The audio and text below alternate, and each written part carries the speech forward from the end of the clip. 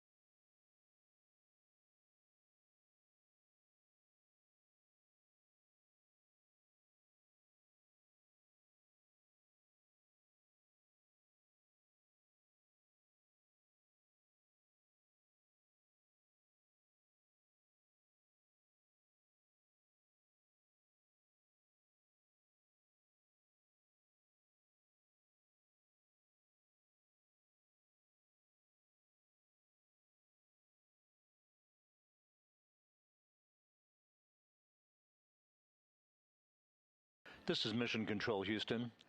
8 days, 18 hours, 39 minutes into the flight of integrity on the Artemis 2 mission. Here in the flight control room, Flight Director Rick Henfling and his team of entry flight controllers on duty, joined by spacecraft communicator Jackie Mahaffey. That's the voice you'll hear talking to the crew throughout the course of the day's activities through entry and through splashdown.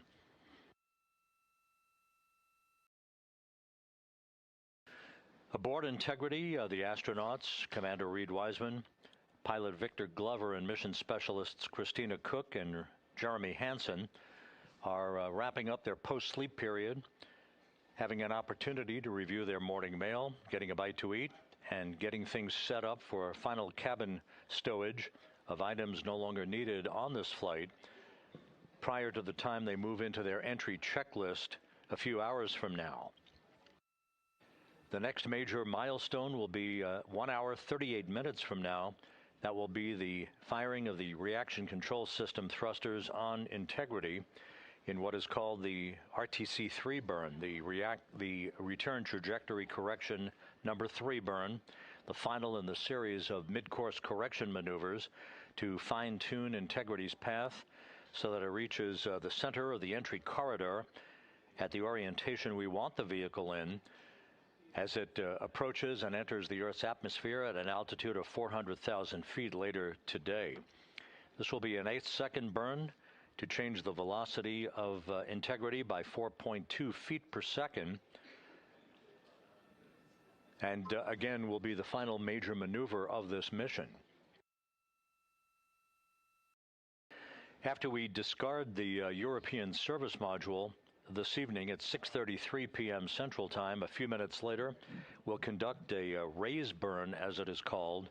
That is a maneuver using Integrity's thrusters, about a 19-second burn that will lift the aft end of the vehicle and provide the final angle of attack that the spacecraft will be traveling in to reach the splashdown zone some 1,701 nautical miles from the point of entry interface. In the Pacific Ocean, the USS John P. Murtha is on station, ready to begin recovery operations once Integrity has splashed down. The splashdown is scheduled at 7:07 and 7 seconds p.m. Central Time, 5:07 p.m. Pacific Time, 2.5 hours before sunset. From launch to splashdown, Integrity and its 4 crew members will have traveled 694,481 miles.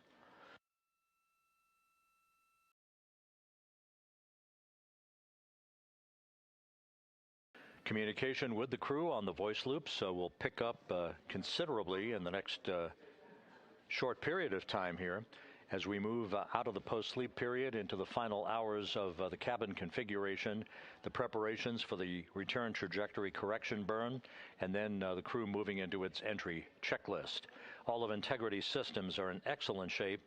The latest weather forecast from the Spaceflight Meteorology Group here at the Johnson Space Center for the splashdown zone southwest of San Diego calls for winds at about 10 knots, wave heights less than 4 feet, wave periods, that's the periodic raise and subsidence of the waves against the spacecraft, that should be about 17 seconds in duration. Just some broken and scattered clouds expected in the splashdown area. The weather is go, the vehicle is go, and we are set for splashdown 6 hours, 48 minutes, and 50 seconds from now. This is Mission Control Houston.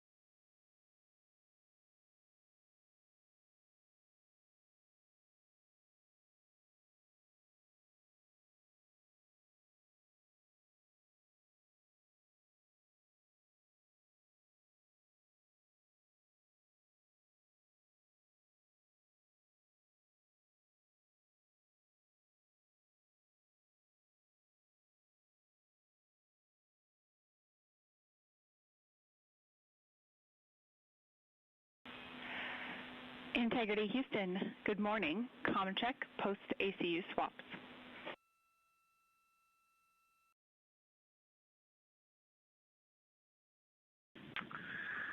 Good morning, Houston. We got you loud and clear. Hey, good morning, Jeremy. We want to let you know that OE2 is privatized, ready to start the conference early or on time at your preference. And afterwards, we've got a couple of cabin entry config items to sync with you. Give us a call.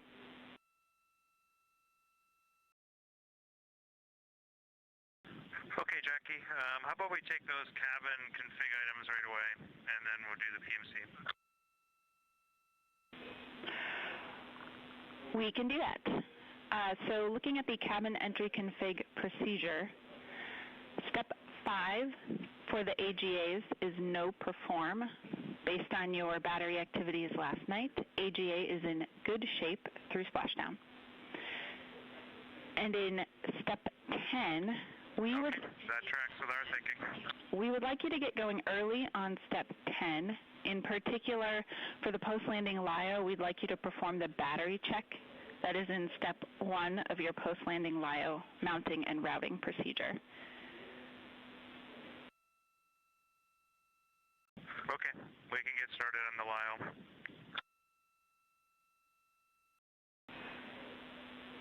All right, that was all we had for you for cabin entry config for now.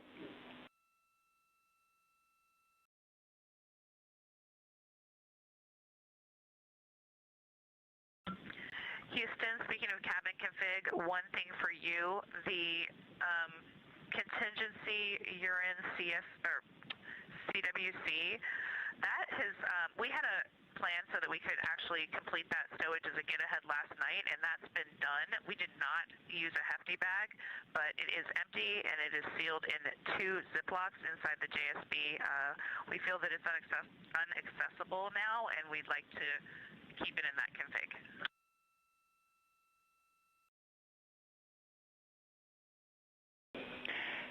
All right, Christina, thanks for the status. We will confirm that is a good config.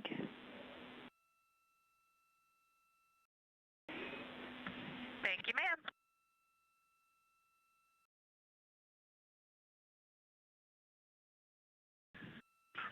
Okay, Jackie, we'll head over to private 2 for the PMC. Out in the Pacific Ocean, just west of San Diego. We are staged about 6.5 miles from where we expect Orion to splash down.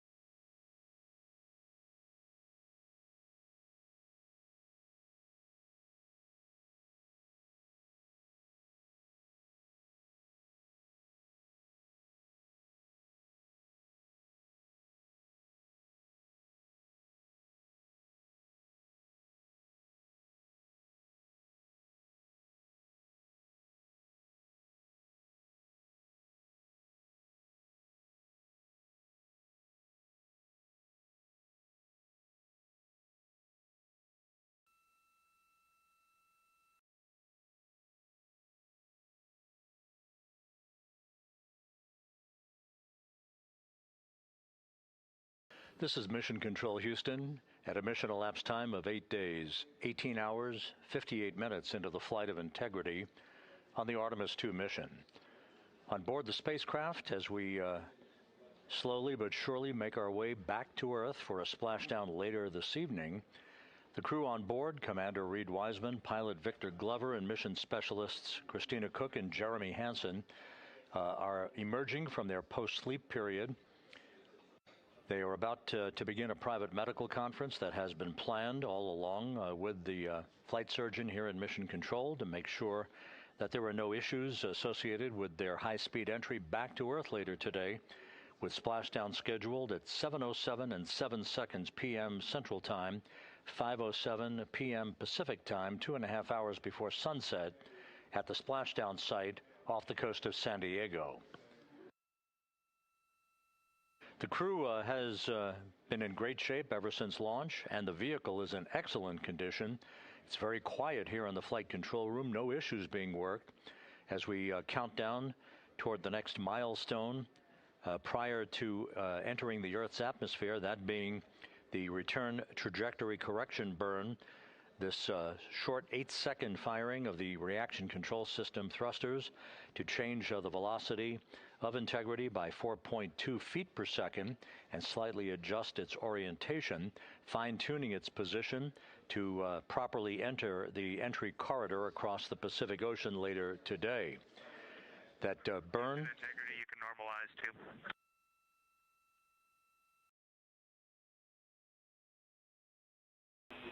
In work.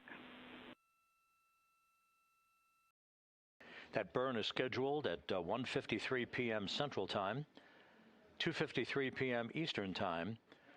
That'll be followed by the crew completing the configuration of the crew cabin for entry, stowing final items, and making sure all of their checklists and other post-splashdown devices that they will need are in the proper...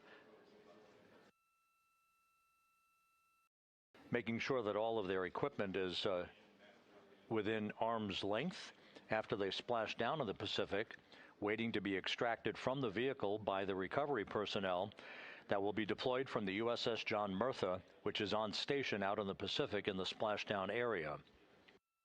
The weather forecast for splashdown is ideal. Winds just about 10 knots, wave heights less than 4 feet. Those are very benign conditions that will await Integrity's astronauts when they emerge from the spacecraft. Following splashdown, the 5 crew module uprighting system airbags will be inflated with helium to ensure that the spacecraft remains in an upright and rather benign situation as it bobs in the Pacific Ocean. This will expedite the ability of the recovery teams to erect a large raft called the front porch along the side of Integrity prior to the time that the hatches open and the crew is extracted from the vehicle that they have been aboard since April 1st for their launch for their lunar flyby.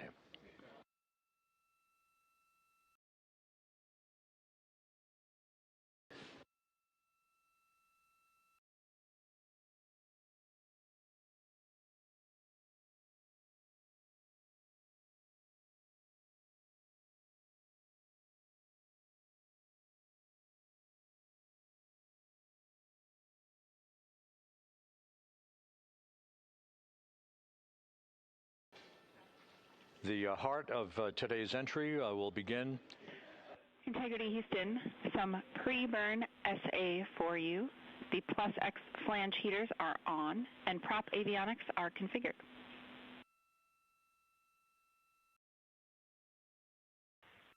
Okay, we copy, Jackie. Jeremy Hansen from the Canadian Space Agency acknowledging the call from Capcom Jackie Mahaffey. It is her voice that you'll be hearing throughout entry and splashdown, calling all the major milestones and talking to the crew when required. The heart of today's activities will begin about 5.5 hours from now when we hand over the communications link from the Deep Space Network to the Tracking and Data Relay Satellite System. That will come at 6:15 p.m. Central Time, followed about 18 minutes later when the crew module separates from the service module. At that point, the crew module will conduct a raise burn, as it is called. That is about a 19-second burn. That will be the final opportunity to more specifically dial in the flight path angle, the angle of attack before entry interface. That will use the roll thrusters on the command module, on the crew module. That angle of attack is particularly critical for this mission, so that we are mitigating any excessive buildup of heat on Orion's heat shield as it enters the Earth's atmosphere. At the point of peak heating, we are expecting temperatures to rise to about 5,000 degrees Fahrenheit. That will induce an ionization around the spacecraft called a plasma wave.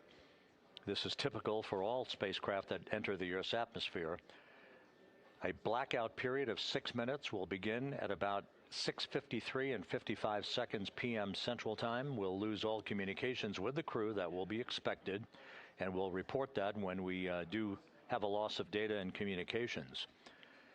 When we emerge from that blackout, right around 7 p.m. Central Time, straight up, Jackie Mahaffey, the Capcom here in Mission Control, will be calling the crew, if they don't call us first, to make sure that we hear them and that we have a good communications link for the final 7 minutes of the high-speed entry that will culminate with the deployment of a series of parachutes and finally 3 main parachutes that will gently allow Integrity to splash down in the Pacific at a velocity of just 19 miles an hour.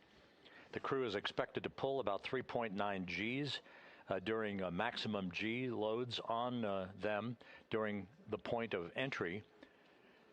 And it's interesting to keep in mind that from the point of the start of entry interface at an altitude of 400,000 feet, some 13 and a half minutes before splashdown, the spacecraft will decelerate from a velocity of some 23,783 miles an hour to just 19 miles an hour at splashdown.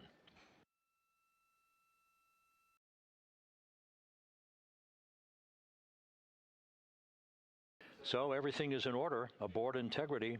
We have a solid spacecraft and a solid go weather forecast in the splashdown zone as the world awaits the return of Artemis's astronauts from this historic lunar flyby. Splashdown scheduled 6 hours, 25 minutes, 30 seconds from now. This is Mission Control Houston.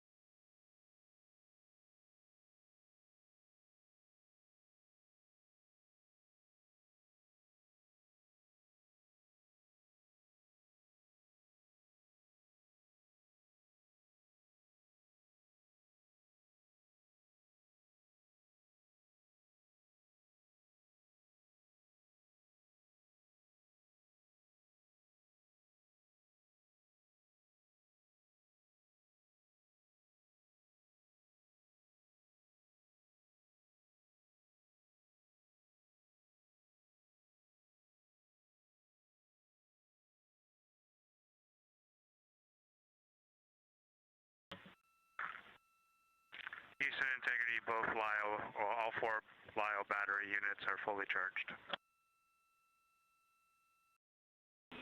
Houston copies. Good news. Thanks.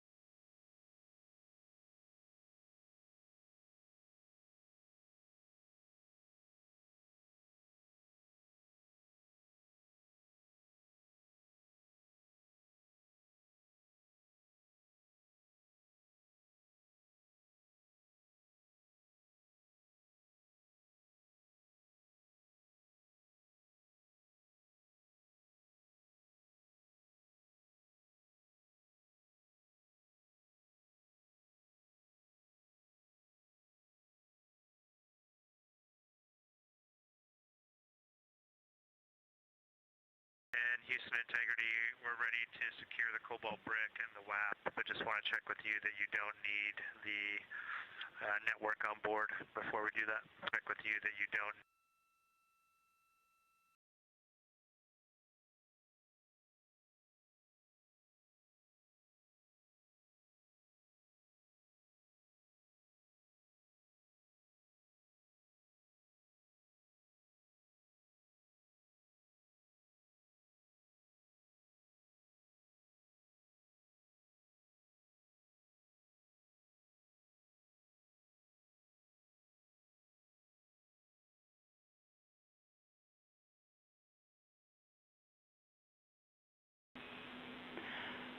Integrity, for Jeremy, we copied your question.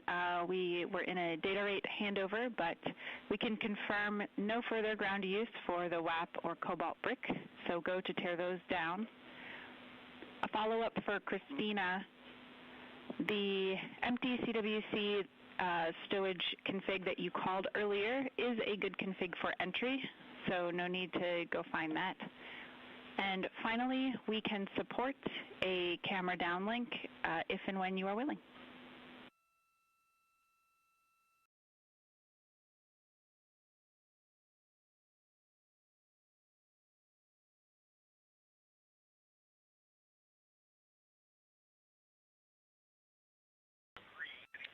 Okay, we copied all those, Jackie. And which cameras were you planning on coming on board with? Yeah, good question. We just wanted to use cab 3.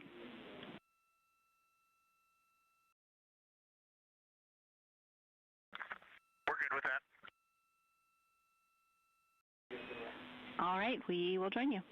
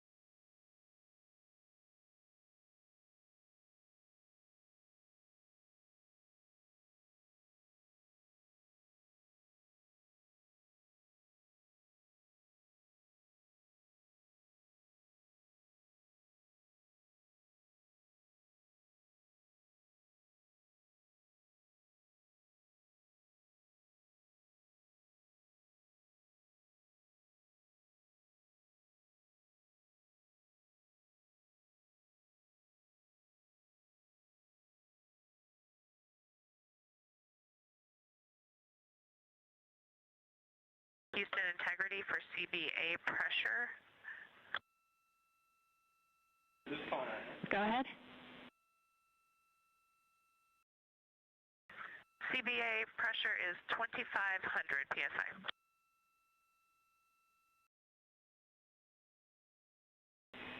Houston copies 2500.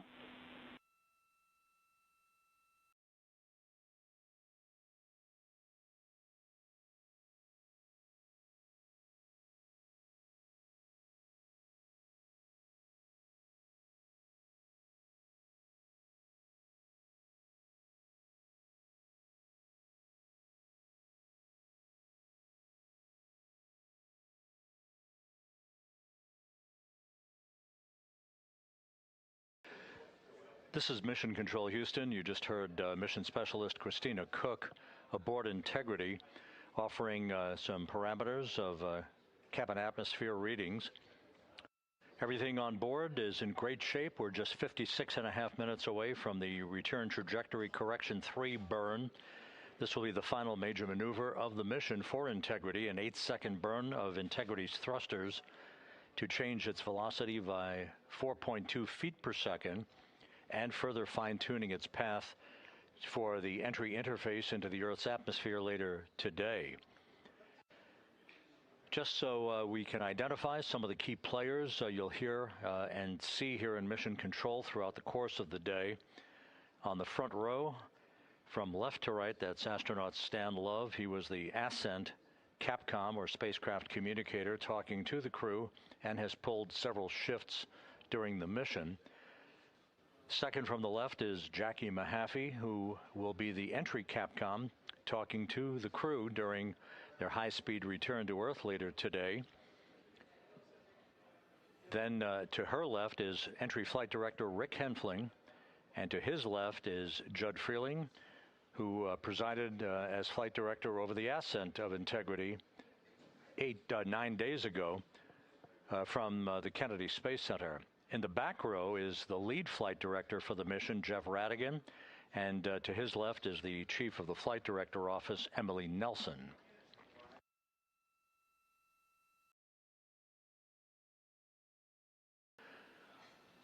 Once again, this view of the Earth, that is the port of call for Integrity's astronauts later today. Splashdown scheduled 6 hours, 8 minutes, and 22 seconds from now. Everything is in great shape on board the vehicle in the home stretch of what ultimately will be a 694,481-mile journey from launch to splashdown.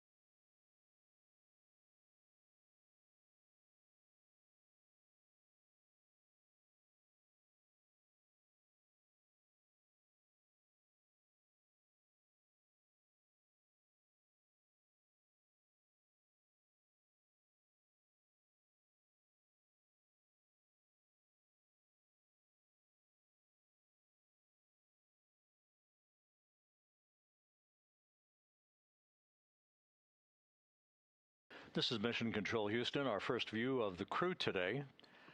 On the left, Commander Reed Wiseman. On the right, pilot Victor Glover.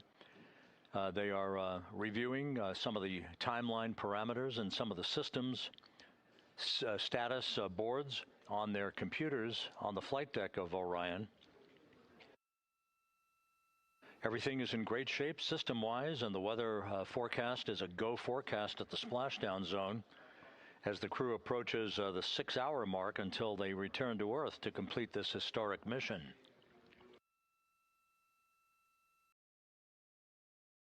The crew will monitor the RTC-3 burn. That's just 52 minutes from now. And then we'll move into the heart of completing the configuration of the crew cabin, stowing some final items, and reviewing their entry checklist as they march down the timeline towards the point at which they will don their launch and entry suits, the Orion Crew Survival Suits, or OCSS, the OX suits as they are called, and prepare for the final key elements of this mission that will start with entry interface at 6:53 p.m. Central Time today, when they reach the first traces of the Earth's atmosphere at an altitude of 400,000 feet, with a range to splashdown of 1,701 nautical miles.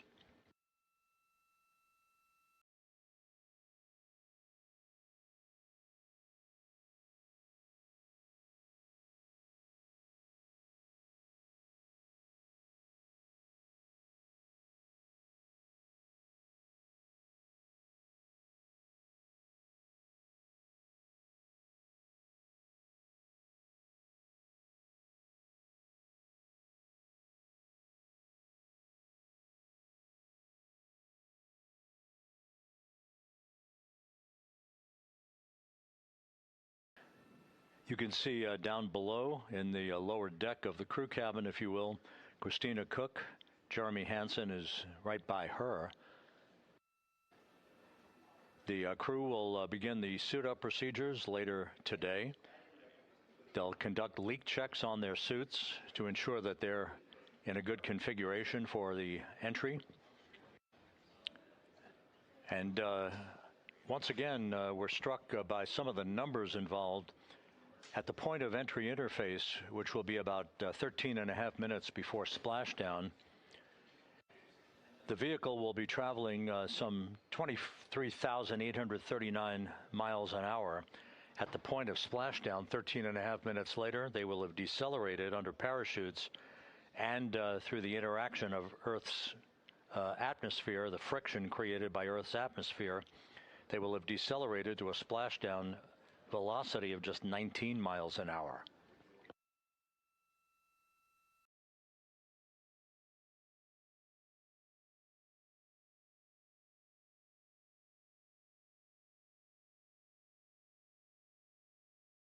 All preparations on the USS John P. Murtha, the recovery ship out in the Pacific, are complete. Everyone is at the ready. The Navy recovery teams, the flight surgeons who will greet the astronauts for their initial medical exams. There will be Navy helicopters and fast boats that will be deployed from the Murtha to move alongside the spacecraft. It will take about 15 minutes, perhaps a bit less, for the flight control team here in Mission Control to power down the vehicle. Once it splashes down and the airbags, the inflatable airbags, 5 of them at the forward bay cover at the top of the spacecraft, are inflated to ensure that the vehicle remains in an upright orientation in the Pacific. The airbags will be deployed. The vehicle will be powered down. That's not the end for Mission Control here in Houston. They will not hand over to the Exploration Ground Systems folks until the crew has been extracted from the vehicle onto a large raft that will be erected alongside the hatch to integrity. That is called the front porch. Each of the crew members will leave the vehicle, Christina Cook first, followed by Victor Glover, then Jeremy Hansen, then Reed Wiseman. Once in the raft, they'll spend a few minutes as they get their land legs back before they're harnessed and hoisted one by one in alternating fashion to a pair of hovering Navy helicopters overhead. Christina Cook will be hoisted first into helicopter number 1, then Jeremy Hansen to helicopter number 2, Victor Glover to helicopter number 1, Reed Wiseman to helicopter number 2.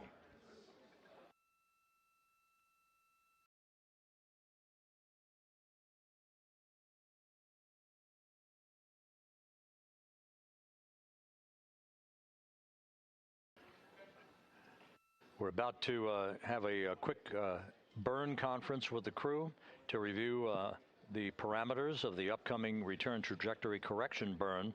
Again, a final opportunity to fine-tune Integrity's path towards its splashdown zone and to make sure the orientation of the spacecraft is correct for its angle of attack into the Earth's atmosphere.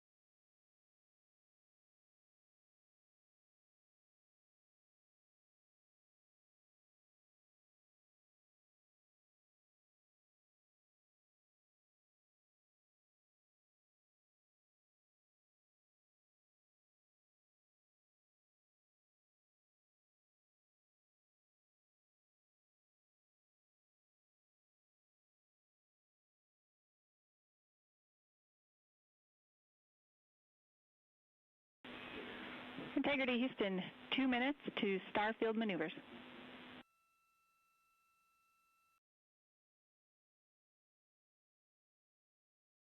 We copy that, Jackie.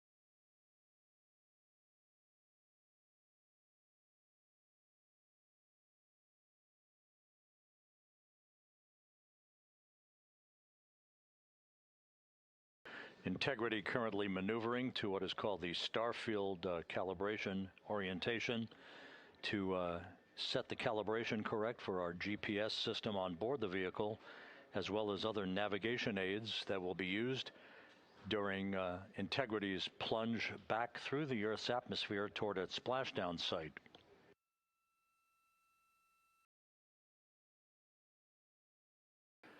Countdown clocks here in Mission Control ticking backward toward the arrival of Integrity at entry interface.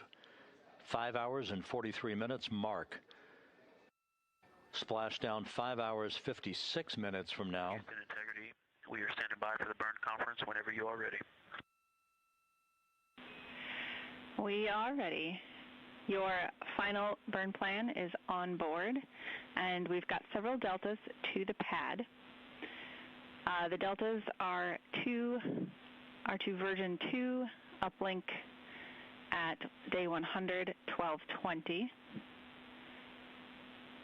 The first delta is TIG slip is 10 minutes. Secondary pointing Omicron is 2525.0. For your guidance solution, Delta V tote 4.17. For your attitude in Delta V, this remains frame inertial. Attitude, yaw pitch roll, is 4643.237. Delta V, X 2.1, Y 2.2, Z negative 2.9. How copy?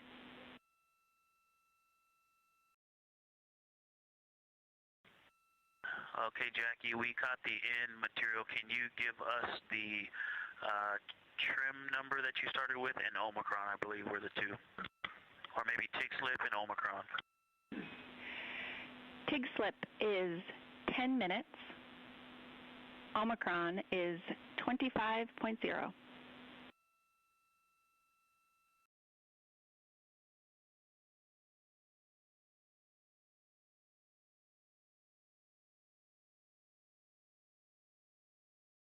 Okay, Jackie, we copied all the deltas, but we are not confident we started with the right file. Can you confirm the date, the UTC of ground generation? Yep, that is day 100, hour 12, minute 20, 20.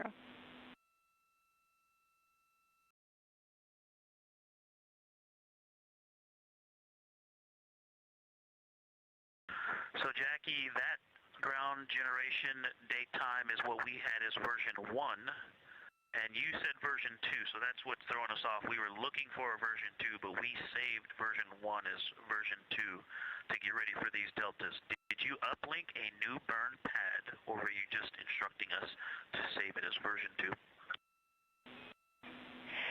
Yeah, sorry about that. These deltas we're reading you are called version 2, and the UTC we are expecting you to be referencing is the one I read off.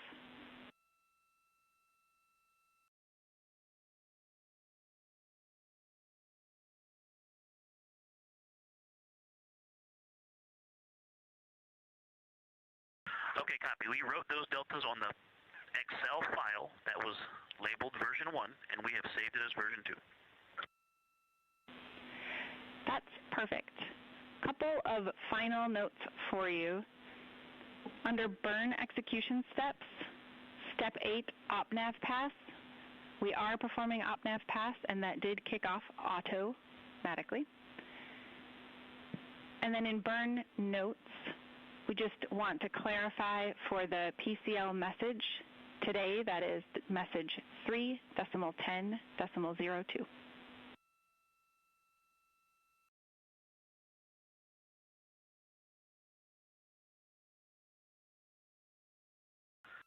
Okay, we copy step 8 auto and 3.10.02, which we all read. Thank you. Any other deltas to the steps, burn execution steps? No deltas.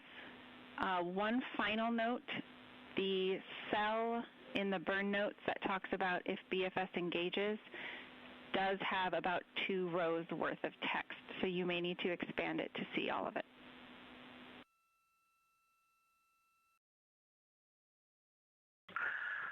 Jackie, that is a great call. Thank you for that information. And that is everything we had for the burn conference.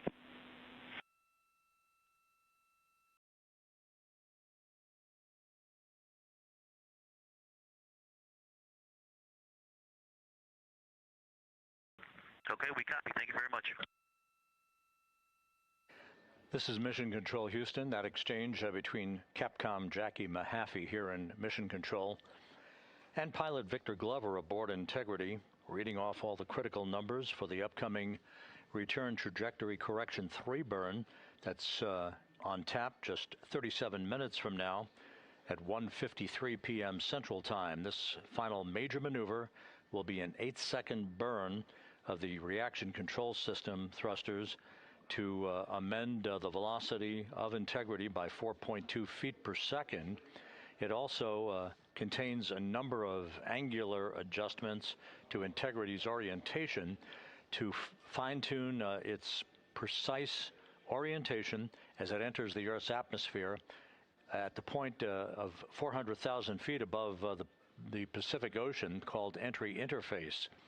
This is critical because we want Integrity to be in the right orientation to minimize heating on the heat shield of the vehicle. This needs to be extremely precise and will be fine-tuned one more time through what is called a crew module raise burn tonight at 6:37 p.m. Central Time, a 19-second burn that will fine-tune the angle of attack for one last time to make sure Integrity is entering the Earth's atmosphere in an orientation that will minimize the peak heating effects on the heat shield. As it is, the temperatures around the heat shield are expected to be somewhere between 4,000 and 5,000 degrees Fahrenheit. However, at the angle at which we are entering the Earth's atmosphere, it is a much more benign heating effect on the heat shield than what was experienced during the Artemis 1 mission.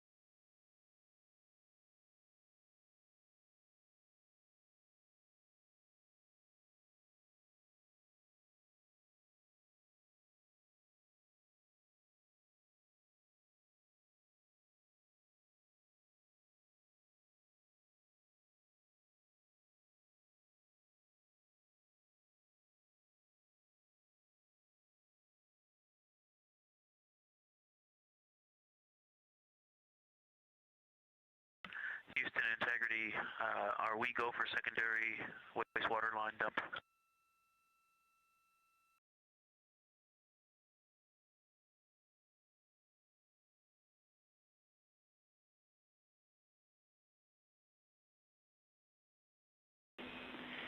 Integrity, you are go for secondary line dumps.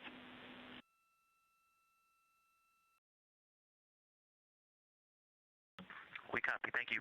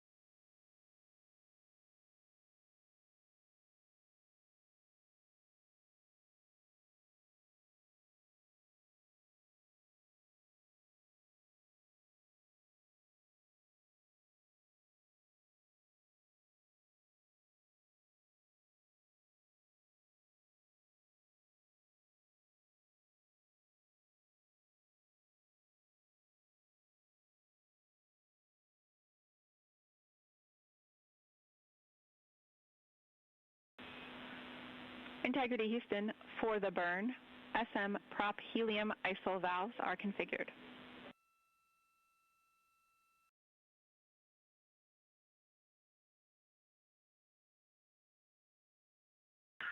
Okay, we see closed, open, and that's what we were expecting. Thanks for the confirmation.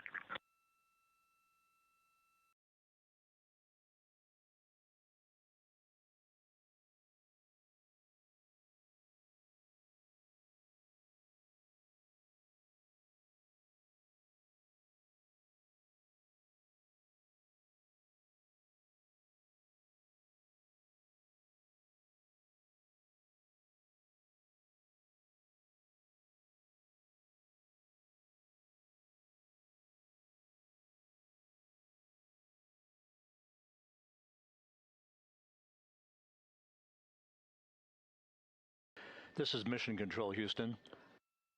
Flight Director Rick Henfling here in Mission Control. The entry flight director is going to be polling his team of flight controllers to get a go for the RTC-3 burn, which is coming up in just 31 minutes. We're back inside the cabin of Integrity, looking at Jeremy Hansen on the left, Christina Cook in the middle, Victor Glover on the right, the crew, and there's Reed Wiseman, the commander of the ship.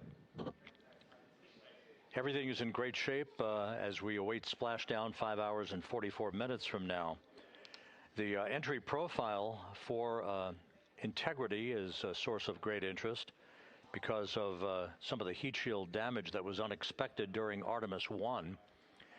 We have deliberately created a trajectory which is essentially a lofted entry profile rather than a skip entry. If you recall, the skip entry on Artemis 1 was a trajectory in which we performed an initial dip into the atmosphere to dissipate some energy, then skipped out of the atmosphere, sort of like throwing a flat rock against a lake, and then dipped a second and final time into the atmosphere before splashing down in the Pacific. However, that profile induced a longer entry range of some 3,178 nautical miles in length that induced a 20-minute duration of a higher total heat load on the vehicle. So after great analysis and the review of an independent review team, we decided to amend the entry profile to a maximum entry range of 1,775 nautical miles. In this case, we're going to be flying downrange from the point of entry interface to a splashdown zone just 1,701 nautical miles downrange, heading from southwest to northeast towards the coast of California. The 20-minute duration of the Artemis 1 entry has been reduced to just 13.5 minutes in duration for Artemis 2, thus inducing a lower total heat load on the vehicle and mitigating any deleterious effects on the heat shield itself. The flight control team, the engineers, have tremendous confidence in this entry profile that will protect the heat shield from any excessive loads that may be imparted on it during this high-speed entry back into the Earth's atmosphere. Having said that, we still will be exposing the heat shield to temperatures some 4,000 to 5,000 degrees Fahrenheit as we enter peak heating at the point of entry interface and a communications blackout within a few minutes after that. Currently taking a poll in the room for a go for RTC-3. That'll be communicated to the crew momentarily. Integrity, Houston, good final targeting, and we are go for the burn pending SAW positioning.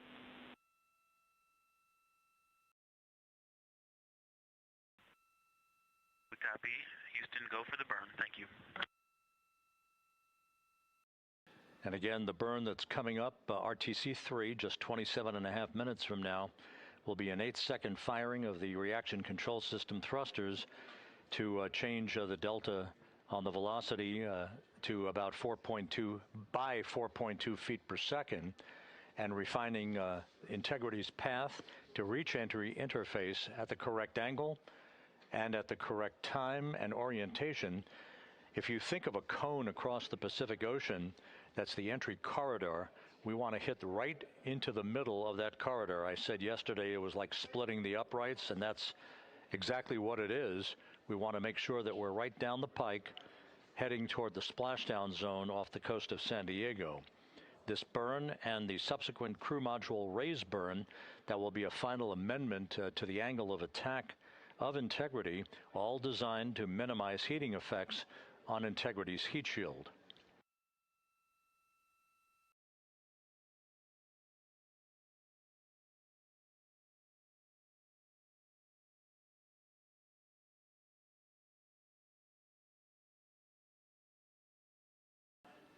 A short time ago, the Spaceflight Meteorology Group briefed the entry flight control team on the latest weather at the splashdown zone where the USS John P. Murtha is stationed, ready to begin recovery operations shortly after splashdown. The weather is ideal, not an issue in the terms of the winds, just 10-knot winds and wave heights less than 4 feet. Expected to greet the crew. There will be some broken and scattered clouds that Integrity will be descending through, but that's not a factor. We are committed, of course, to splashing down today at 7:07 and 7 seconds p.m. Central Time, 5:07 p.m. Pacific Time, 2.5 hours before sunset.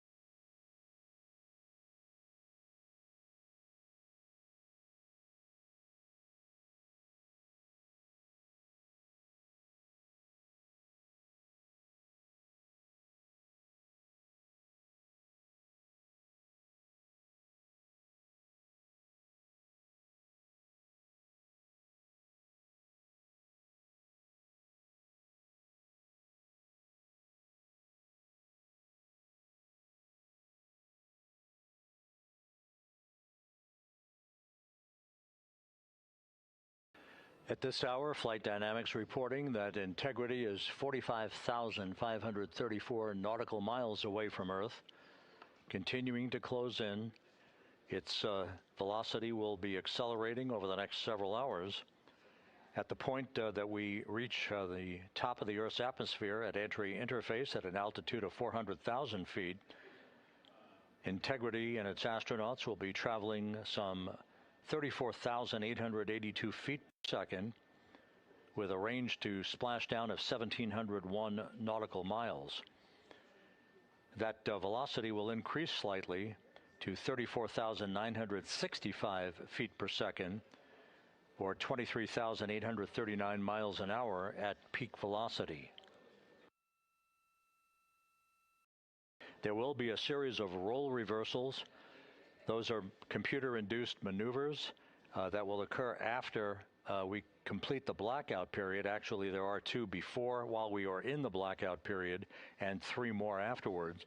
Those roll reversals designed to dissipate energy, reducing the speed through the laws of physics to bleed off excess energy as the vehicle points itself toward the splashdown zone prior to going subsonic and then inducing the beginning of the parachute deployment sequence. The crew is expected to pull just under 4 Gs during the maximum G loads on themselves and the vehicle. We have 3 spaceflight veterans and 1 first-time flyer in Jeremy Hansen. Unlike an International Space Station flight of 6 months or more in duration, these are well-skilled astronauts and test pilots. Christina Cook, of course, having returned to Earth, as did Reed Wiseman from his first flight in Soyuz vehicles for parachute-assisted landings in Kazakhstan. Victor Glover flew on a Crew Dragon vehicle.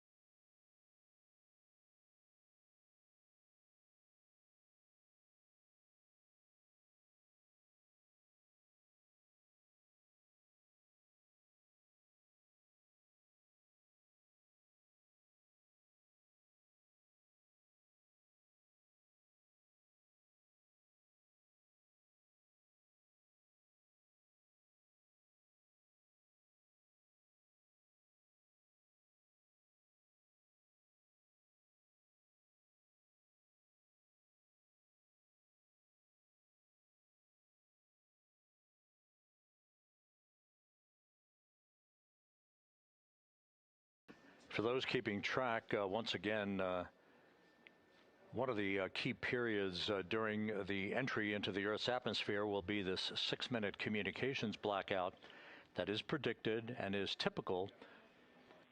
Integrity. Tank pressures are good for the burn.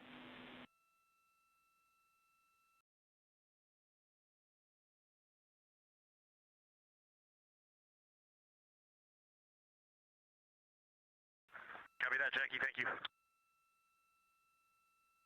Capcom Jackie Mahaffey saying that all of the systems, including the pressures in the propellant tanks, are in good shape, ready for the RTC-3 burn coming up just 18.5 minutes from now. Once again, the blackout period that will be of great interest to those listening and watching this evening is typical for any spacecraft re-entering the Earth's atmosphere because of the buildup of heat against a returning spacecraft, whether it's Integrity today or a Russian Soyuz vehicle or a SpaceX Dragon. These vehicles have heat shields that are designed to repel the heat. However, there is an ionization around the spacecraft, a buildup of plasma that is caused by the interaction of the velocity of the spacecraft entering the Earth's atmosphere and the friction of the Earth's atmosphere itself. This ionization period, or the blackout period, is expected to last 6 minutes tonight. It is expected to begin at 6:53 and 55 seconds p.m. Central Time, just 24 minutes or 24 seconds after the beginning of entry interface. That blackout of 6 minutes is the period of time where we will not be in communications with the crew or receiving data from Integrity itself as it barrels through the atmosphere. We will be communicating with the crew toward the end of that 6-minute period and reestablishing communications just as quickly as atmospheric physics will allow us to.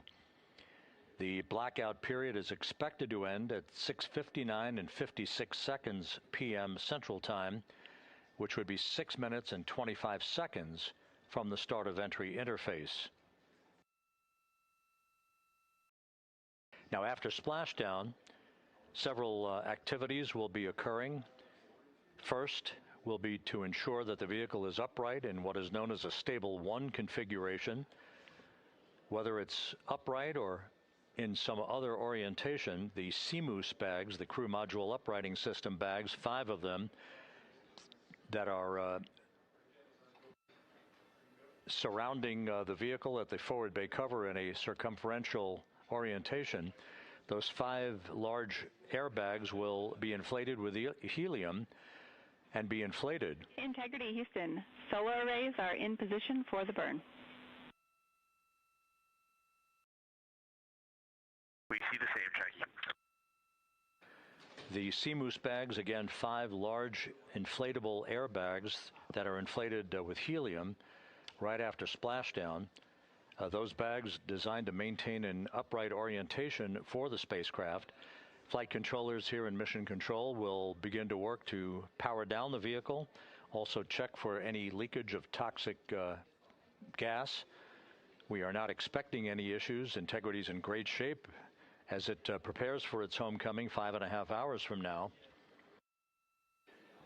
But to ensure that the approaching Navy recovery team does not encounter any toxic gases, we will make the first check of that here in Mission Control, power down the vehicle, and we will be reestablishing communications with the crew through what is known as VLDR. You'll hear that call. It is the very low data rate that takes over from the tracking and data relay satellite system communications that we'll be using during the descent towards splashdown. It may be a period of seconds or even minutes before we establish that very low data rate with the crew following splashdown, so we'll keep a sharp ear out and obviously carry that on the Orion to Earth loops that we provide for you and have been since the beginning of our coverage with launch back on April 1st.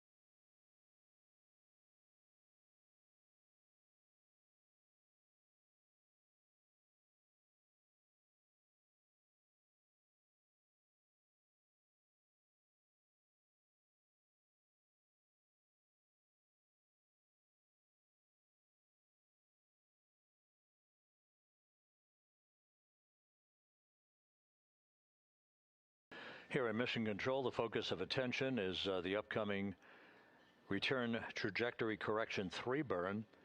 That's coming up less than 13 minutes from now. We're a couple of minutes out from maneuvering to that orientation.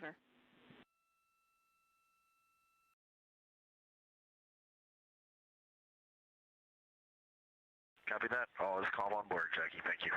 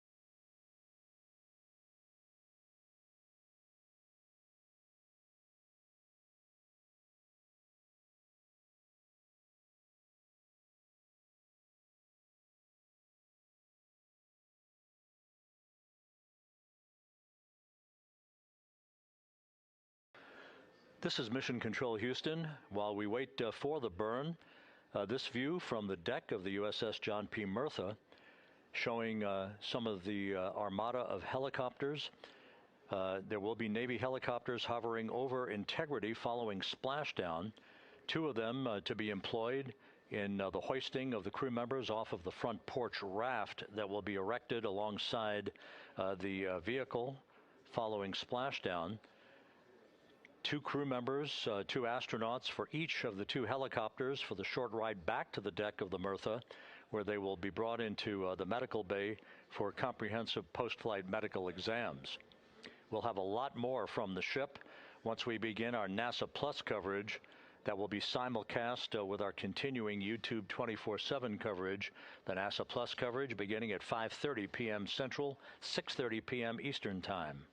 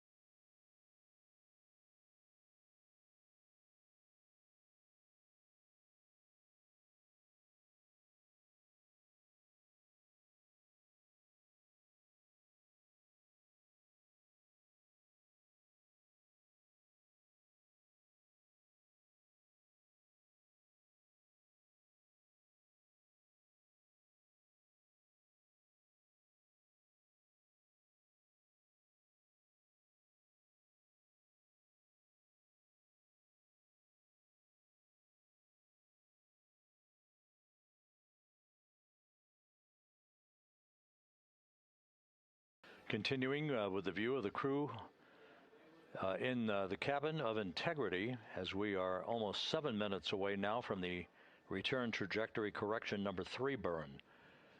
Integrity systems are functioning in excellent shape. The weather at the splashdown zone out in the Pacific is go and is forecast to be go. We are committed, of course, to a splashdown, that return trajectory that will enable Integrity's astronauts to splash down at 7:07 p.m. Central tonight.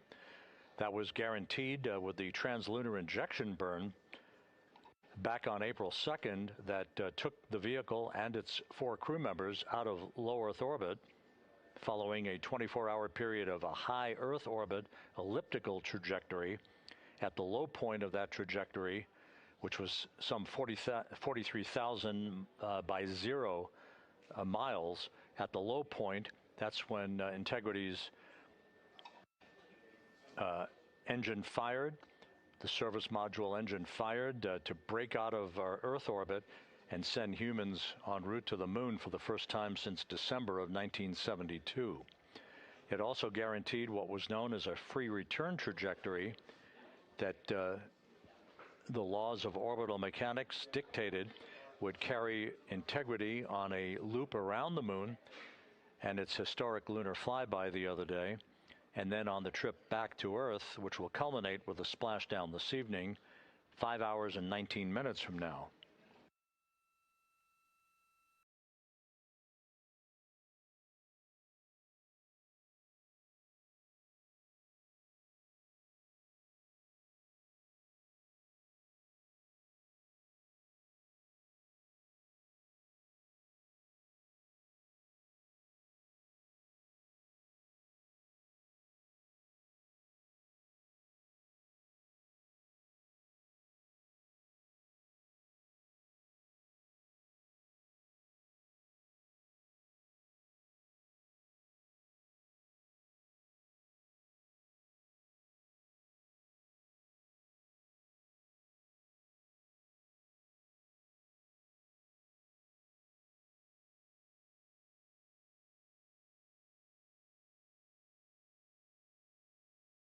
As you can see, the maneuver to the burn attitude has induced quite a bit of sunlight coming into the crew cabin.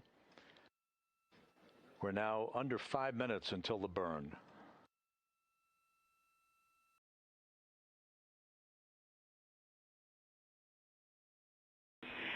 Integrity, Orion is in burn attitude.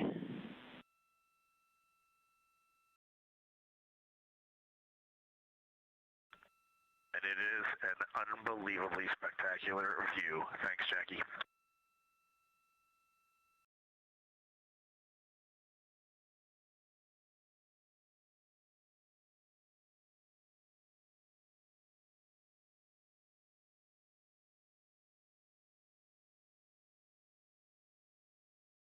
Reed Wiseman responding to Capcom Jackie Mahaffey, that attitude into the burn orientation for the return trajectory correction burn coming up in just under 4 minutes, has offered the crew yet another spectacular view of the Earth growing larger in their windows.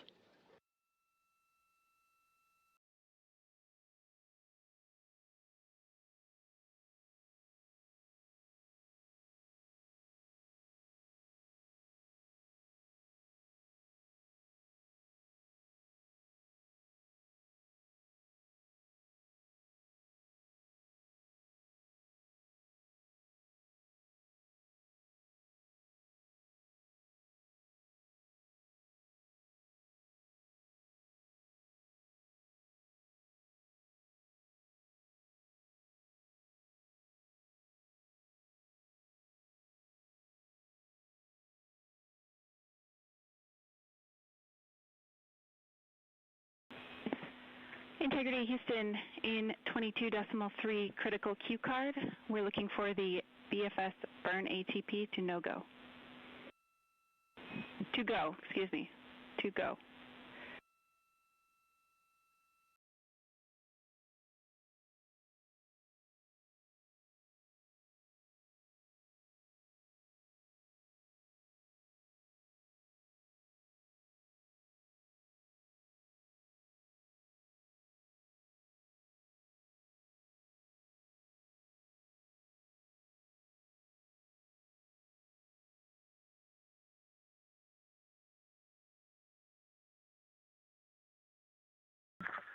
Dispatch, Jackie, we are BFS burn ATP go, and we do not need to command the no-go on this because we're SM plus X. Good words. Sorry about the confusion, and we see a good config.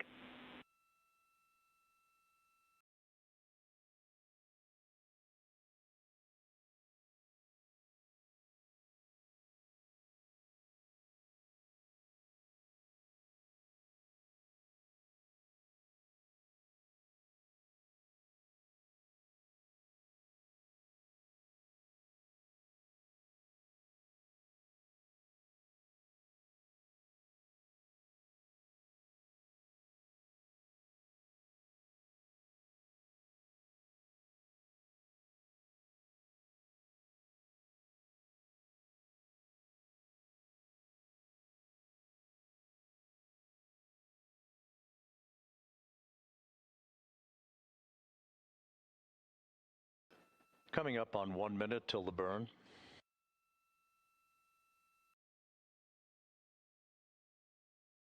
Mark, 1 minute.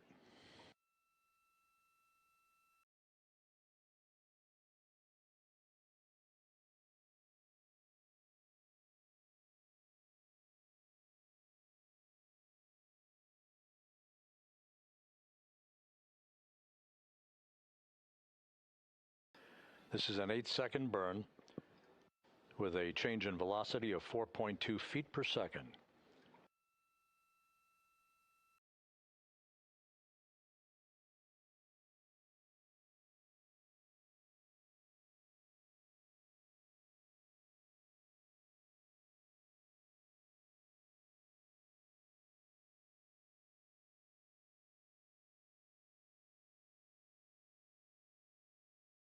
Ten seconds.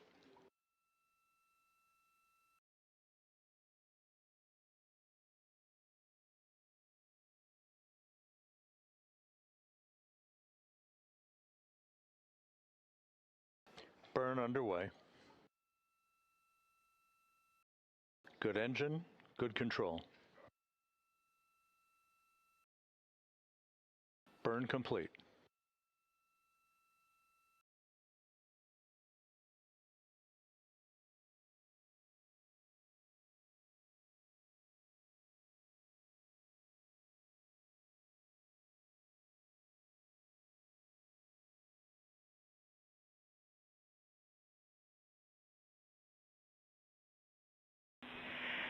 Integrity looks like a good RTC-3 burn, and we are assessing details.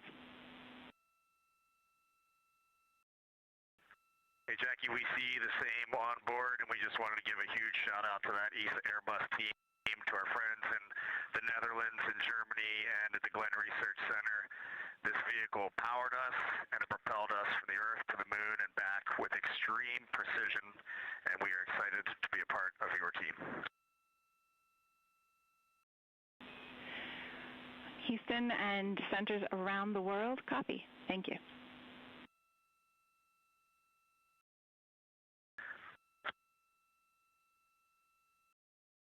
Commander Reed Wiseman with a shout out. Jackie, we are ready to reconfigure our F7 SIP switches for entry, if you can give us that go.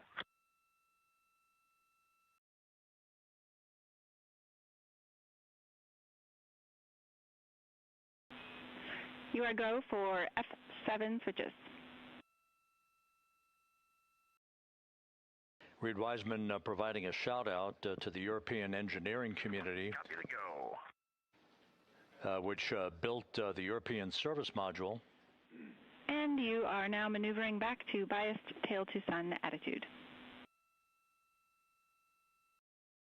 We see it.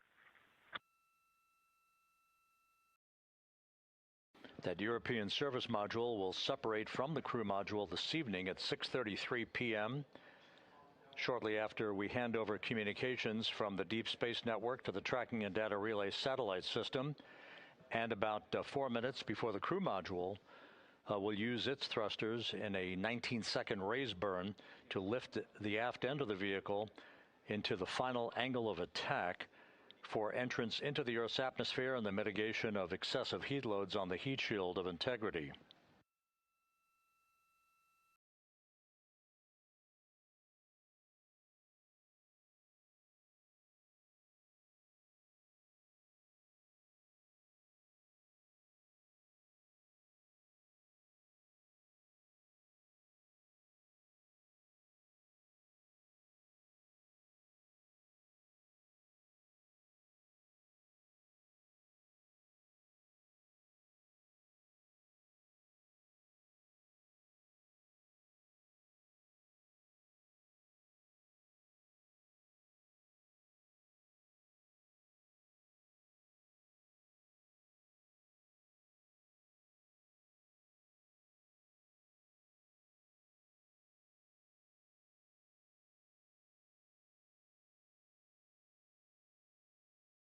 So with the final major burn having been successfully completed, the crew is now preparing to complete the configuration of the crew cabin, a final stowage capability, and an opportunity to put other items away that they will not need during the entry phase. They'll move into their entry checklist about 2 hours from now at about 4 p.m. Central Time. Events will start to accelerate in terms of time as we approach the point at which entry interface will begin.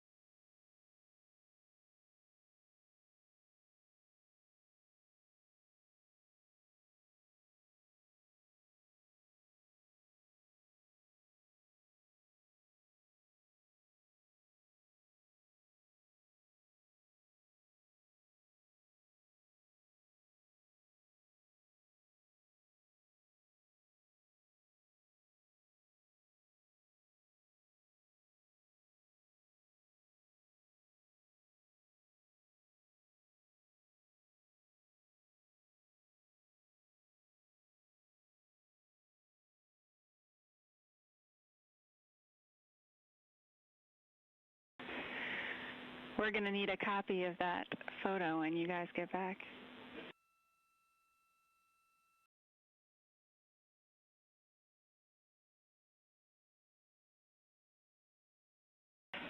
Copy them.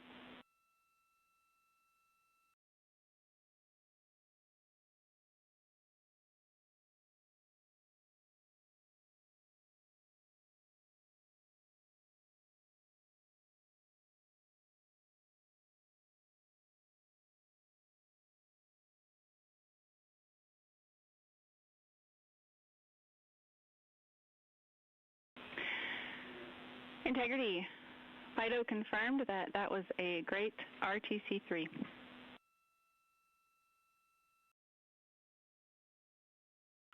Outstanding. Thanks, Fido. And a second thanks to the team. That's awesome.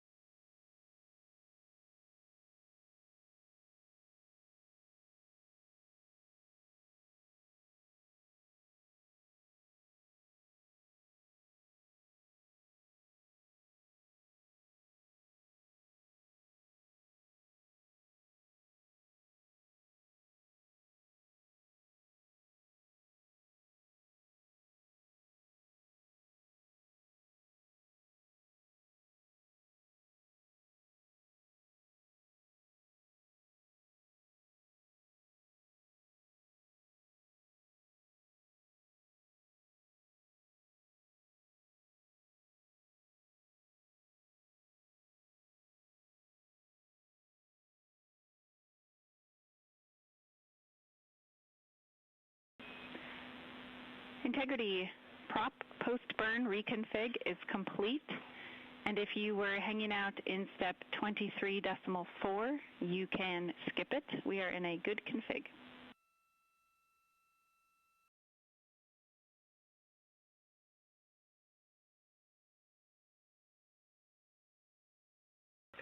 And Jackie, we were talking about seats. I'm in instruction 337 of 392, and then can you repeat that call? Yep, the prop post-burn reconfig is complete, and there is no need for the remainder of 23.4. You can consider that closed out. Remainder of 23.4, closed out, copy.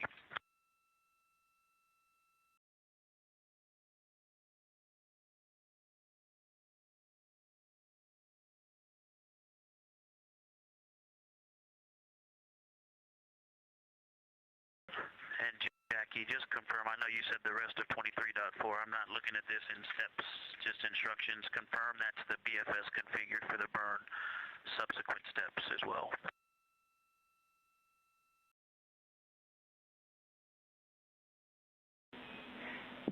Affirm, all the way through instruction 347 can be skipped.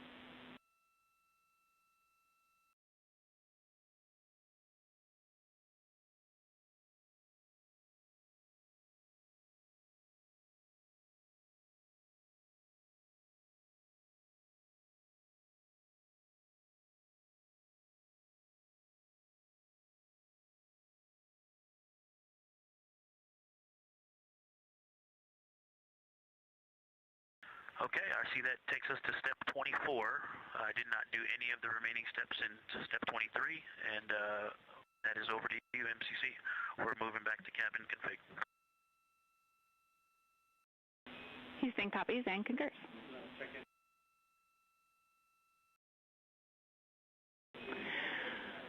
And Victor and the rest of the Integrity crew, the only DPC-related topic we had for you this morning was to sync up on cabin config and get a status of where you are in the procedure. Okay, Jackie, we're with you on that. We are complete through step 7. Actually, step 8 now is complete as well. And step 15 is complete. And we'll update you on the rest as we go along. We copy all.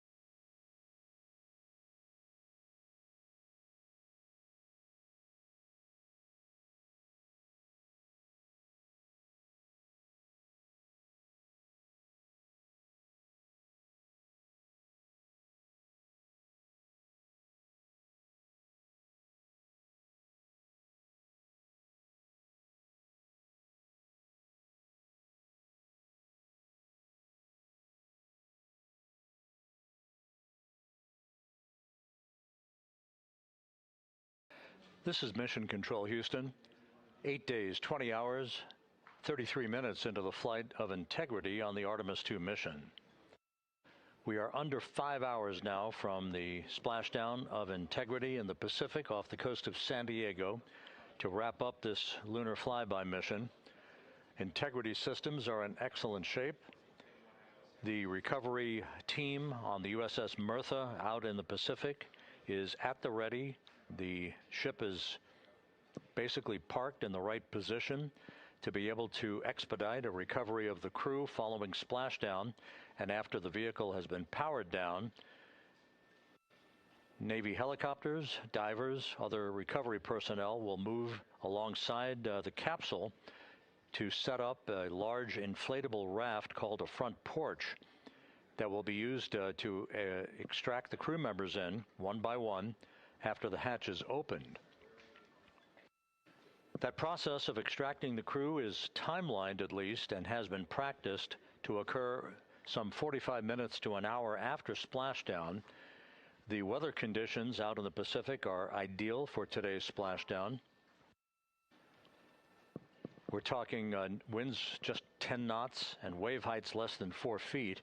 You couldn't ask for better weather for this homecoming for Integrity, the first time that a crew will have splashed down in the vehicle in the Artemis program. We completed the final major maneuver of the mission using the European Service Module's thrusters a short time ago. That was the return trajectory correction number 3 burn. That basically fine-tuned ever so slightly the trajectory and the path of Integrity and sweetened the angle of attack so that we hit the right corridor coming in over the Pacific Ocean with onboard computers honed in on the splashdown zone some 1,701 nautical miles downrange from the start of entry interface. Splashdown is scheduled at 7:07 and 7 seconds p.m. Central Time, 5:07 p.m. Pacific Time, 2.5 hours before sunset at the splashdown site.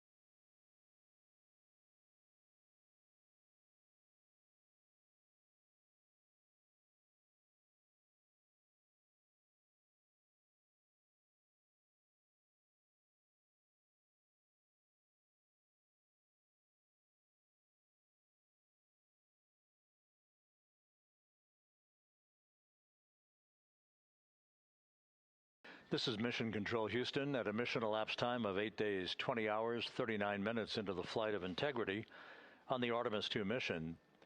There is our planet growing larger in the field of view with each passing minute. We are currently 34,900 nautical miles from Earth and beginning to accelerate toward a splashdown in the Pacific for this four-person crew 4 hours and 52 minutes from now. Everything on board Integrity is in great shape. All the systems are functioning perfectly. The crew is in the process of wrapping up their cabin configuration, stowing final items that they no longer need for the remainder of their journey. They will also move into an entry checklist in about an hour and 45 minutes, reviewing entry procedures and the latest uplink messages to them before we begin the process of getting the crew suited up prior to the crew module, service module separation. All is well aboard Integrity, and the weather is go for splashdown. The USS John P. Murtha is in place in the recovery zone, ready to begin deploying its assets for imagery as well as for the recovery operations themselves.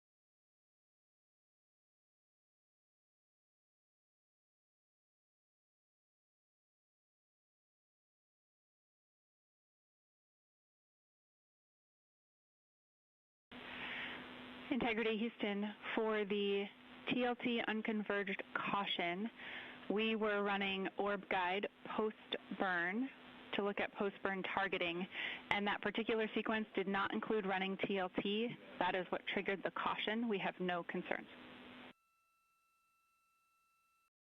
Okay, outstanding. Thank you.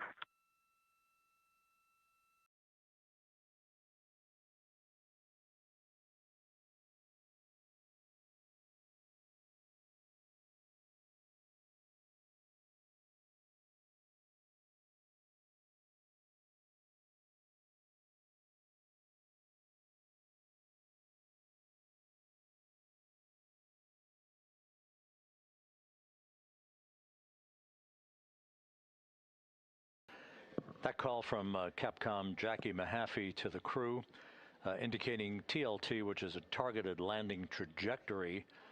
That is simply a value that was placed on board on the onboard computers, but is not being used for today's entry by the crew.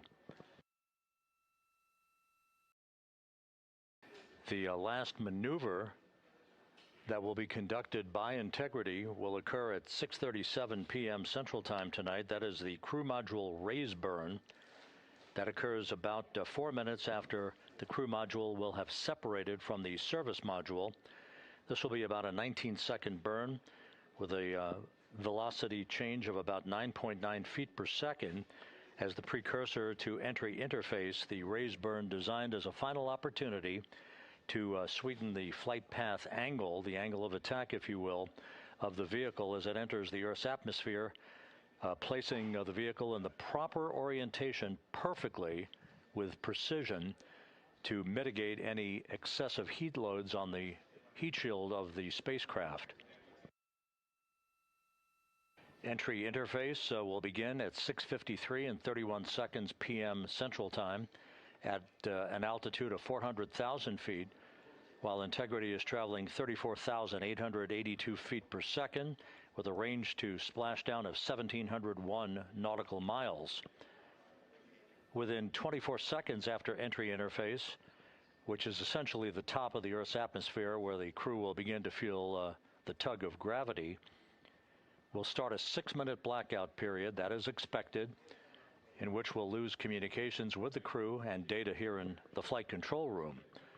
The blackout is induced by the buildup of ionization from the interaction of the velocity of the vehicle with the friction of Earth's atmosphere. It creates a plasma shield around the vehicle, preventing communications from occurring. That 6-minute blackout is scheduled to end right around 7 p.m. straight up.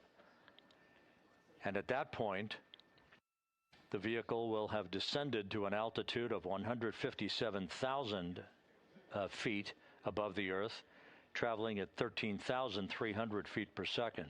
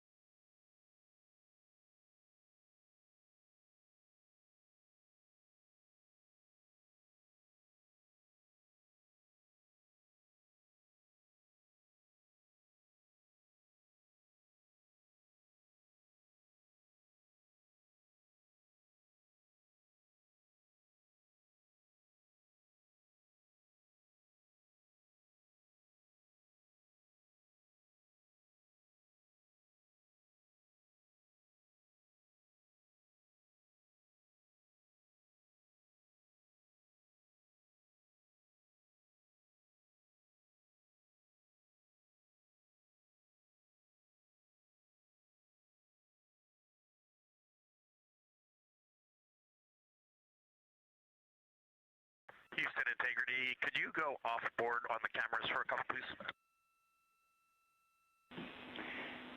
In work.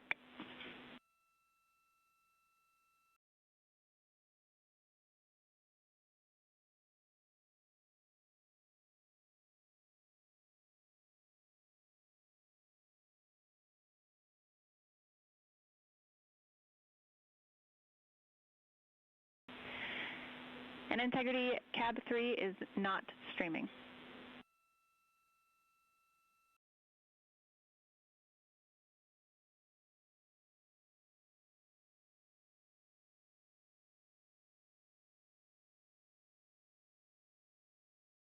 Thank you, Jackie.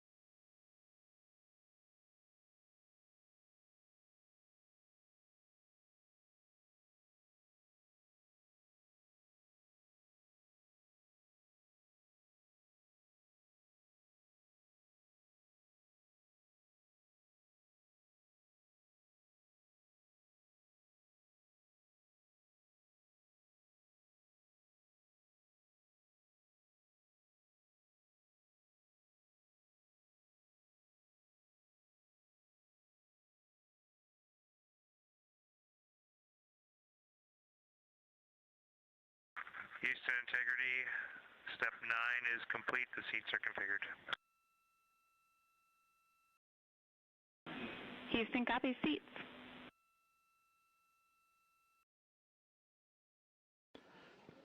This is Mission Control Houston at a mission elapsed time of 8 days, 21 hours, 5 minutes into the flight of Integrity on the Artemis 2 mission. Several countdown clocks are ticking backward here in the flight control room as the Earth grows larger and larger in the field of view.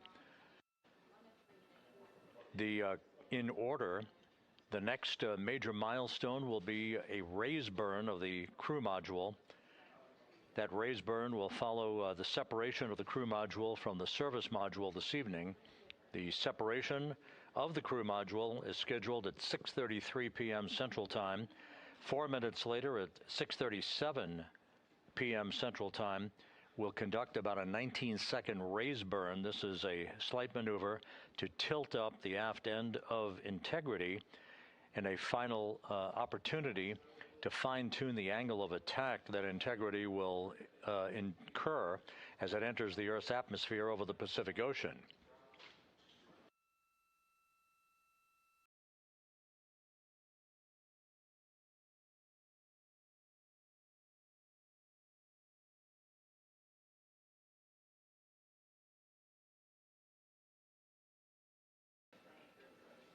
The entry path for Integrity today is portrayed here in this graphic. Basically, entry interface is 1,701 nautical miles uprange, if you will, from the expected splashdown point near the USS John Murtha, the recovery ship, and off the coast of San Diego. The entry interface point is critical because what we want to do is put Integrity in an orientation that will mitigate peak heating on the heat shield. For a point of comparison, during Artemis 1, we had an entry range of 3,178 nautical miles from the point of entry interface and a 20-minute entry profile. That was the so-called skip entry, in which the Artemis 1 vehicle dipped into the atmosphere to dissipate some energy, then lofted or skipped out of the atmosphere, then dipped a second and final time back into the atmosphere before splashing down. What that resulted in was a higher heat load on the heat shield, which caused unexpected char liberation. So rather than design the heat shield or replace it for Artemis 2, we elected to go into a different trajectory profile. This one with a max entry range of 1,775 nautical miles, or in today's case, all of our maneuvers and orbital mechanics will take us 1,701 nautical miles downrange from the point of entry interface. This will only be a 13.5-minute entry profile for Integrity and its astronauts, and results in a much lower heat load on the heat shield. This is deliberate so that we have the lessening effect of charring on the heat shield, should there be any at all, and we do expect some. But this will more than protect the astronauts from the effects of peak heating, which will be some 4,000 to 5,000 degrees Fahrenheit during the maximum peak heating around the vehicle. That will also cause a 6-minute blackout because of ionization, as heat is repelled or thwarted from the heat shield while the vehicle flies in the direction of travel towards splashdown. The raise burn that places us in our final orientation for angle of attack into entry interface, that raise burn is scheduled at 6:37 p.m. Central Time. Entry interface itself is scheduled at 6:53 and 31 seconds p.m. Central Time, when we hit the top of the Earth's atmosphere at an altitude of 400,000 feet, traveling about 34,800 feet per second. We expect our peak velocity just a few moments later, and that peak velocity is forecast by flight dynamics to be 34,965 feet per second, or 23,839 miles an hour. Now, this all occurs after we begin the blackout period of 6 minutes. We will lose communications with the vehicle just 24 seconds after we enter the Earth's atmosphere or entry interface, as you see there. This is an expected 6-minute blackout that will begin at 6:53 and 55 seconds p.m. Central Time and will last almost until 7 p.m. straight up Central Time. Once we regain communications with the crew following the blackout, we will continue a series of roll reversals. These are gentle rolls to the left and back to the right, essentially bleeding off excess energy and excess heat on the vehicle as we approach the splashdown site. The vehicle is expected to go subsonic at 7:02 and 25 seconds p.m. Central Time. That's about 8.5 or almost 9 minutes after the beginning of entry interface. And at that point, we will be at an altitude of 59,000 feet above the Pacific Ocean. A series of parachute deployments will begin.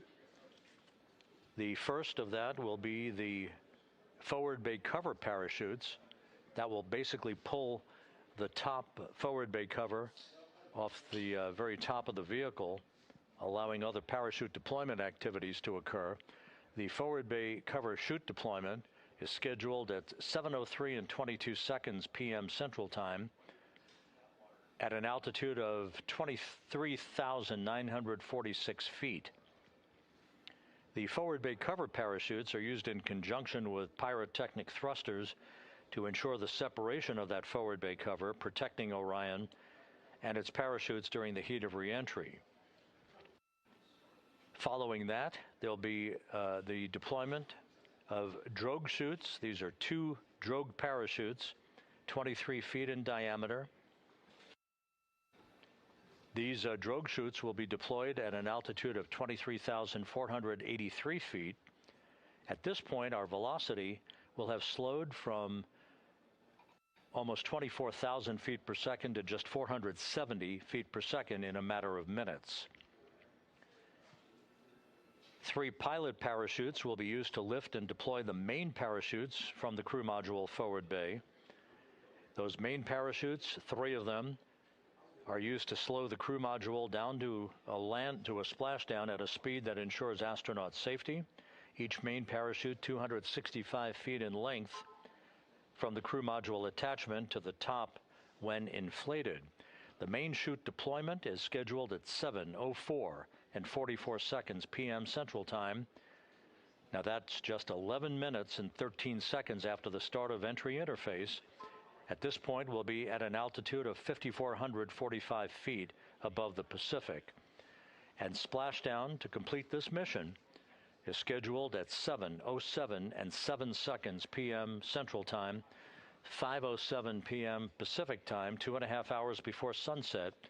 The crew will splash down in the Pacific southwest of San Diego at a gentle rate of just 19 miles an hour.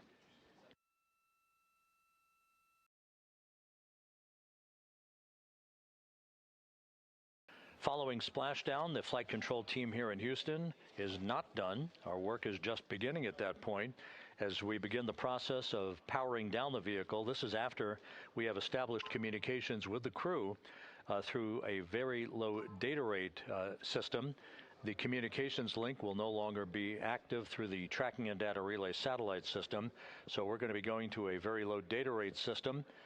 We hope to establish communications with the crew fairly rapidly. That's not guaranteed. It depends on the orientation of the vehicle. The likelihood is the vehicle will splash down upright in what's known as stable 1. Whether it's upright or in some other orientation, we'll begin the process of inflating 5 inflatable airbags that are positioned in a circumferential manner around the forward bay cover at the top of integrity. These airbags will be inflated through helium. Those 5 airbags will guarantee the proper orientation upright for the spacecraft through the rest of the process of extracting the crew, which should take some 45 minutes to an hour to complete. Navy divers, fast boats, a pair of Navy helicopters, other recovery personnel will come alongside the vehicle to begin erecting an inflatable raft called the front porch that the crew will be extracted into. You've seen that in movies. You've seen it in the Apollo program and archival footage. And one by one, the crew will be hoisted in alternating fashion to 2 hovering Navy helicopters for the trip back to the deck of the USS John Murtha, where they will leave the helicopters and move into medical bay on the ship for comprehensive medical examinations.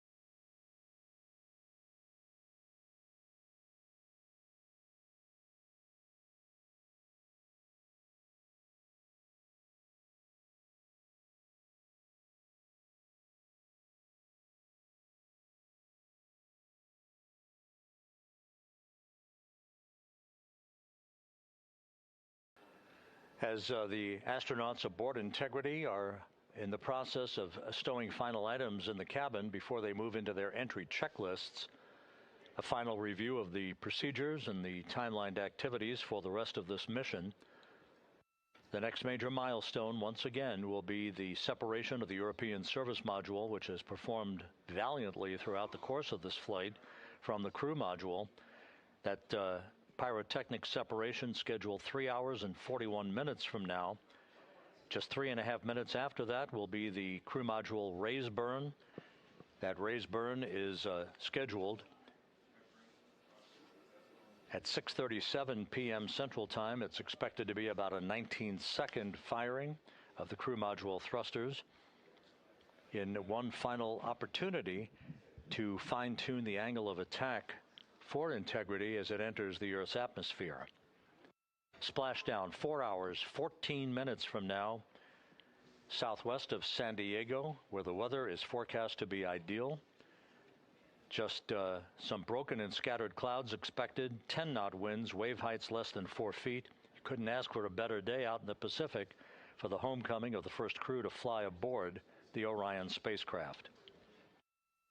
At a mission elapsed time of 8 days, 21 hours, 18 minutes into the flight, this is Mission Control Houston.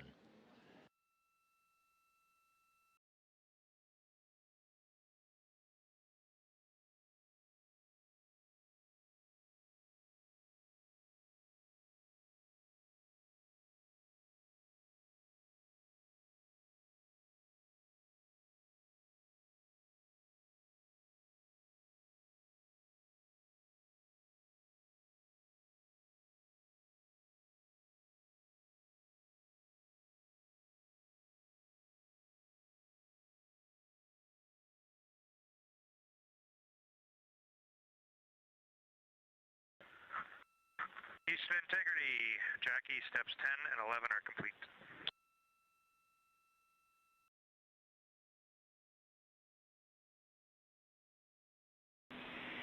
Houston copies steps 10 and 11.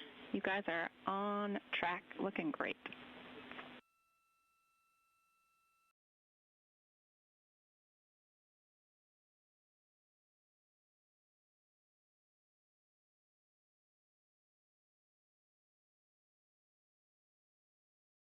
For those just joining this view of the key players here in Mission Control, part of the flight control team, Rick Henfling, second from the right, is the entry flight director for this mission.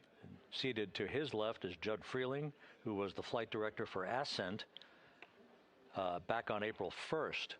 Jackie Mahaffey is second from the left. She is the Capcom whose voice you'll be hearing throughout the course of the afternoon and evening, talking directly to Integrity's astronauts through splashdown.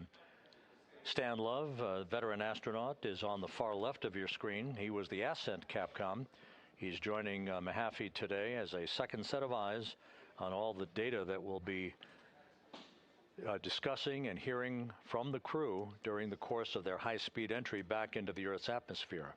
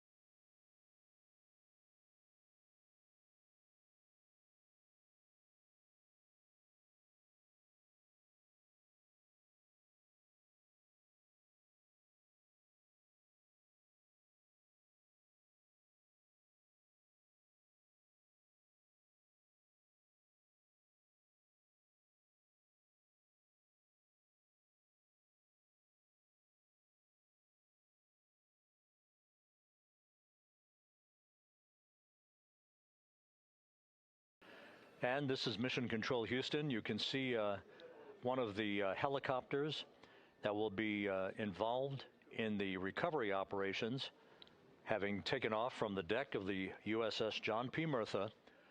Recovery operations underway. Several helicopters will be employed not just for recovery but for imagery activities.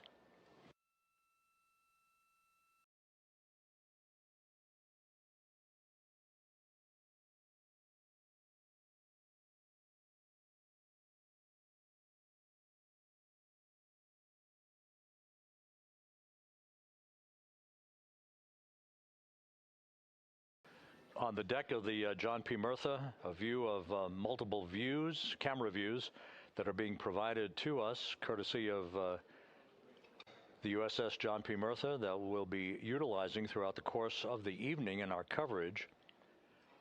Once we start the NASA Plus coverage at 5:30 p.m. Central Time, 6:30 p.m. Eastern Time, that's a simulcast of our 24/7 YouTube coverage. My colleague from the Kennedy Space Center, Megan Cruz, is on the Murtha, and she'll be providing updates and interviews as well as we continue our operational coverage of the recovery of the Integrity astronauts following their lunar flyby mission.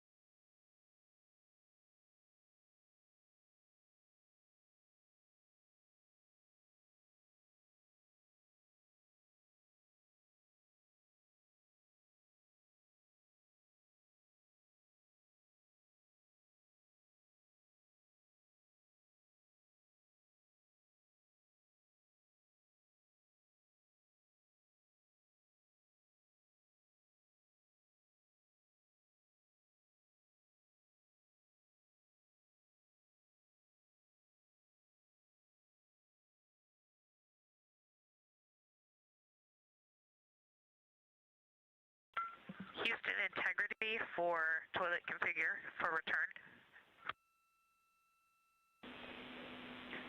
Go ahead. We have an empty canister. Can you confirm that I don't need to do steps 1.2 to 1.4?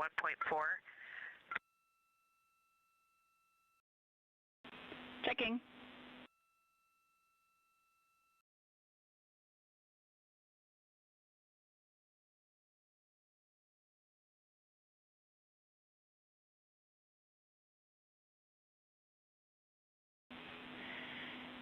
And Christina, we concur you do not need to perform the steps you listed.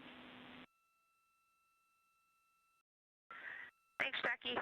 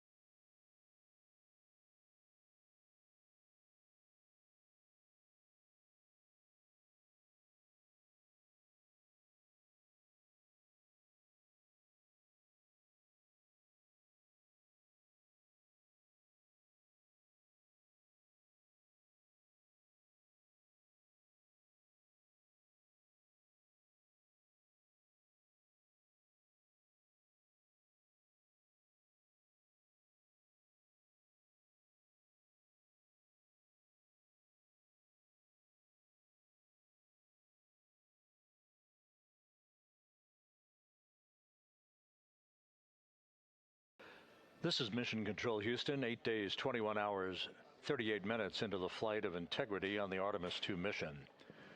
On board, all is quiet, as it is here in Mission Control, with everything moving along in trip hammer fashion, in good shape, all of Integrity's systems in great shape, and the weather at the splashdown zone off the coast of San Diego couldn't be better. A forecast of go conditions with winds of just 10 knots, wave heights less than 4 feet, ideal conditions for the recovery of Reed Wiseman, Victor Glover, Christina Cook, and Jeremy Hansen following their splashdown, which is just 3 hours and 53 minutes from now. The next major milestone coming up in 3 hours and 19 minutes, that will be the separation of the crew module from the European service module that has performed perfectly during the course of the flight. The service module separation from the crew module scheduled at 6:33 p.m. Central Time. Just 4 minutes later, there will be a slight maneuver, a raise burn as it is called.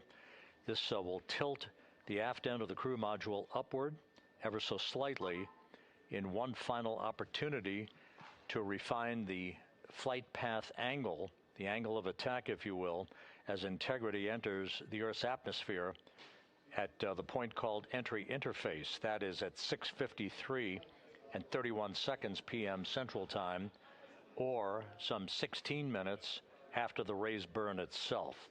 All of these events will be happening fairly rapidly as we move over the next few hours toward a splashdown of the crew and a completion of a mission that will have totaled 694,481 miles from launch to splashdown.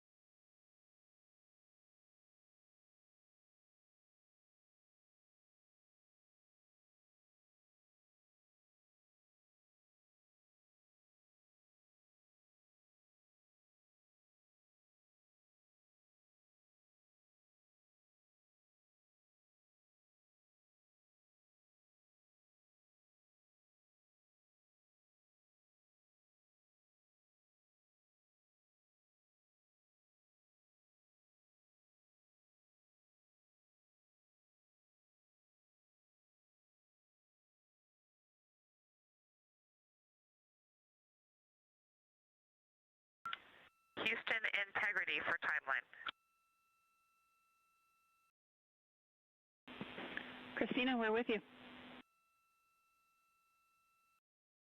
Hey, Jackie.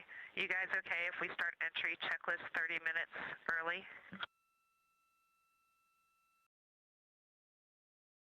Checking.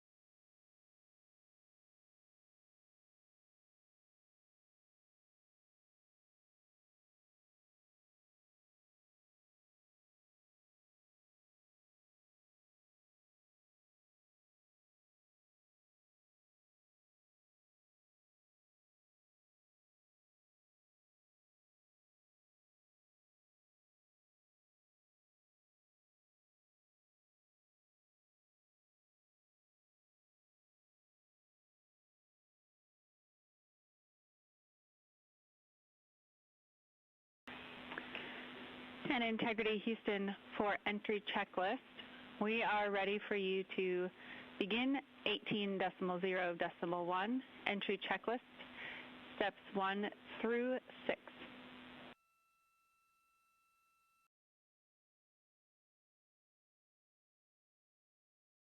Copy. We're go entry checklist 1 through 6. Thanks.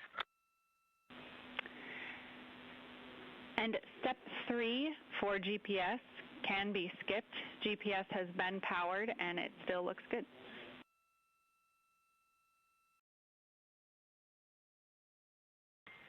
Copy. Step 3 is a skip.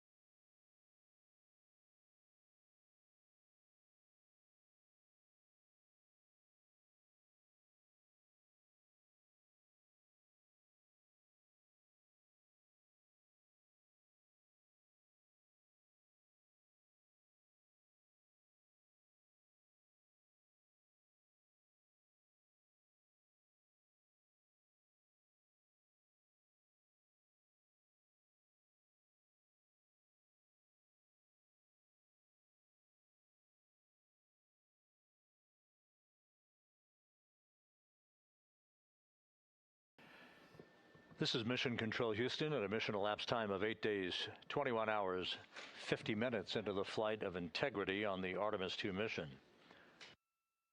The crew is completing the configuration of the crew cabin. Soon they'll be breaking out their launch and entry suits in preparation for donning those suits and conducting leak checks as we get a bit further along in the entry preparation time frame. Meanwhile, we're looking forward to the next major milestone. That will be the separation of the crew module from the European service module 3 hours and 7 minutes from now. That's scheduled to occur at 6:33 p.m. Central Time, 7:33 p.m. Eastern Time. 4 minutes after that, we'll conduct a raise burn. This will be about a 19-second firing of Integrity's thrusters with a change in velocity of 9.9 feet per second. That will adjust the angle of attack of the vehicle by gently tipping the aft end of Integrity higher, if you will, like sitting in a reclining chair and basically leaning back a bit. This angle of attack adjustment is specifically designed and pre-planned to enter the Earth's atmosphere at entry interface later this evening at the proper angle to minimize heating effects on Integrity's heat shield.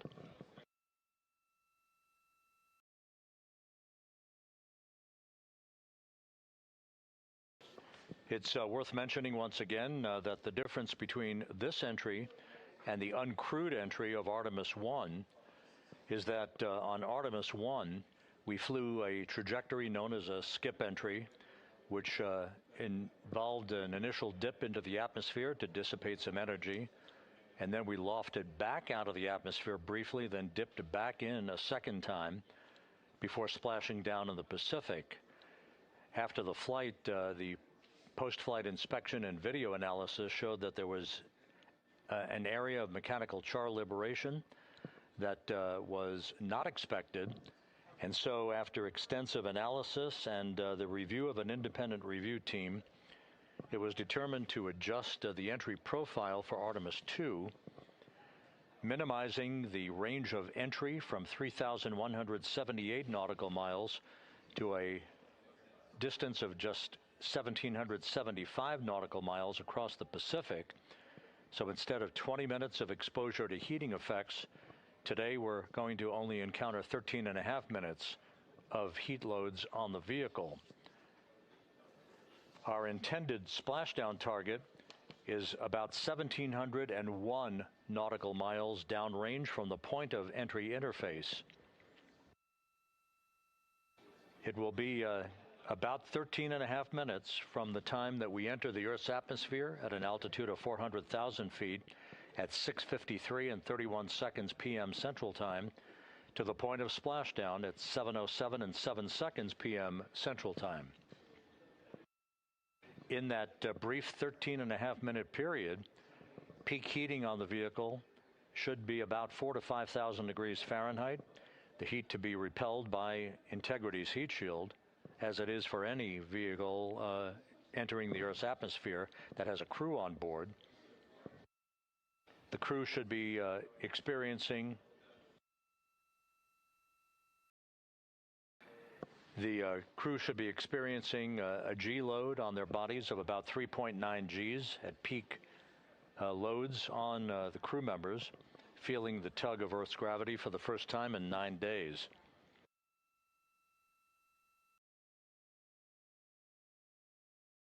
We will decelerate from a speed of 23,839 miles an hour just after we begin the blackout period of 6 minutes in duration to a splashdown velocity of just 19 miles an hour, all that happening in rapid-fire succession. Splashdown now 3 hours and 36 minutes from now, 7:07 p.m. Central Time, 5:07 p.m. Pacific Time. The USS John P. Murtha is on station. Some of the airborne assets, helicopters, and fixed-wing aircraft are taking off in sequential fashion from the deck of the ship. These are imagery assets the actual Navy recovery helicopters that will hoist the crew out of the front porch inflatable raft that will be erected alongside the hatchway to Integrity. And there's a view, a live view from the deck of the USS John P. Murtha. It is a bit overcast. We do expect those clouds to lift a bit over the next few hours. We should have some broken and scattered clouds. It won't be crystal clear blue skies out there in the Pacific, but the weather is go and forecast to be go by the Spaceflight Meteorology Group. The Navy helicopters will be hovering over the spacecraft once it is powered down, and once it is guaranteed to be uprighted through the inflation of the 5 crew module uprighting system airbags that will take place shortly after splashdown. The Navy divers and a Navy flight surgeon will pull alongside the spacecraft to begin the process of erecting the front porch. Then they will open up the hatch and begin to extract the crew members one by one. They'll have an opportunity to get their land legs back a bit before they're hoisted one by one in harnesses up inside the 2 awaiting helicopters. They'll be hoisted up in alternating fashion. So there'll be two crew members for each helicopter for the short ride back to the Murtha. Once they arrive on the deck of the ship, they'll be brought into medical bay for comprehensive medical exams. That is all part of the post-flight medical evaluation of these crew members as they complete their mission around the moon and back to Earth.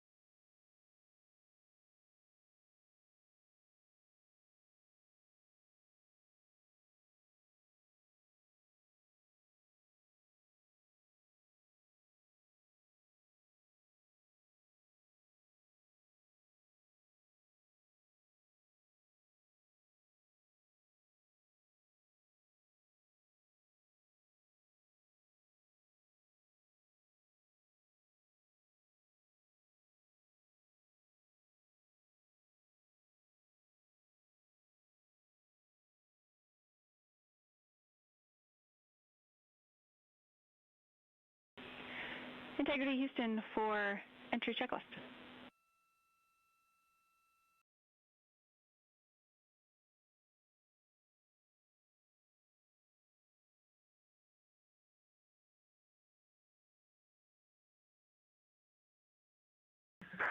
Go ahead, Jackie.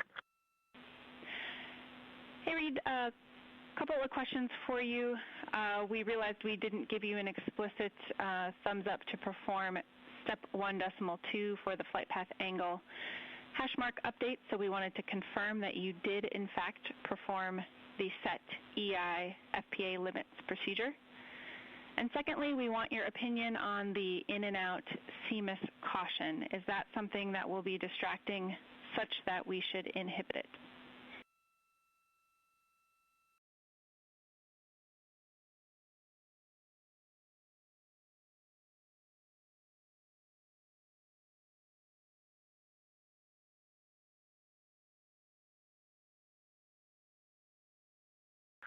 Okay, we are going to go execute 1.2. We had skipped that, and we would prefer to inhibit the CMIS caution on board. Okay, we copy, and just to close the loop on that, that will mean on flight.landing you would not have a yellow or down arrow indication if that does stay below the threshold.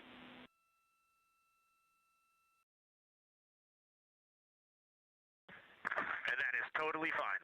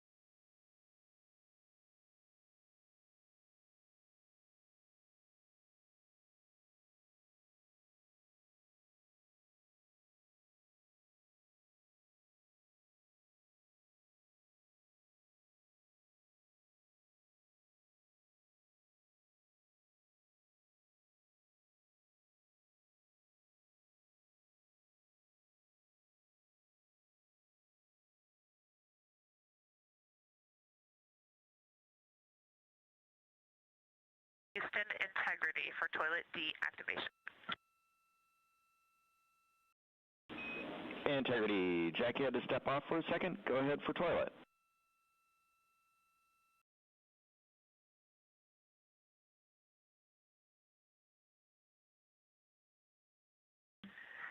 Yes, sir. Hey, Stan. Great to hear your voice. We are ready for MCC to deactivate the toilet. Houston copies. Putting that in work.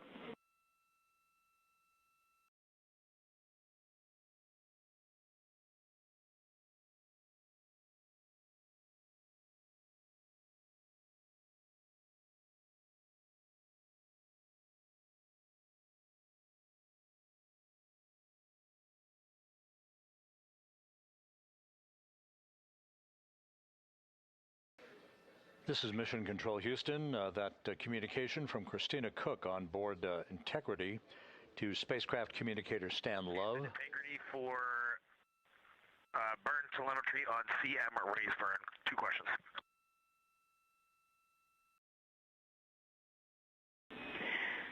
Go for CM raise questions. Hey, Jackie, we see a Delta V tote on our display of 9.9, which is fairly close to the 8.5 on the entry pad, but our TGO on the display is 44 seconds, and the entry pad estimated 19 seconds. Can you all take a look at that for us?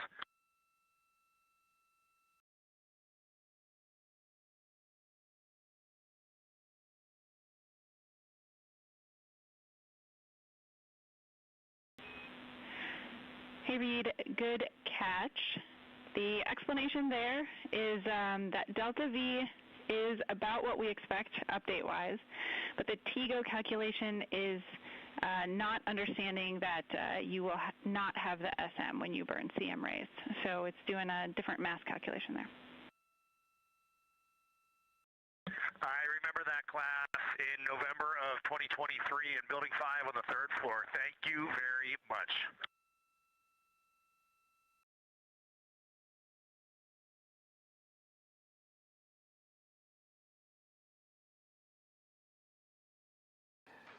This is Mission Control Houston. Commander Reed Wiseman inquiring about the values for the upcoming crew module raise burn.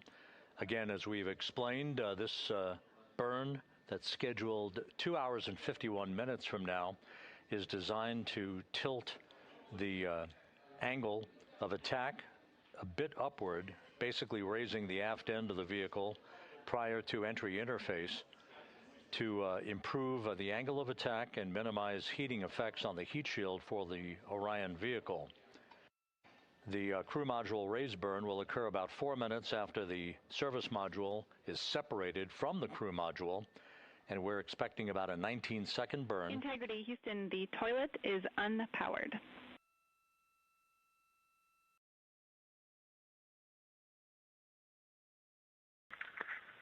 Christina Rogers, thank you.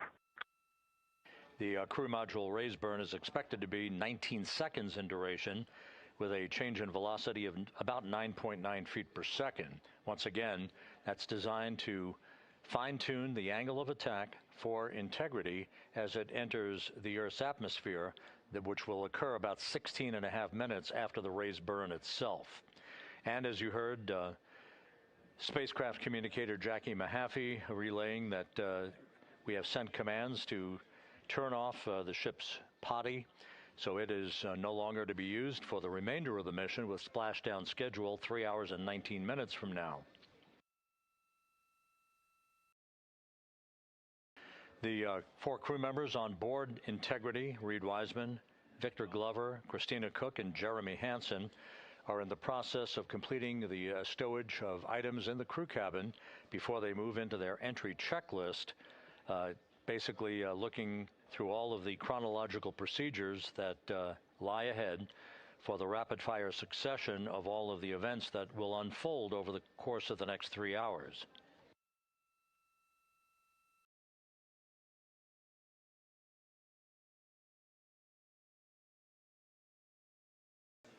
Integrity is about 25,000 nautical miles from Earth, continuing to accelerate towards a splashdown in the Pacific 3 hours and 18 minutes from now.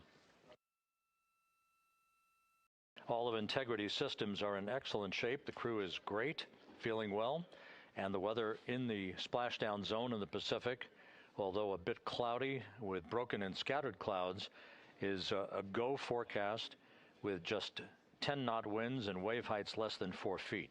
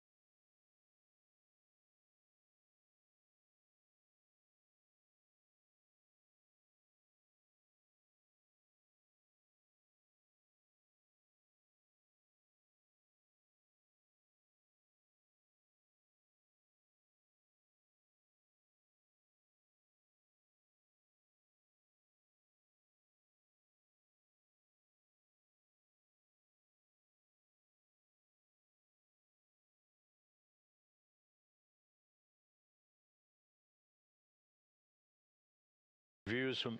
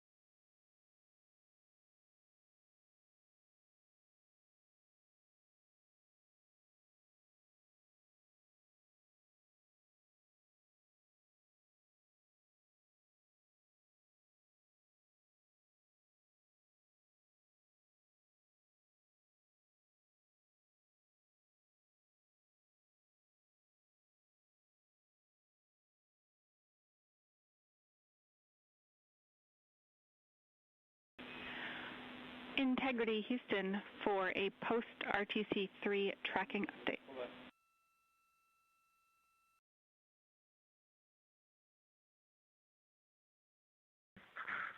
Go ahead, Houston.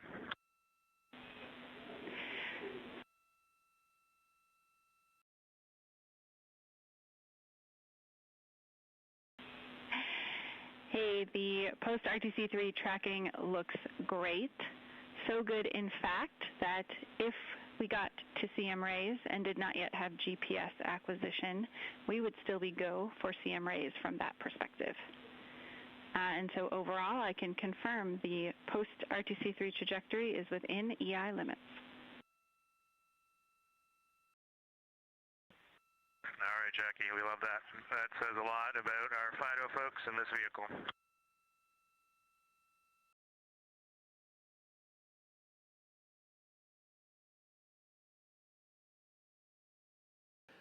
This is Mission Control Houston.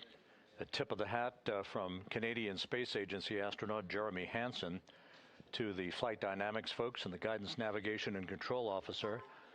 The RTC-3 burn that was conducted just over 2 hours ago, which was basically a final fine-tuning of the trajectory of integrity to hit the sweet spot in the corridor over the Pacific Ocean for entry interface, was so perfect that we are dead on the center line down the corridor. And the crew module raise burn that is scheduled at 6:37 p.m. Central Time and which will be conducted is only required to lift the aft end of the vehicle ever so slightly by a degree or two to improve the angle of attack of the spacecraft as it enters the atmosphere, mitigating peak heating effects on the heat shield for integrity. But our trajectory is dead set, right on the money, right down the pike, heading for a splashdown 3 hours and 10 minutes from now at 7:07 p.m. Central Time, 5:07 p.m. Pacific Time.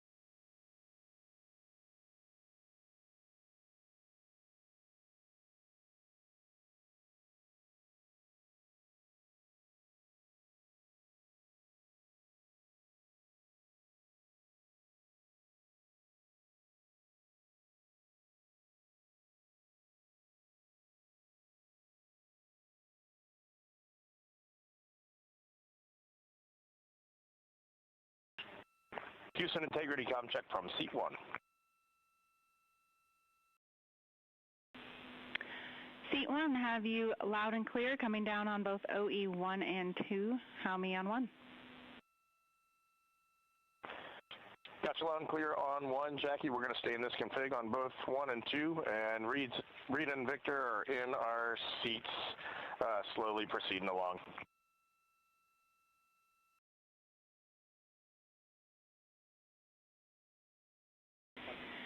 Okay, we copy, and just to confirm, that means that you've got the bulk of your suits donned, is that correct?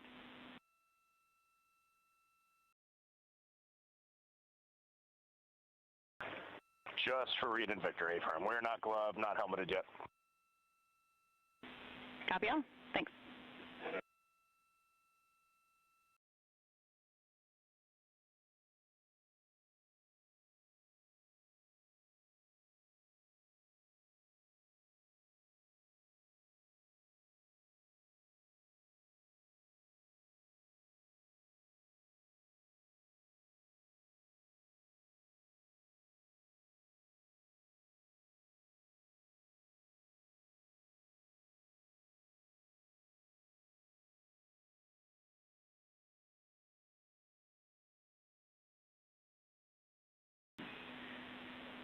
Integrity BFS is configured for entry with outputs inhibited.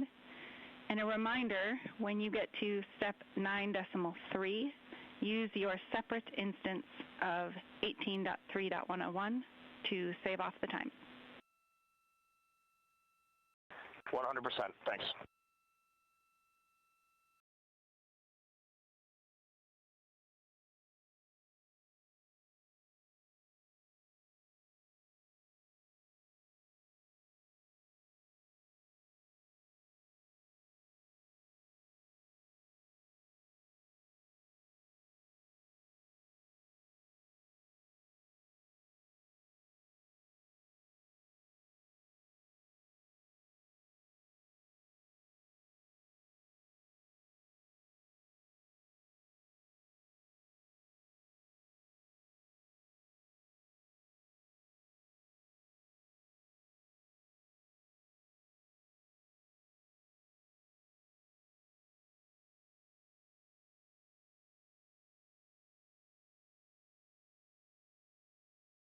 Houston integrity com check from C2. Victor, have you loud and clear? I'm coming up on 1. How me?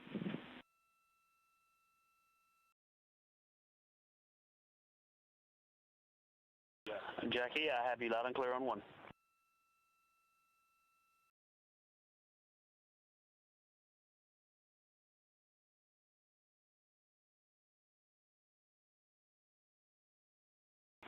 You are loud and clear on 2, Jackie.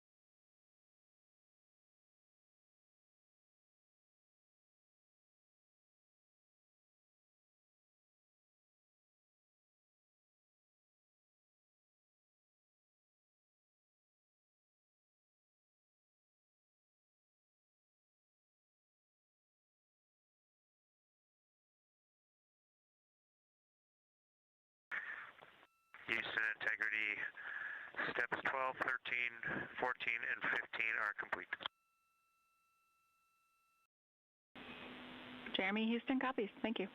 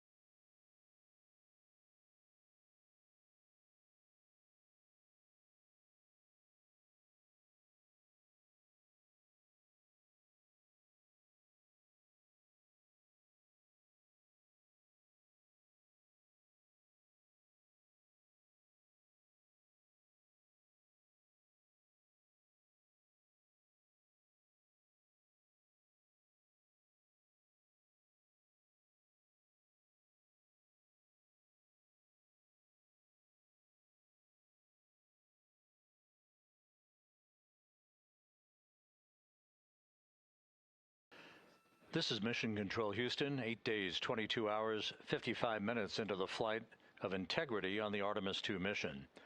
On board the vehicle, the 4 crew members, Commander Reed Wiseman, pilot Victor Glover, and mission specialists Jeremy Hansen and Christina Cook are suiting up in their Orion crew survival suits, the launch and entry suits that they also wore during their launch from the Kennedy Space Center back on April 1st.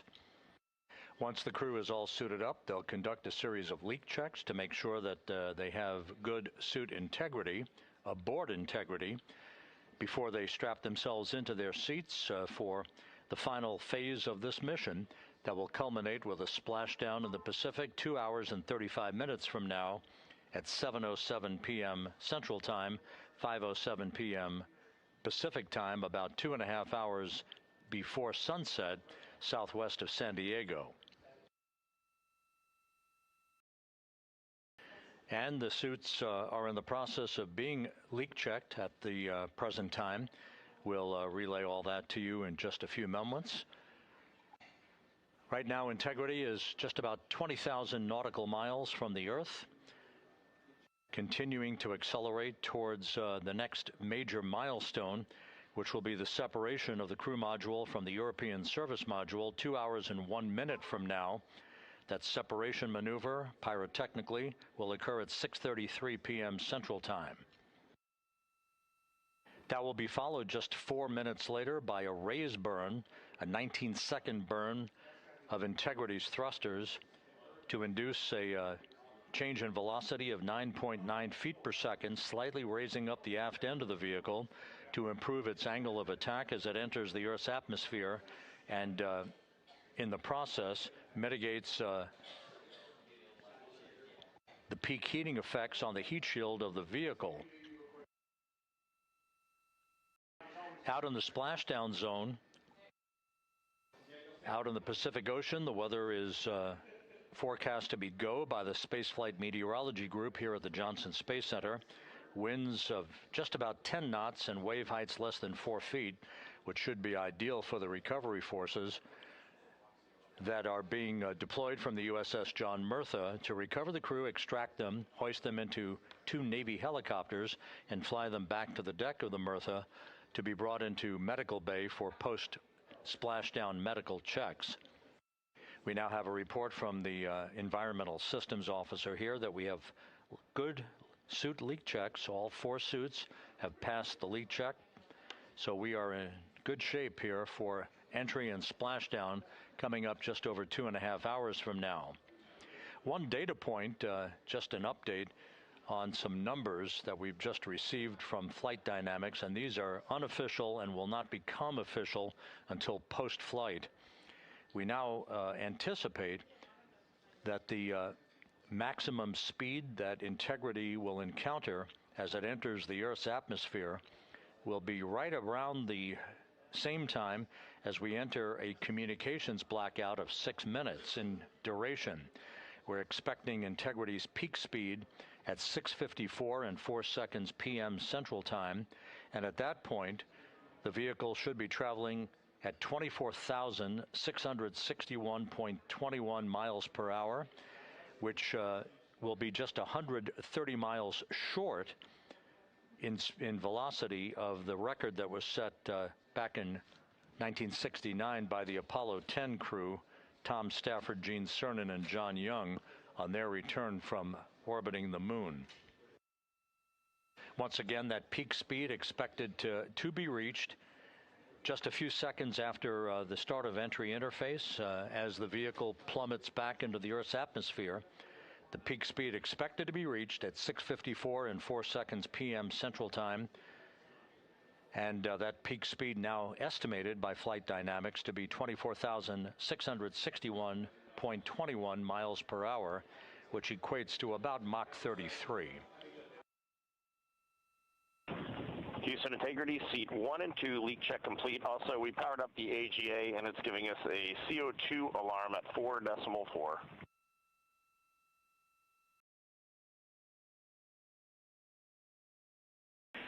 We copy leak check. We saw it as well. And copy CO2 at 4.4. We are discussing.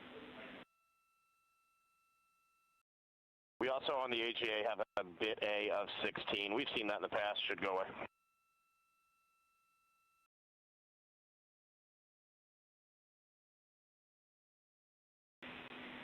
And Reed, is the AGA been powered for 5 minutes yet, or are we still in that wait period?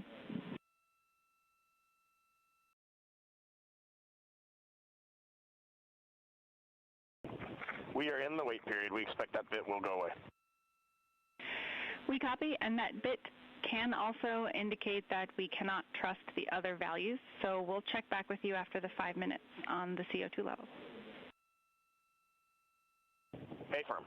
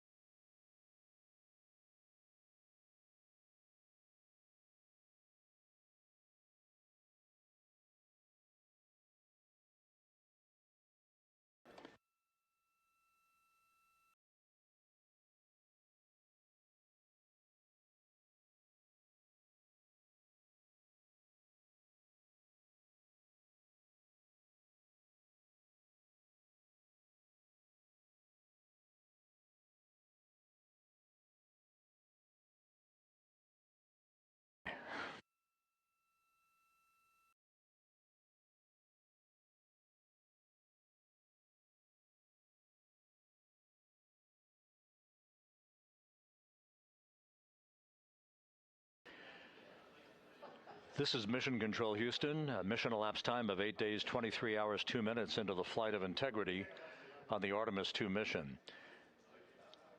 While we have a moment here, just an opportunity to run down some of the chronological highlights that lie ahead over the next 2.5 hours before integrity splashes down in the Pacific Ocean. Coming up at 5:30 p.m. Central Time, 6:30 p.m. Eastern Time, we will begin a simulcast of NASA Plus coverage that will accompany our 24/7 YouTube coverage that we have been providing ever since we began the mission with the tanking of the Space Launch System at the Kennedy Space Center for launch back on April 1st. Houston Integrity, we are complete through steps 18. Seats 3 and 4 are yet to suit, obviously.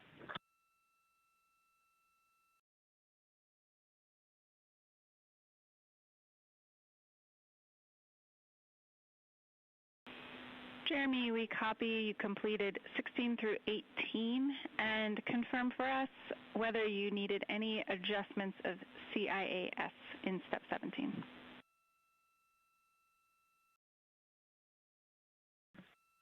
Negative. All the settings were still in their launch config.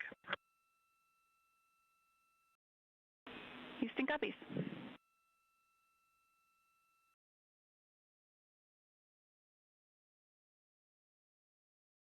Once again, with the leak checks having been successfully completed on the 4 launch and entry suits for the crew members on board Integrity, once again we'll begin our NASA Plus coverage as a simulcast to our 24/7 YouTube coverage in less than an hour at 5:30 p.m. Central Time, 6:30 p.m. Eastern Time. At 6:15 p.m., we're going to hand over communications from the Deep Space Network to the Tracking and Data Relay Satellite System as Integrity continues to approach the Earth. Currently, Integrity is less than 20,000 nautical miles from its destination and a splashdown in the Pacific. We will separate the European service module from the crew module at 6:33 p.m. Central Time. And just 4 minutes later, we'll conduct a raise burn, a 19-second burn of the Integrity thrusters to slightly tilt the vehicle's orientation upward, with the aft end being tilted upward. That will also change the velocity by 9.9 feet per second and complete the orientation of the vehicle for its angle of attack as it enters the Earth's atmosphere. Entry interface, where we reach the first traces of Earth's atmosphere and where most of the dynamic operations will then begin.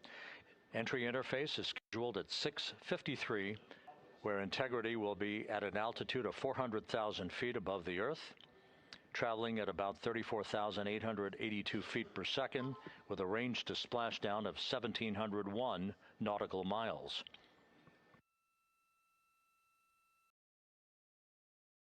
Just 10 seconds, just a few seconds later, about 24 seconds later, we'll enter a 6-minute communications blackout at 6:53 and 55 seconds p.m.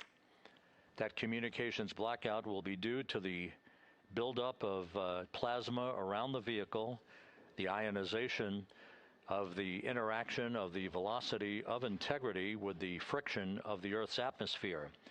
So the communications blackout, to last about 6 minutes in duration, will start 24 seconds after entry interface.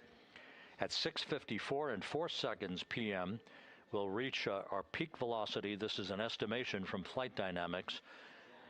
We should be reaching a peak velocity of 24,661.21 miles per hour, or somewhere around Mach 33. This will fall about 130 miles per hour short of the speed record set by the Apollo 10 command module, the Charlie Brown, during the Apollo 10 mission of Tom Stafford, Gene Cernan, and John Young back in the spring of 1969.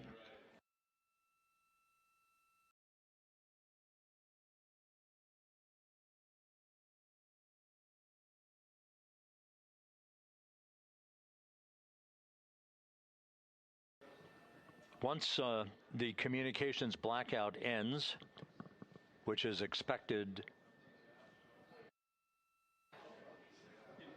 just a few seconds before 7 p.m. Central Time, 6:59 and 56 seconds p.m. Central Time, we will be at an altitude of 157,000 feet over the Pacific Ocean, and at that point we should be traveling at about 13,300 feet per second with a range to splashdown of just 147 nautical miles. There will be a series of roll reversals, first to the left, allowing integrity to bank to the left. These are computer-commanded, not crew-commanded, but computer-commanded roll reversals to bank the vehicle first to the left, then to the right. That bleeds off excess energy and helps to reduce the speed and the heating effects on the vehicle during the final phase of flight. Starting at 7:03 and 22 seconds p.m. Central Time, we'll begin the series of chute deployments. In all, there are 11 parachutes associated with this mission.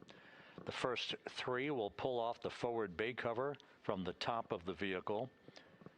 The forward bay cover chutes are 3. That'll be followed by the deployment of the drogue chutes at 7:03 and 23 seconds p.m. Then 3 pilot parachutes will pull the main parachutes, 3 of them, from the forward bay cover. The forward bay housing all of the parachutes at the very top of Orion. The main chute deploy is scheduled at 7:04 and 44 seconds p.m. The vehicle will have slowed to just a very glacial speed of 198 miles per hour, feet per second, I should say, at that point, at an altitude of 5,400 feet above the Pacific Ocean. The splashdown velocity, of course, will be 0. 19 miles an hour is the velocity that the crew will feel under the 3 main parachutes as they splash down in the Pacific, southwest of San Diego. So a number of major milestones lie ahead. Splashdown time is currently estimated at 7:07 and 7 seconds p.m. Central Time, 5:07 and 7 seconds p.m. Pacific Time. That will conclude a total traveling distance from launch to splashdown of 694,481 statute miles.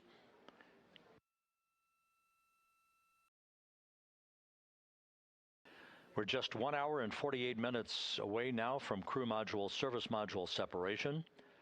The crew has donned their launch and entry suits. They've conducted leak checks. Everything is in order, and the weather is go at the splashdown site. Some of the flying assets that will collect imagery of the descent of Integrity towards splashdown have already been deployed from the deck of the USS John Murtha.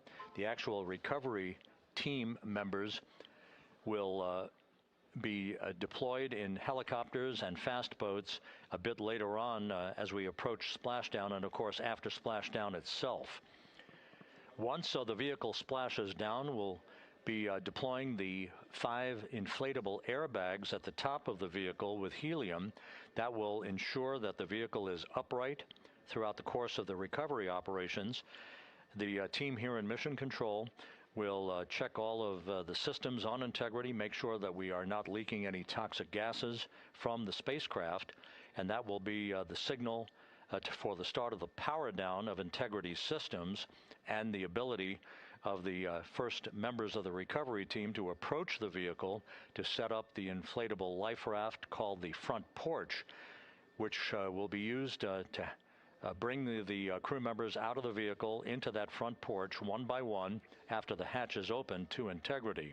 We expect the extraction of the crew to be some 45 minutes to an hour after splashdown, which would be about 30 to 45 minutes after the vehicle is powered down.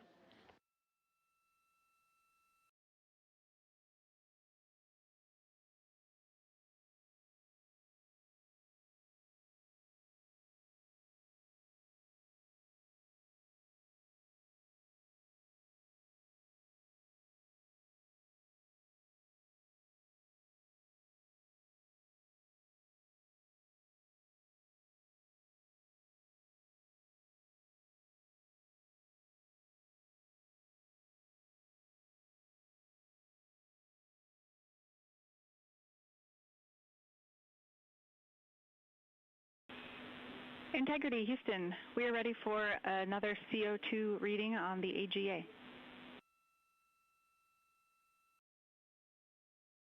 It is 5.1.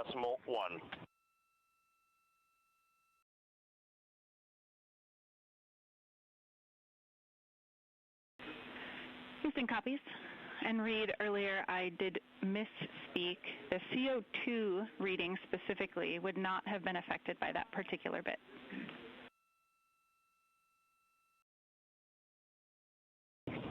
Okay, sounds good. We just know we're in an ARS suit, and that's very likely contributing to that.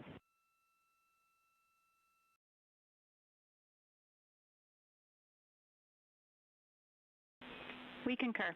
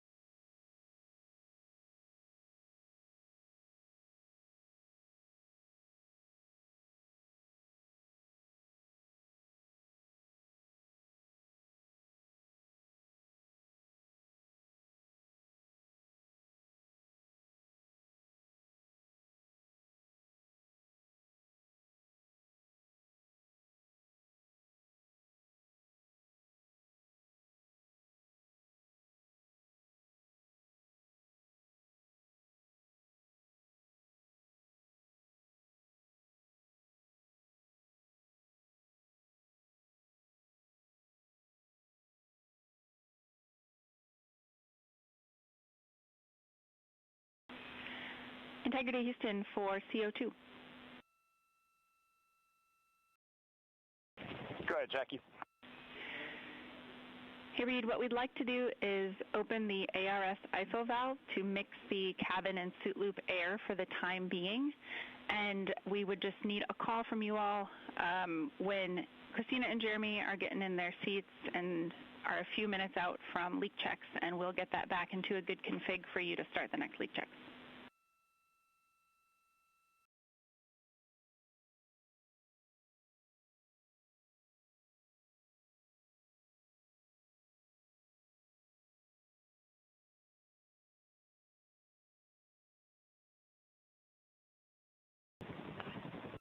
Hey, Jackie, that's a reasonably good idea. Can we just hang on that for a little bit and see how we're doing? Yep, up to you. We will wait. Let us know if you'd like that cabin air mixing. Is there a CO2 number where you guys would advise on that?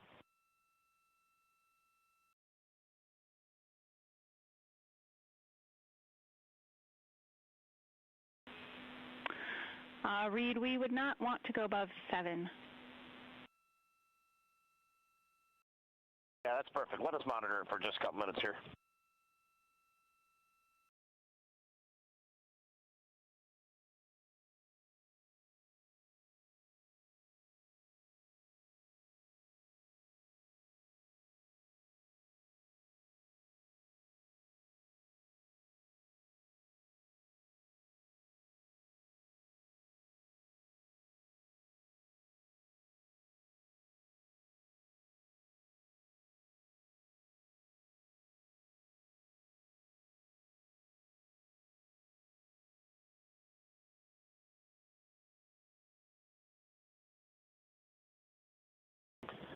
Houston, cabin entry config is complete, and Christina and Jeremy are about to start suit on.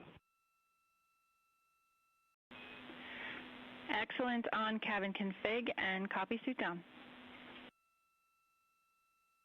That call from Commander Reed Wiseman aboard Integrity indicating that following the successful leak checks on the 4 launch and entry suits, the crew will begin to actually don those suits now, and then they'll climb into their respective seats, both on the flight deck and the mid deck of the Integrity, in preparation for crew module service module separation that's scheduled 1 hour and 40 minutes from now.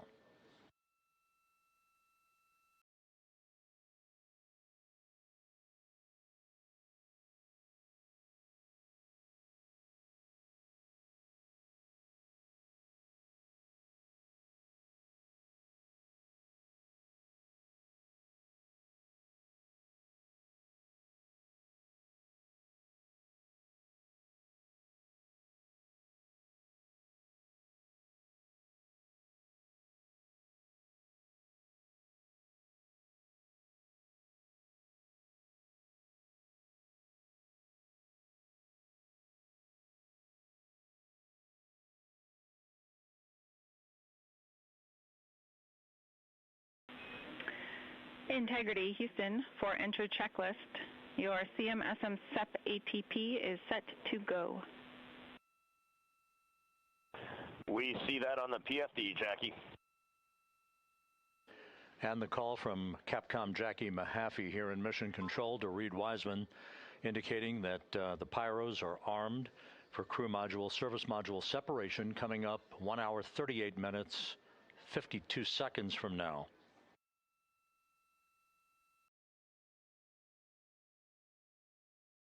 Integrity now squarely facing the planet Earth, 17,600 nautical miles away, headed for a splashdown 2 hours, 12 minutes from now.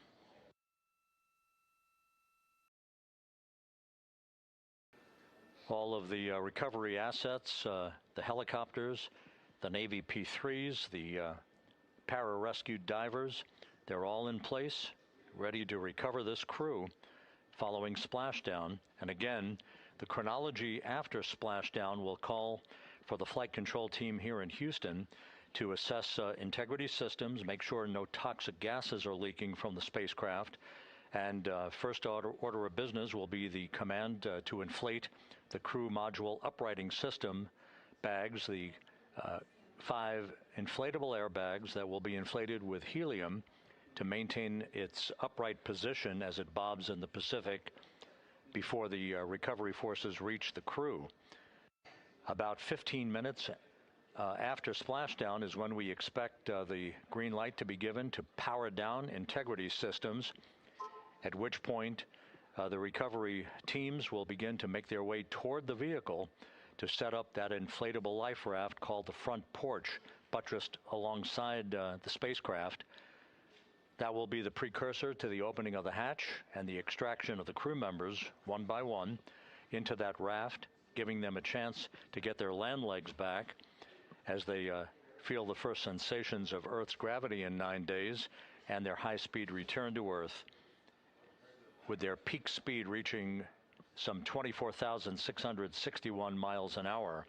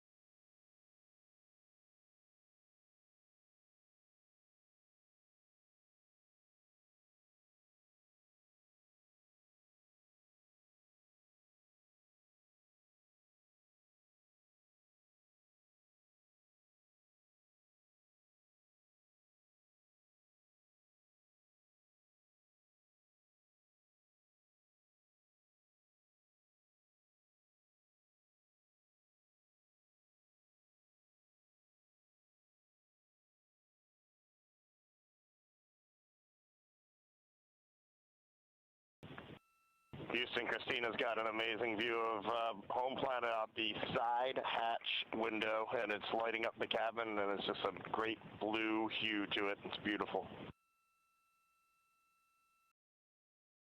That is amazing. When you kicked us out of the cabin, we turned on one of the SAW cameras and also had the Earth's reflection on one of the arrays. It was very cool.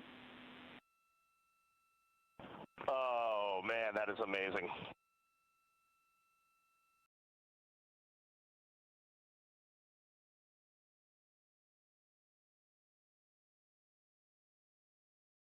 This is Mission Control Houston. Commander Reed Wiseman reveling about the view of the Earth from a distance of less than 17,000 nautical miles now. The cabin audio cable and boom mic are in F3 large stowed. We copy. The view that Reed Wiseman is describing is the view you're looking at right now as the Earth grows larger in the field of view with each passing moment.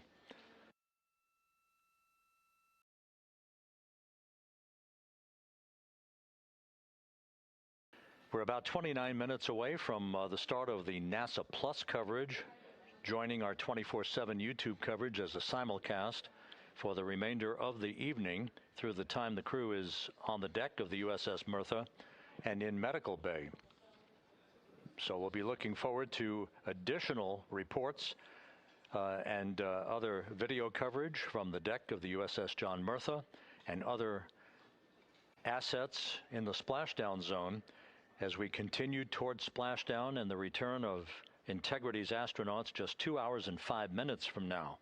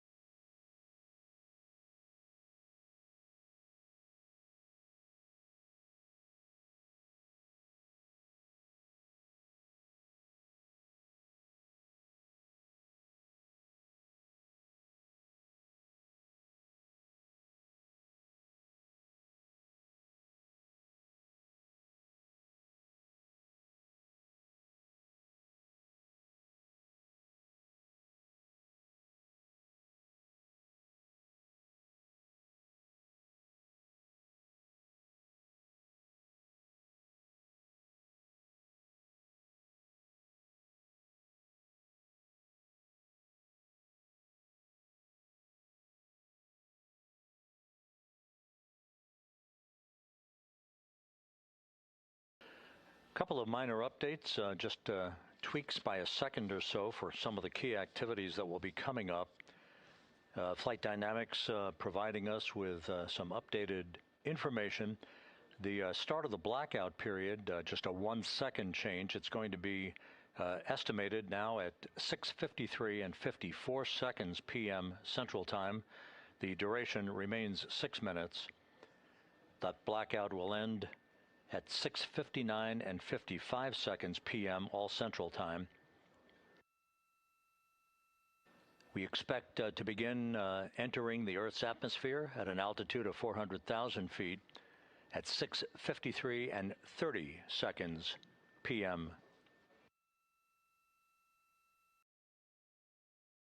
And 1 second difference now in our splashdown time, if everything unfolds the way we believe it will.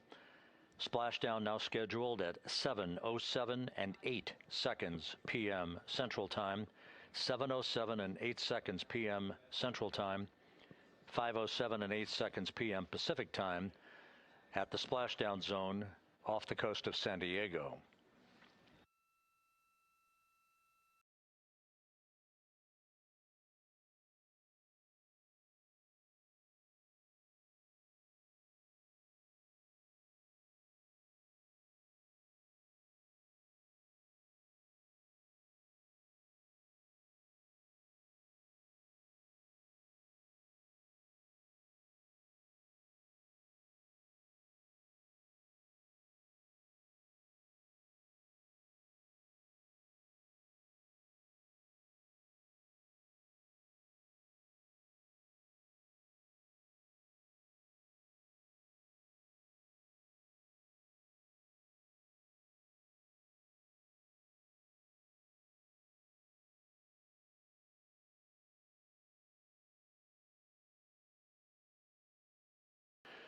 And one other update, the latest weather forecast from the Spaceflight Meteorology Group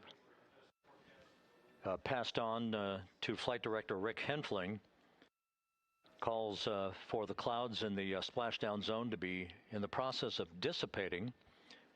The winds are somewhat reduced, now just 6 knots. The wave height's still less than 4 feet. All go forecast.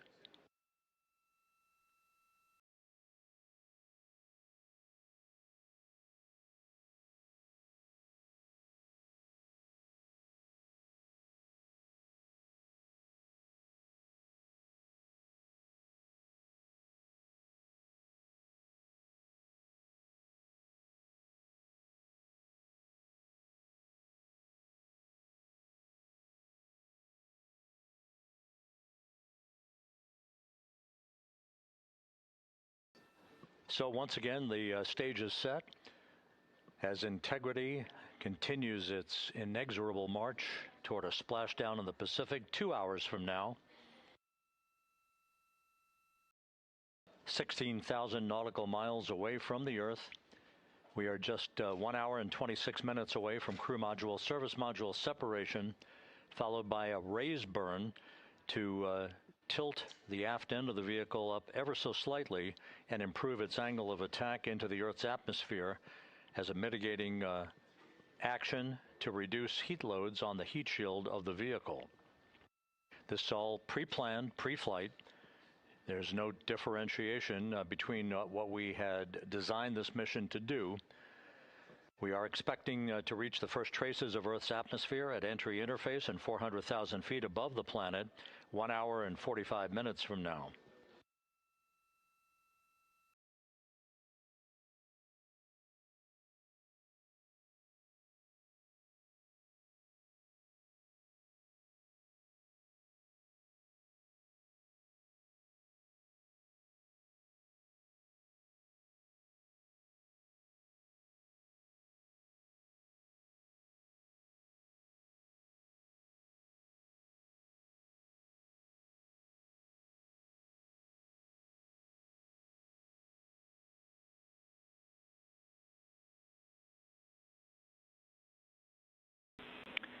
Integrity, Houston.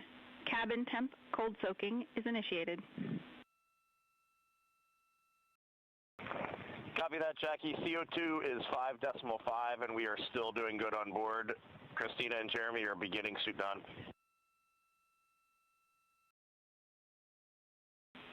Houston copies all.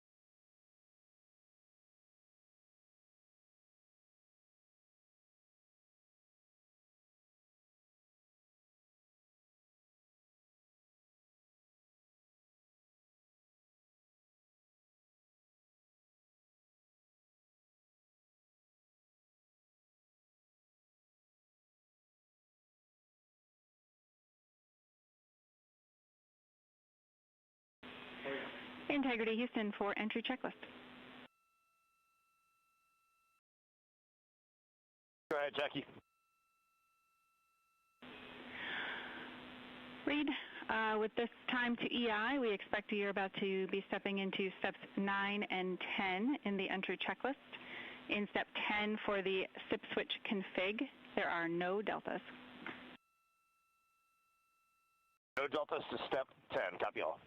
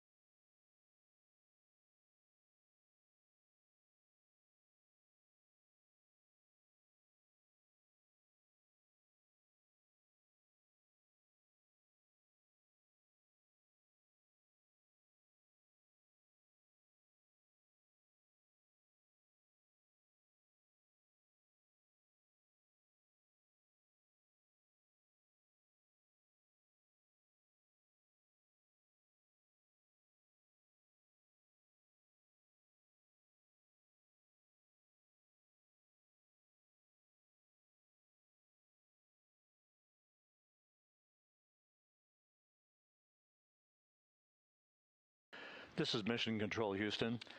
Once again, a great view of the planet Earth from Integrity from one of the solar array wing cameras.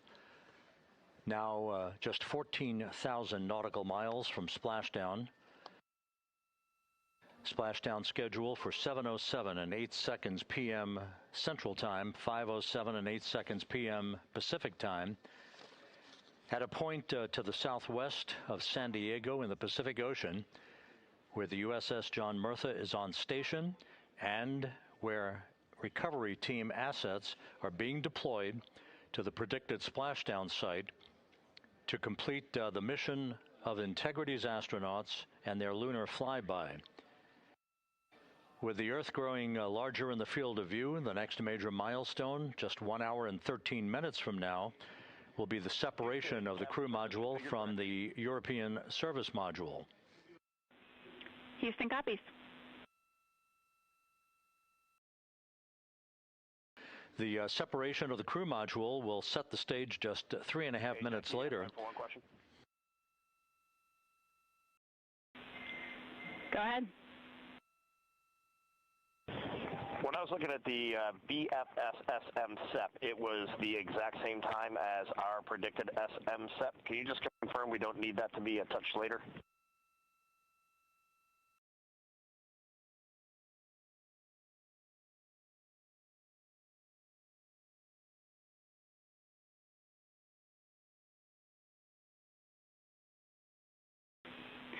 And read, matching is expected. That's when the sequence will begin for that whole SEP config. Outstanding. Thank you for the verification. Here in Mission Control in the Artemis Flight Control Room, Capcom Jackie Mahaffey confirming some of the timeline activities with Commander Reed Wiseman aboard the vehicle. The crew has suited up in its launch and entry suits, ready to begin the critical phase of this mission. Their homecoming to a high-speed entry and a parachute-assisted splashdown in the Pacific. Once again, the next major milestone, 1 hour, 11 minutes from now, the separation of the crew module from the European service module as Artemis's astronauts head home to complete this historic flight.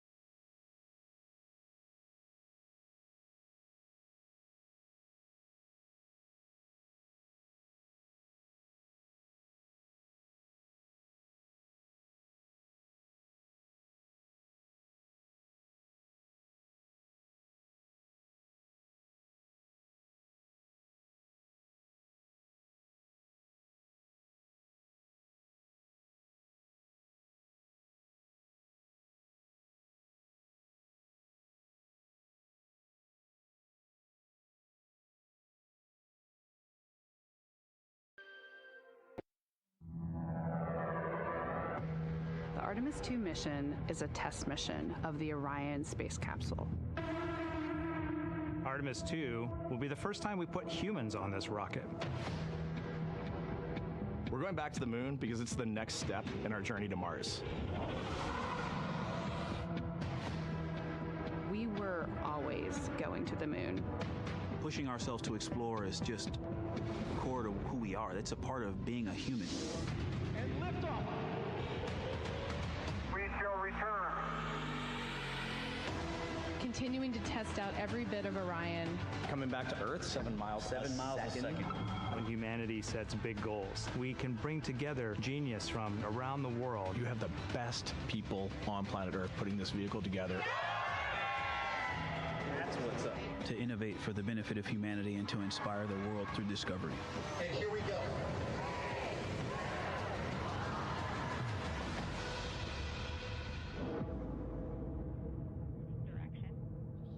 19th, 1972, 2:25 p.m. Eastern Standard Time. The Command Module America splashes down in the Pacific with Gene Cernan, Ron Evans, and Jack Schmidt aboard as the Apollo 17 mission came to an end, along with humanity's first series of expeditions to the moon. Today at this hour, you are looking live at our planet from the Integrity spacecraft, heading for a splashdown in the Pacific off the coast of San Diego just 1 hour and 35 minutes from now. And good day from the Artemis Flight Control Room here at the Johnson Space Center in Houston, where the entry flight control team is on duty at this hour, led by Flight Director Rick Henfling, joined on console with the voice you'll hear talking to the crew throughout the course of the day. That is Jackie Mahaffey, second from your left. Everything has gone extremely well as we are closing in on the return of Artemis's astronauts from their flight around the moon and historic lunar flyby that will culminate with that splashdown in the Pacific off the coast of San Diego just 1 hour and 35 minutes from now. And with that, it's a good entry pad, and we can continue in the procedure. Integrity. You're looking at a live view inside Integrity. Reed Wiseman on the left doing a fist bump with pilot Victor Glover on the right, and down in the middeck area just below their feet, suited up in their launch and entry suits, are mission specialists Christina Cook and Jeremy Hansen of the Canadian Space Agency. A number of milestones yet to unfold before splashdown just over an hour and a half from now. Earlier today, the crew woke up at about 10:35 a.m. Central Time. They completed the final major maneuver of the flight, that being the return trajectory correction 3 burn. It was an 8-second burn that fine-tuned its trajectory to enter a corridor over the Pacific Ocean a short time from now. That will be the point of entry interface where the crew will reach the first traces of Earth's atmosphere at an altitude of 400,000 feet. The crew moved into its entry checklist just after 4 p.m. Central Time, suited up in those launch and entry suits, conducted leak checks, and now are in the final stages of their entry checklist. Instruction 115 of entry checklist. SM separation ATP is go. Houston copies. The next major milestone on the route home. Fully zipped, and they're working on EBS and then seating up. We copy. Thanks for the status. Jackie Mahaffey talking to Reed Wiseman aboard Integrity. The spacecraft now about 12,000 nautical miles from the Earth's surface. The next major milestone on tap for the crew will be the handover of communications from the Deep Space Network to the Tracking and Data Relay Satellite System.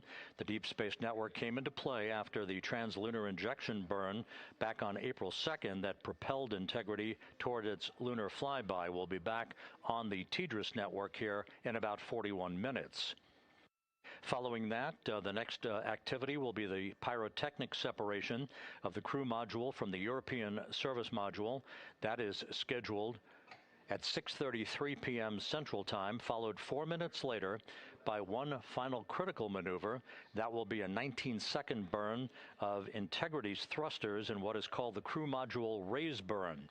Now, what that does is it basically acts If you were sitting in a reclining chair, you'd basically tilt yourself back. It raises the aft end of Integrity ever so slightly, and that is the final opportunity for us to fine-tune the angle of attack of Integrity through the area of peak heating at entry interface that will come a bit later on, about an hour and 18 minutes from now.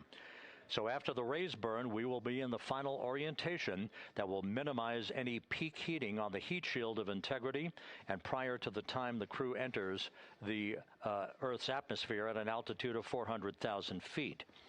Entry interface. This is the critical time where the crew will reach the first traces of Earth's atmosphere at an altitude of 400,000 feet, traveling 34,882 feet per second. Just 24 seconds after entering the Earth's atmosphere, we will experience a communications blackout expected to last 6 minutes in duration. This is planned, and it is caused by the interaction of the velocity of Integrity with the friction of Earth's atmosphere. There will be a buildup of plasma around the vehicle, and that ionization will prevent any communications with the crew and any receipt of data by flight controllers here in Mission Control. That blackout is scheduled to begin at 6:53 and 54 seconds p.m. Central Time. Again, a 6-minute blackout that will end, if all goes as planned, at 6:59 and 55 seconds p.m. Central Time. At that point, we expect to regain communications with the crew and a reacquisition of data through the Tracking and Data Relay satellite system. We will have a series of roll maneuvers. These are computer commanded that will roll the vehicle slightly to the left, then back to the right. That will bleed off excess energy as we begin our peak period of velocity. We expect to reach a maximum velocity of 24,661.21 miles per hour, equivalent to about Mach 33 times the speed of sound, shortly after we enter that blackout period. Once we exit the blackout period, of course, we're in the denser regions of the Earth's atmosphere, and then we get set up for the parachute deployment sequence. First, the deployment of 3 forward bay cover chutes that will pull essentially the top forward bay cover off the very top of the Integrity vehicle. That will be followed by the deployment of drogue chutes, and then the final deployment of a series of 3 main parachutes at 7:04 and 44 seconds p.m. Central Time. From that point on, it is about 3 minutes or so until splashdown.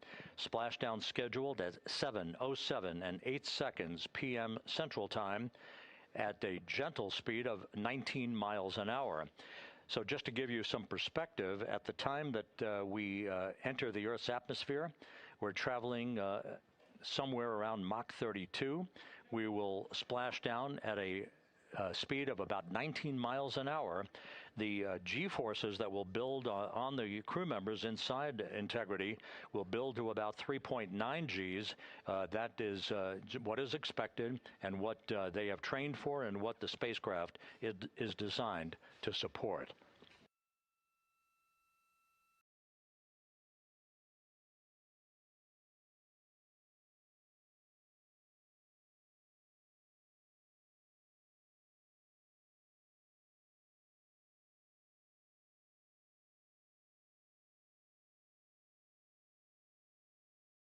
The latest weather forecast out in the recovery zone off the coast of San Diego is a go forecast from our meteorologists here at the Spaceflight Meteorology Group at the Johnson Space Center. And standing by on the deck of the USS John Murtha is my colleague from the Kennedy Space Center, Megan Cruz. Megan?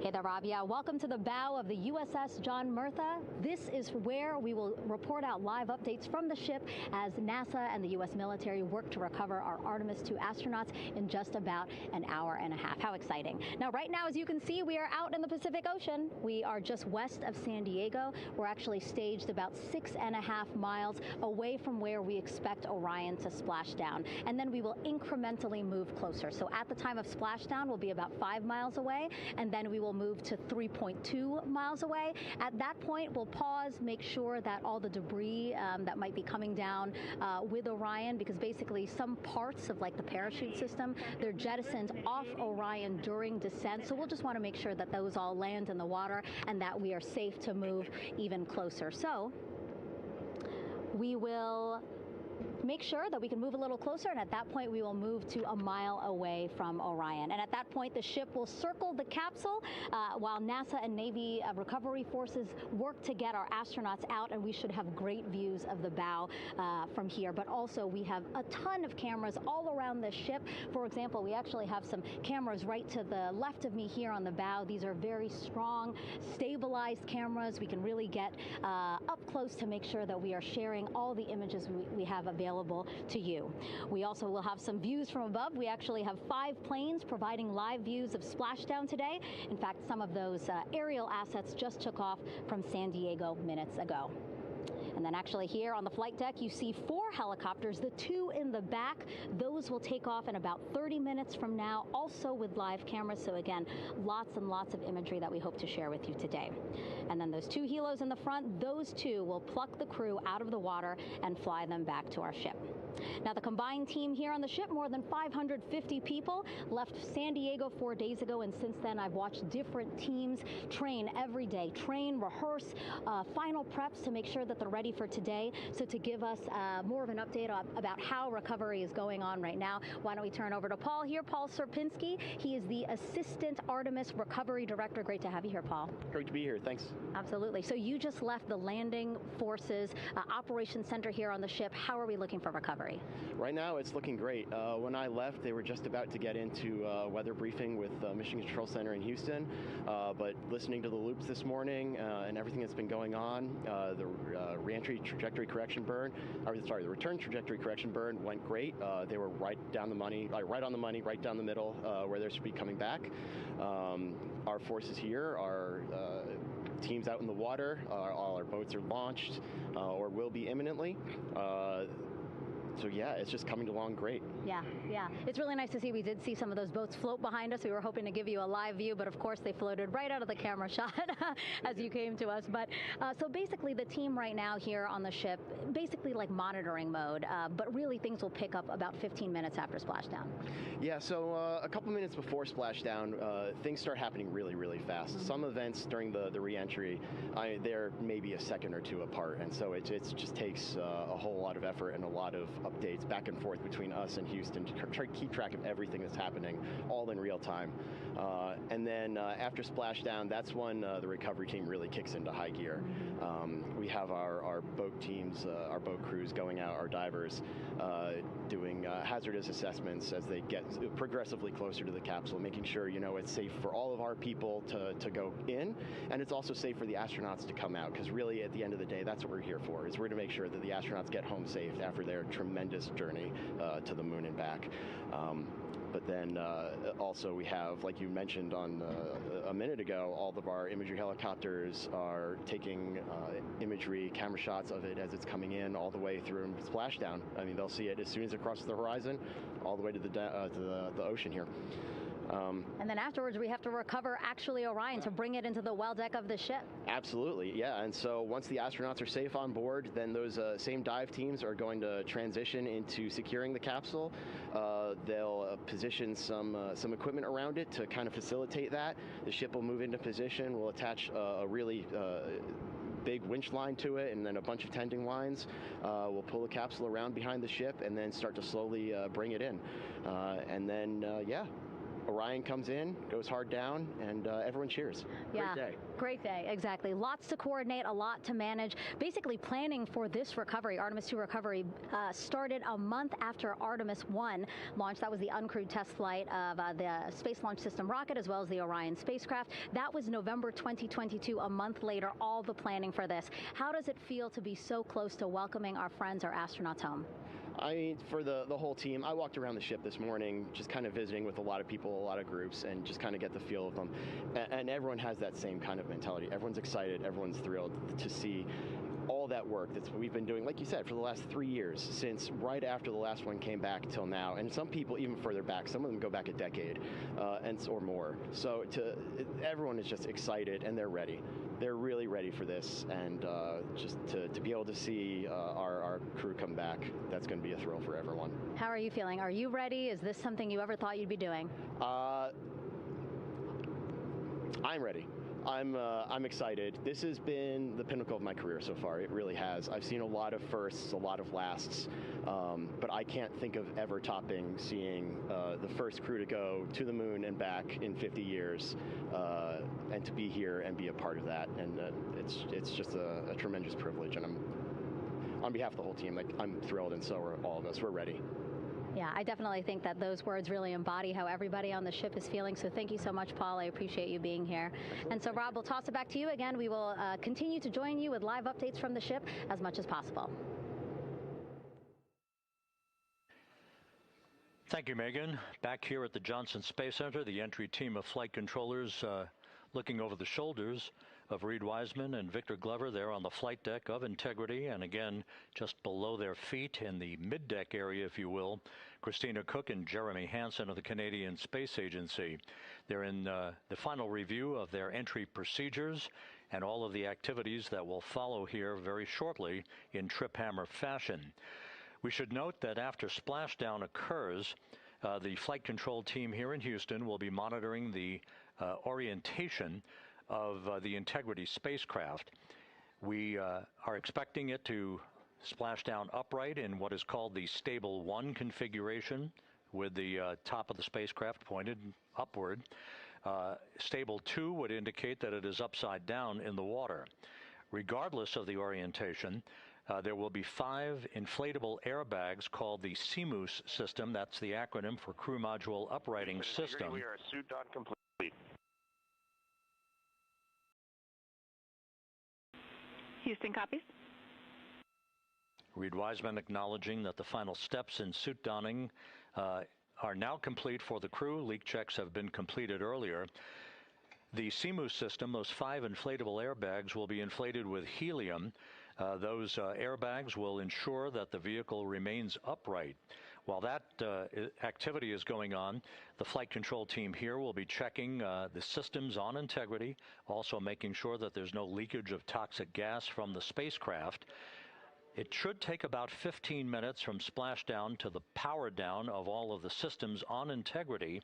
And at that point, assuming everything is in a nominal fashion, then the green light will be given for the Navy recovery teams to begin to make their way closer to Integrity to begin the erection of a large inflatable life raft called a front porch that will be buttressed up alongside the hatchway to the spacecraft.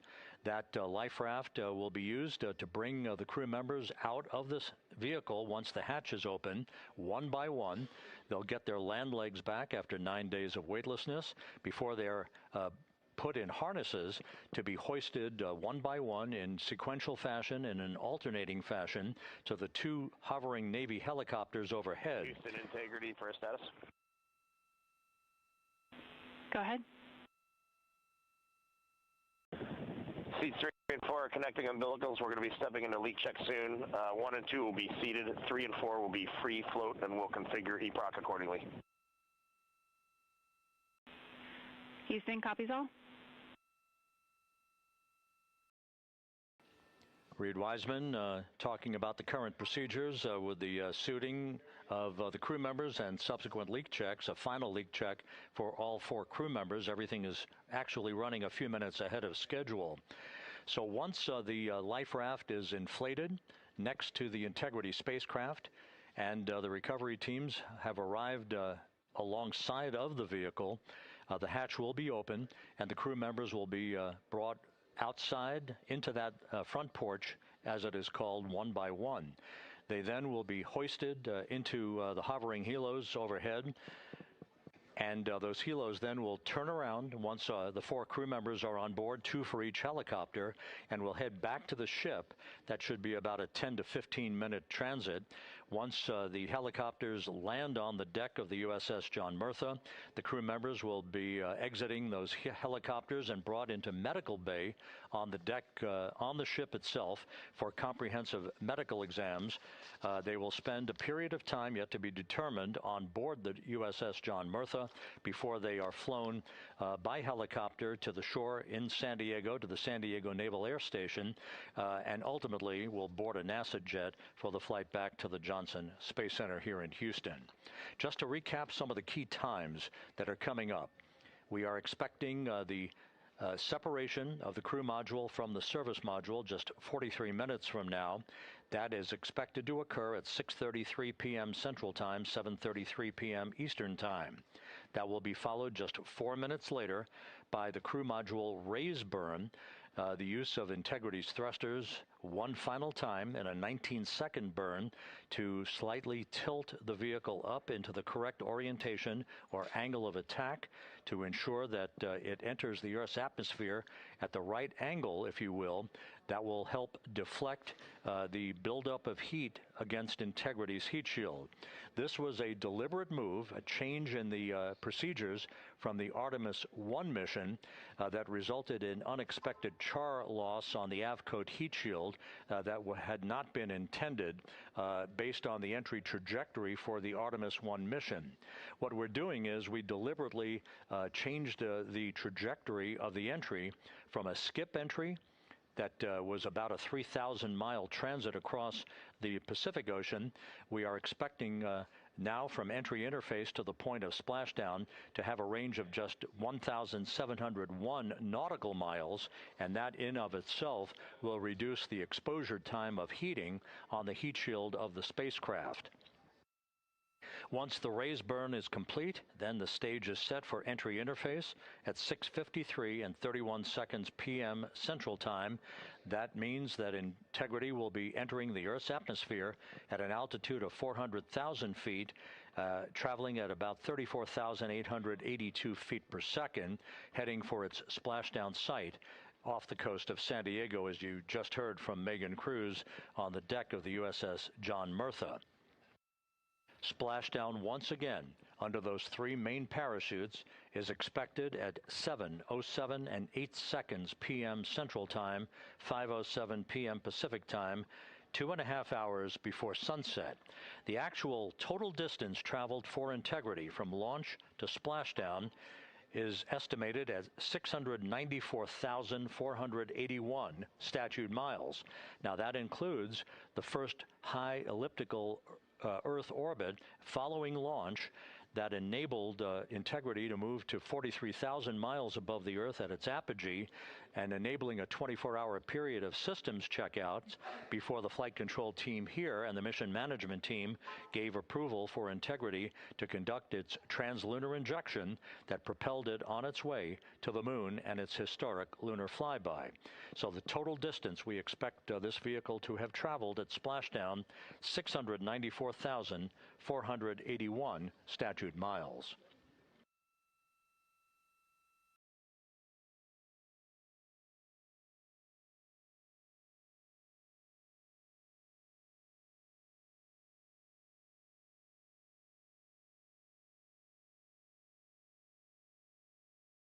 With everything proceeding on track and on time aboard Integrity, the vehicle system's in excellent shape as the Earth grows larger in the field of view. Let's go back to the USS John Murtha and Megan Cruz, who is standing by.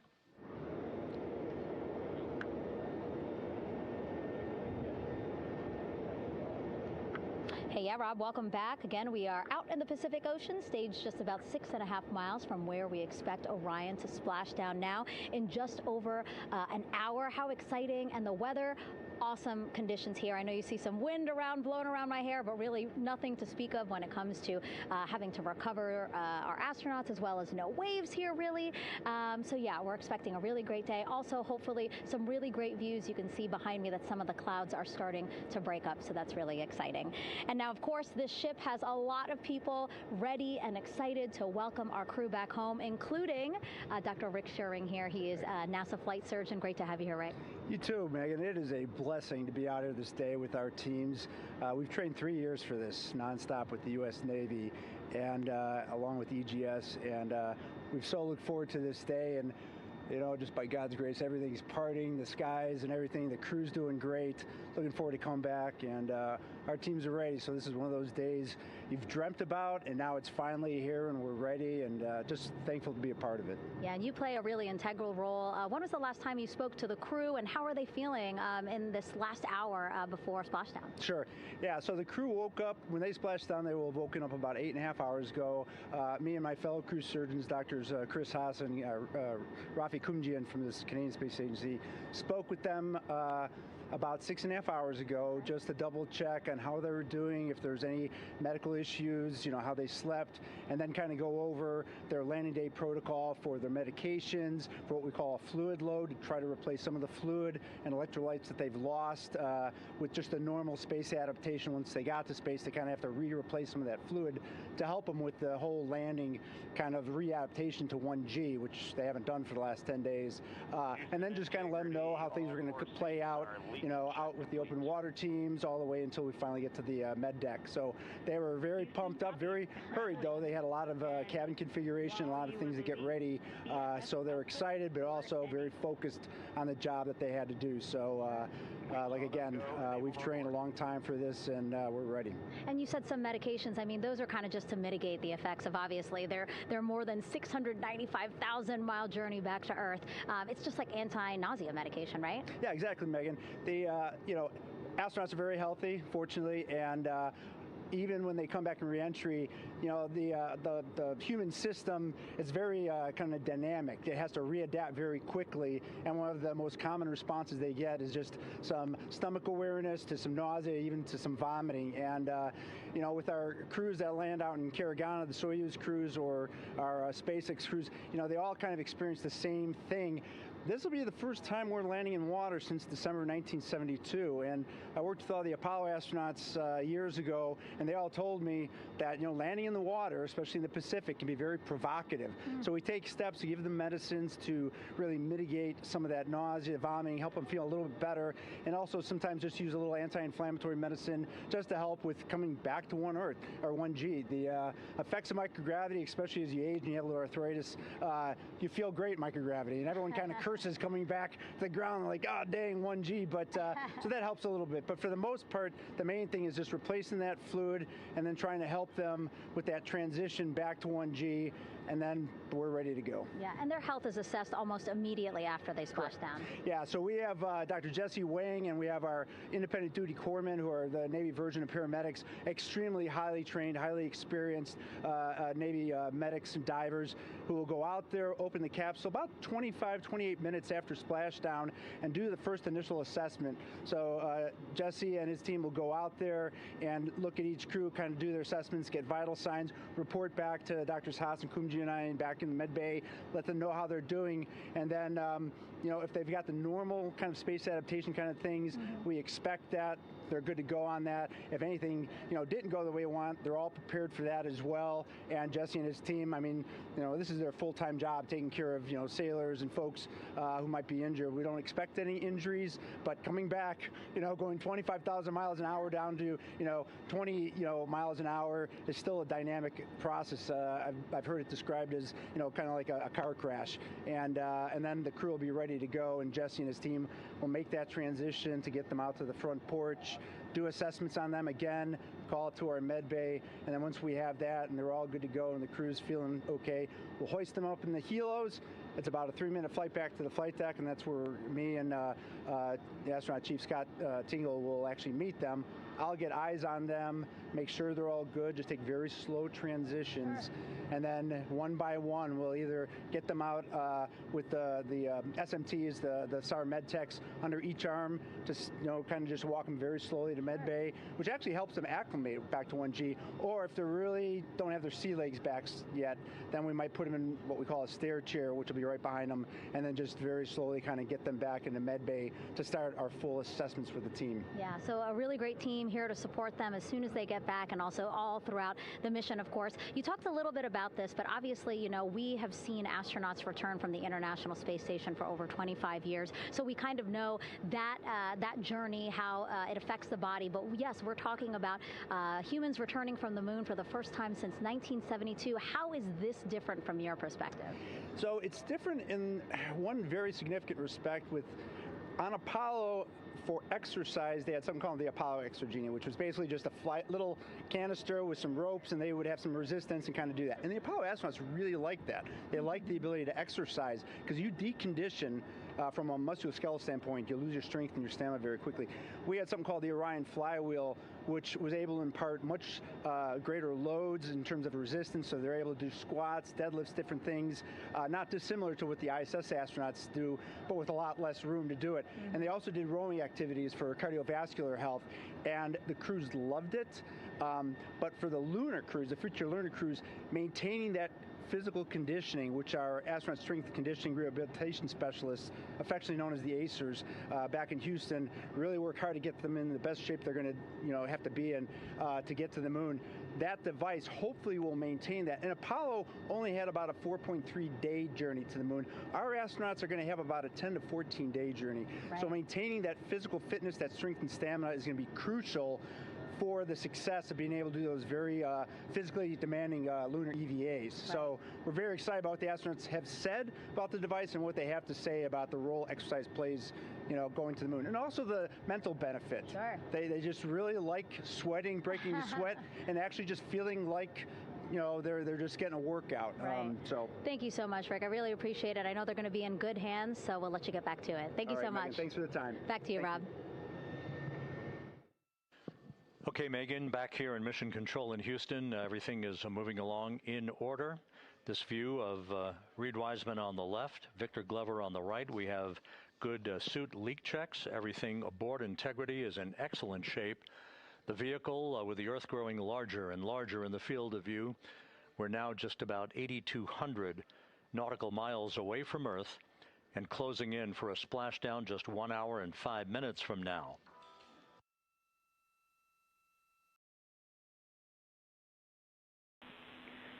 Integrity, just under a minute till your GPS maneuver initiates, and both GPS units look eager to acquire. Outstanding. Seats 3 and 4 are working on seat strap in now. Houston copies. Once again, as we start to close in on some of the major milestones, the first one coming up in just 31 minutes. And Integrity, just confirming the LCG gas trap was able to be closed out. Affirmative. Copy.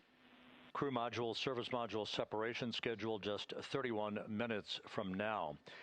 The key point of interest, of course, will be the performance of Integrity's heat shield during its high-speed entry back into Earth and the peak heating that is expected around the spacecraft of some 4,000 to 5,000 degrees Fahrenheit. On Artemis 1, as I think most folks know by now, we flew a trajectory known as a skip entry, in which we performed an initial dip into the atmosphere to bleed off some energy. Then we skipped out of the atmosphere and dipped back into the atmosphere before splashing down in the Pacific. But after the mission was over with, we noticed unexpected liberation of some of the charring effects on the heat shield known as AVCOAT.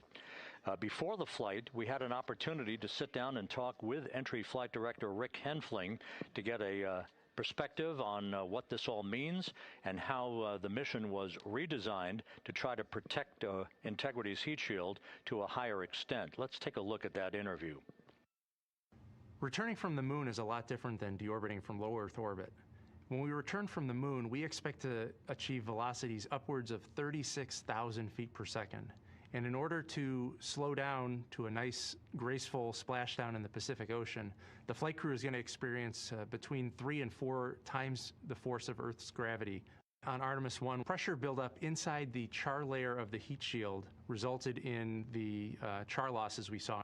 NASA established a Tiger team whose job was to investigate the cause of the problem and then make recommendations on how to fly the Artemis 2 mission safely and successfully. And so for Artemis 2, we are going to fly a profile that ensures the spacecraft will not see that same type of pressure profile. And so the char losses seen on Artemis 2 will not be like the ones that we saw on Artemis 1. Rick Henfling indicated that the orientation of the spacecraft and the shortening of the distance of transit to the splashdown zone from the point of entry interface when we reach the top of the Earth's atmosphere, which will be coming up at 6:53 and 30 seconds p.m. Central Time, should do the trick in minimizing the deleterious forces against that heat shield that were noticed on the Artemis 1 mission. We think we see a beautiful sunrise over the west coast of Australia.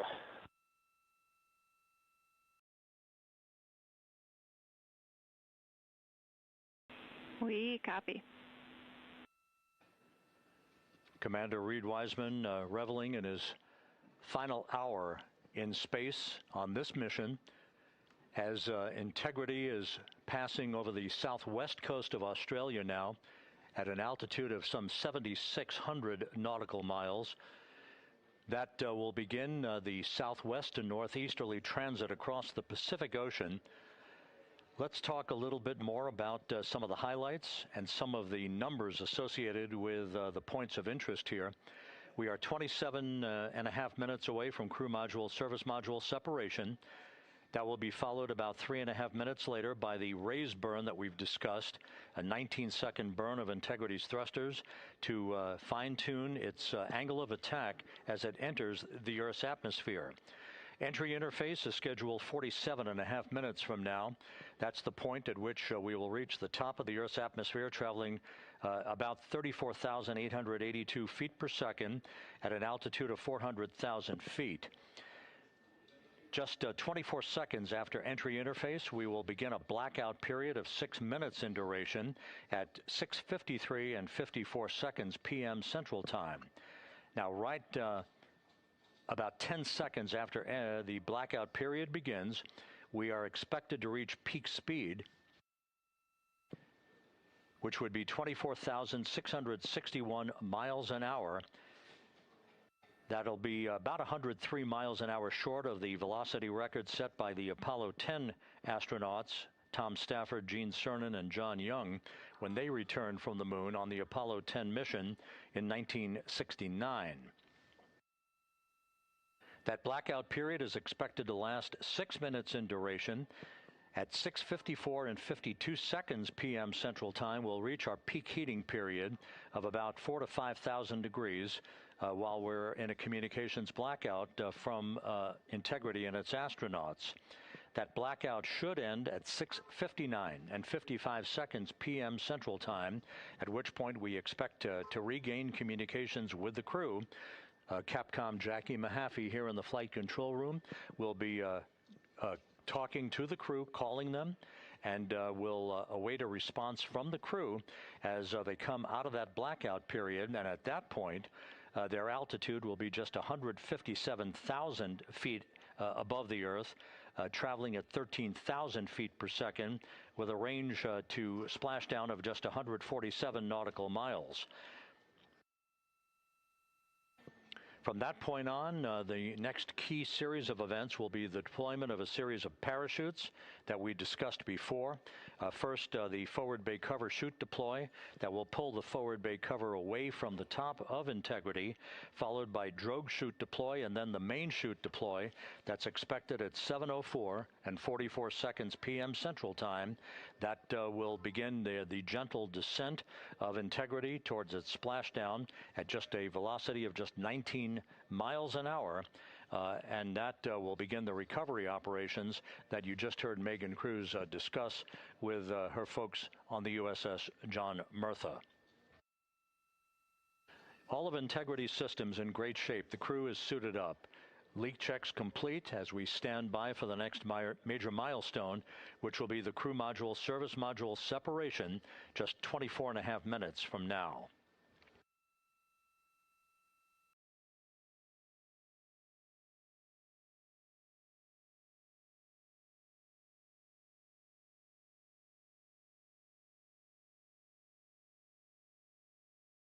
All of the activities from the start of entry interface to the point of splashdown will be quite rapid fire, just 13.5 minutes from the point at which we begin descent into the Earth's atmosphere till splashdown.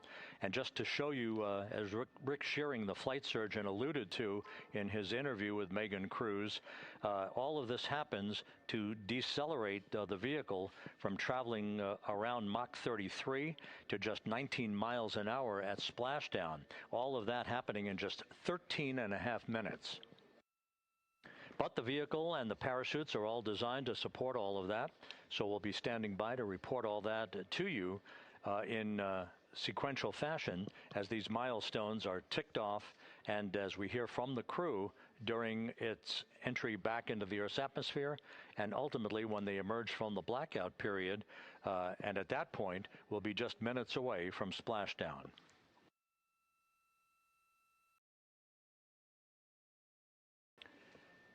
So with all of those preparations ongoing, we can return here briefly for another report from the USS John P. Murtha and Megan Cruz. Megan?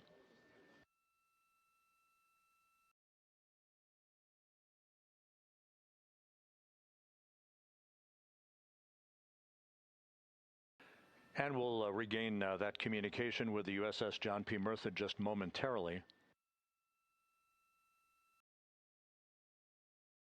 In the meantime, everything is on track aboard Integrity, the flight control team here in Houston, led by Entry Flight Director Rick Henfling.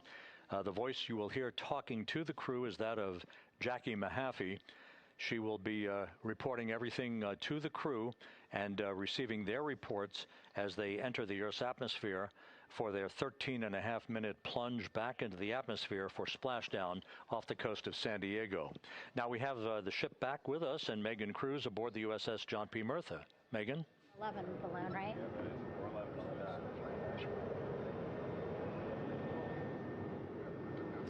Hey, Rob, yeah, the excitement is really building here on the ship. I'm watching right now one of the weather balloons being lofted up from the ship. Again, weather balloons, very important for us to make sure that we are tracking the right kind of weather and also the data that's needed for what's called our Sasquatch team. Again, it's a team out of NASA that basically makes sure that the debris that comes off of Orion, again, some of those pieces of the parachute system, make sure that they don't fall on us here in the sea, and also our aerial assets, our folks in helicopters. So watching that float away right now. But with me right now is Captain Eric Kenny. He's the commanding officer of the John P. Murtha naval ship. Thank you so much for being here. There are so many moving parts that you have to keep an eye on. That's absolutely right, yeah. But first of all, on behalf of the crew of USS John P. Murtha, Megan, thanks for having me on today. Happy to tell you what we're doing and excited to get the interview started. Yeah, absolutely. Why don't we actually take a look at the flight deck here? We'll start there. Basically, we also, while watching this weather balloon float away, we noticed all 4 helicopters leave the flight deck. We now have an empty flight deck. We had 2 imagery helos as well as the 2 crew helicopters that will go recover the crew. This is just one of the many things that, again, our ship of 550 people, it's something that you oversee as commanding officer. Yeah, absolutely. Every commanding officer, I would say really every naval service member, our priority is always safety. And as the commanding officer, I take that as one of my primary roles here on board. Mission accomplishment is important, safety always. So my day really has, I would say my message to the crew has sort of changed over the past 24 hours. As we're leading up to today, we've been building up the excitement and motivating the team for the training that we've executed. But really over the past 24 hours, now I'm trying to get us to slow down a little bit. Trust our training, right? Don't believe all the hype. Don't believe everything that's going on. Just let's trust what we've done to get to this point.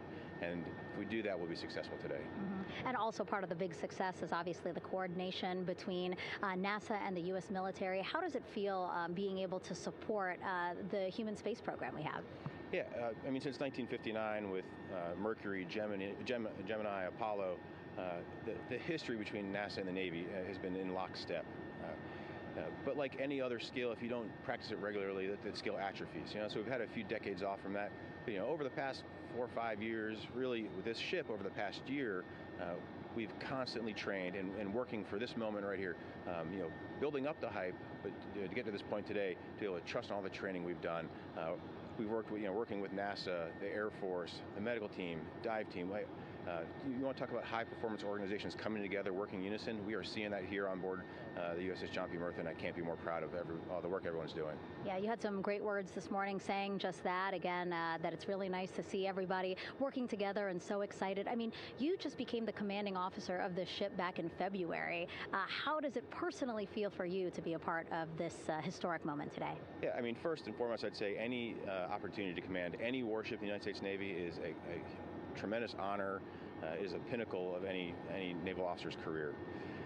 That being said, as my change of command was approaching, and I realized that Artemis was going to be in the window here, to say that I'm humbled and honored to be here is an understatement. What really just excites me is the opportunity to see this crew, who has been training so hard over the past year plus, come together. It is what inspires me. Listening to NASA and the ownership and pride they take. They make my crew better. I think we're making NASA better together. That synergy is something that I'm happy to see and hopefully take forward with me in my career. Yeah, it's all about partnerships. We couldn't do it without you, and we couldn't have gotten to the moon without our international partners as well. So thank you so much, Captain. It was really great to have you here today. Thanks, Megan. Awesome. All right, Rob, back to you. Thank you, Megan. Back here in Mission Control in Houston. We just had a quick view of the crew. We'll get that view back, and there they are again. Here in Mission Control, the entry team of flight controllers led by Rick Henfling and Jackie Mahaffey serving as the spacecraft communicator. We have just handed over communications links from the Deep Space Network that we communicated with the crew through from the time of the translunar injection burn back on April 2nd. We've just handed back to the Tracking and Data Relay satellite system as we prepare for the crew module service module separation that will take place just 17 minutes from now. With the Earth looming in front of Integrity as it barrels back for a splashdown of the Pacific just 50 minutes from now, we're just 5,700 nautical miles from splashdown. Just one other quick note about the comparison from the Artemis 1 entry profile to the Artemis 2 entry profile and how that is serving as an extra layer of protection for Integrity's heat shield. The Artemis 1 entry had an entry range of some 3,178 nautical miles, a very long downtrack and a very longer period of exposure to heat loads than we're experiencing tonight. It also had that skip entry profile that we discussed earlier, dipping into the Earth's atmosphere, then back out, then back in. It was about 20 minutes of exposure. Integrity, Houston, comm check on TDRS. Jackie, we have it loud and clear on TDRS. We have you the same. And there's one of the weather balloons being deployed from the USS John P. Murtha.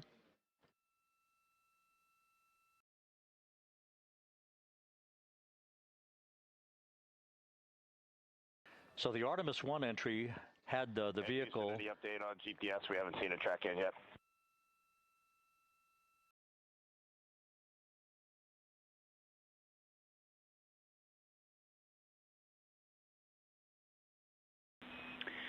Reed, we are watching. We are starting to get into the window where they may start acquiring, so should be within the next 10 minutes. Okay, sounds good. We're holding at step 17 and getting ready for CM-RCS hot fire.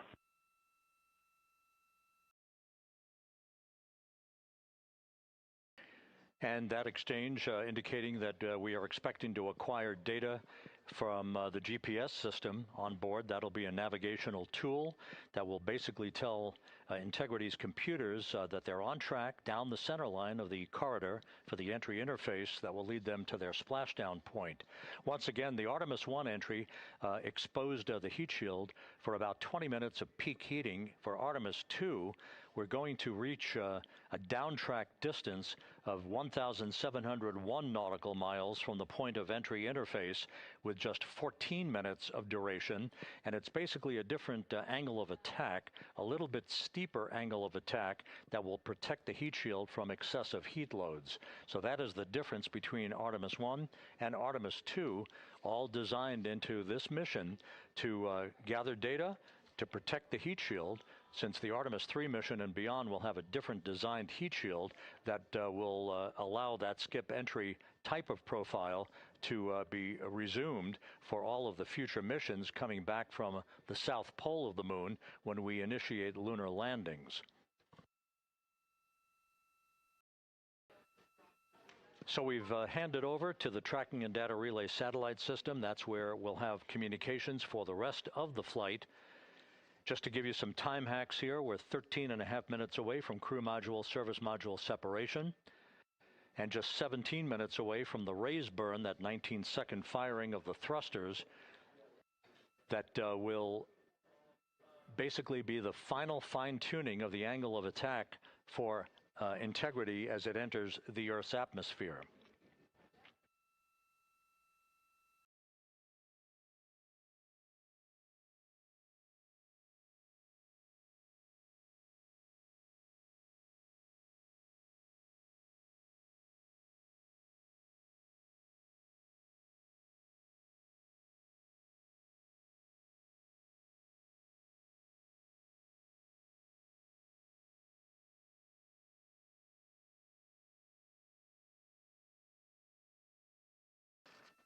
And once again, a dueling box view of some of the assets that are involved in recovery operations today.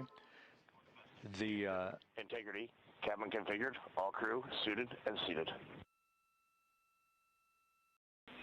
Houston, copies. That confirmation from Reed Wiseman aboard Integrity, as you see the assets being deployed to the splashdown zone. At the time of splashdown, we expect the John P. Murtha to be about 5 miles away from Integrity, keeping a safe distance until we are sure that the vehicle is in the water and upright, and that it is in a good configuration system-wide for the recovery teams to begin to approach the vehicle to erect that inflatable raft. 2 minutes to CM RCS warm-up hot fire. We're ready. That call from spacecraft communicator Jackie Mahaffey indicating that we're 2 minutes away from a quick burst of the reaction control system. Thrusters, that will be a hot fire test prior to the separation of the crew module from the service module.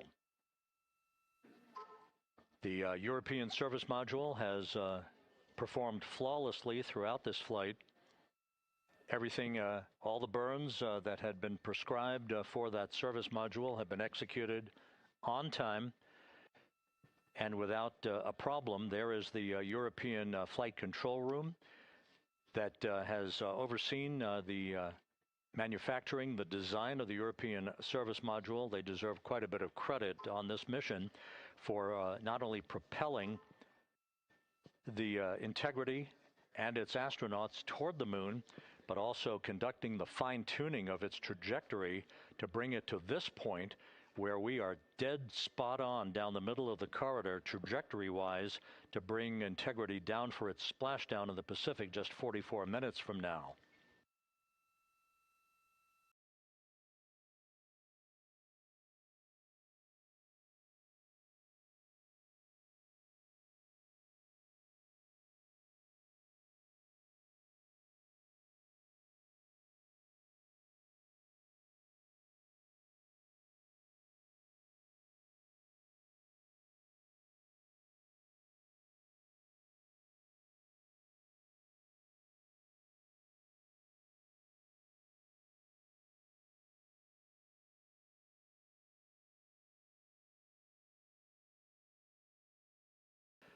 What you're looking at is a computer-generated visualization based on real-time telemetry from Integrity, currently traveling about 16,000 miles an hour.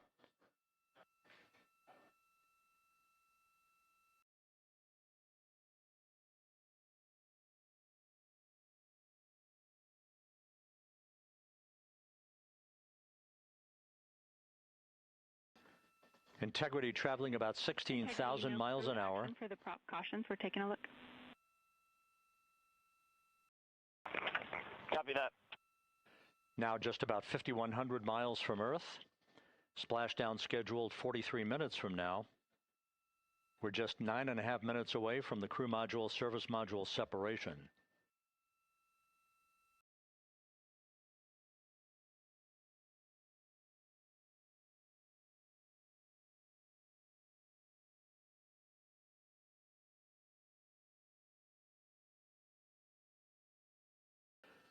We are confirming. Integrity, we are assessing details, but so far looks like a good hot fire. Looks good on board, Jackie. Thank you. And Jackie Mahaffey took the words out of my mouth. I was just about to say that we had a good hot fire test of the thrusters in advance of the crew module service module separation that's coming up just 8.5 minutes from now. This will begin the period in which we will have rapid-fire succession of critical activities on board that will lead to entry interface just 28 minutes from now, where the vehicle will enter the Earth's atmosphere at an altitude of 400,000 feet. The time of entry interface, 6:53 and 30 seconds p.m. Central Time.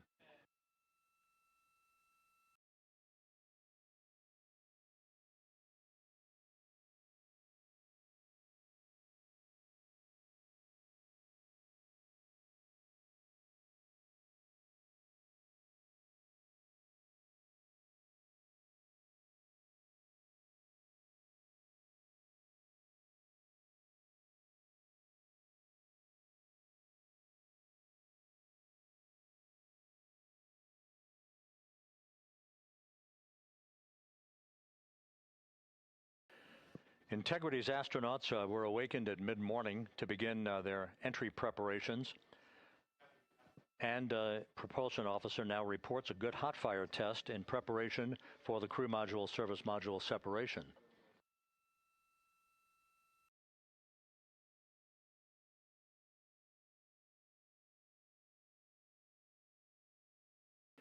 We're now inside 41 minutes until splashdown. Integrity Houston, we have confirmed a good CMRCS hot fire, and although we are not seeing GPS acquired yet, you can skip the troubleshooting steps in 157 for now. Integrity copies.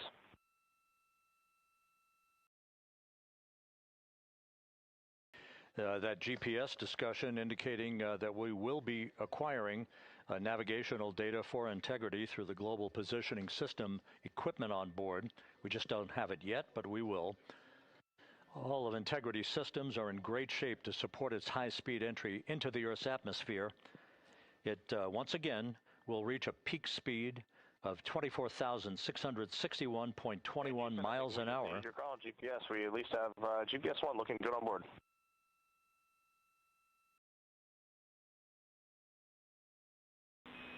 We are confirming.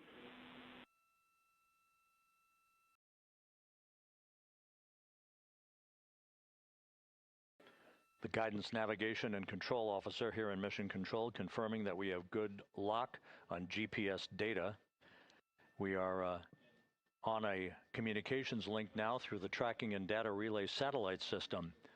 Now, following splashdown, we're going to lose that link and go to what's called a VLDR, a very low data rate communications link, so that we can talk to the crew inside Integrity as they are on the water. Integrity, confirm we do see good GPS. We do too, especially GPS 1 is accepting in nav channels 1 and 3. That GPS data is basically telling Integrity's onboard computers its position relative to the Earth, but its trajectory and its orientation according to flight dynamics and the guidance, navigation, and control officer is spot on. We have now armed the pyros for the crew module service module separation coming up less than 5 minutes from now.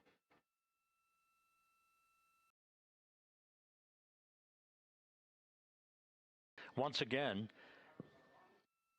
just 10 seconds after entry interface, we will see integrity reaching its peak speed of 24,661.21 miles per hour.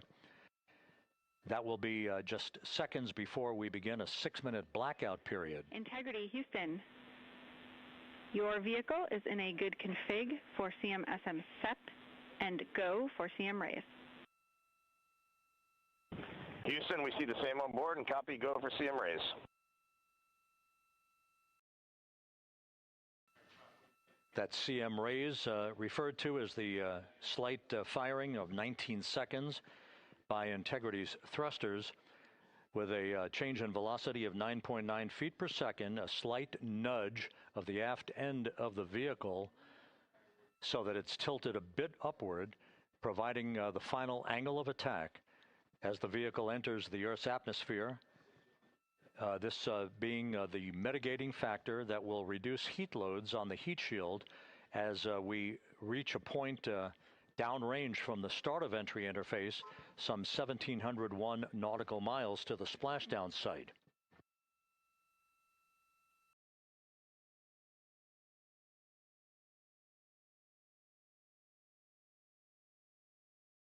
Integrity systems in excellent shape.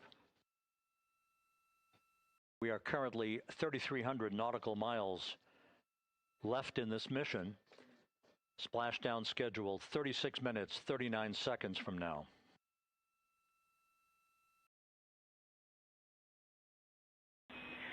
Integrity, Houston.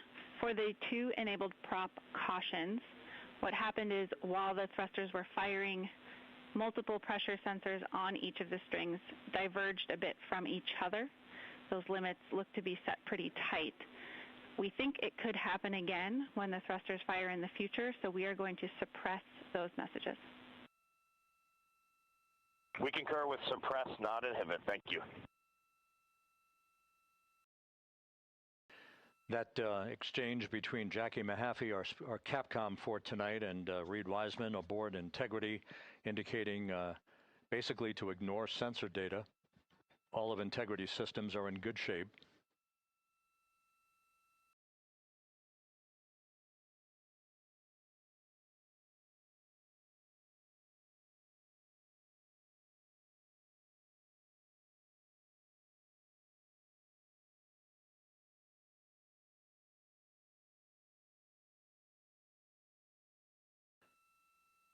Now, coming up on about 90 seconds till the crew module, service module separation.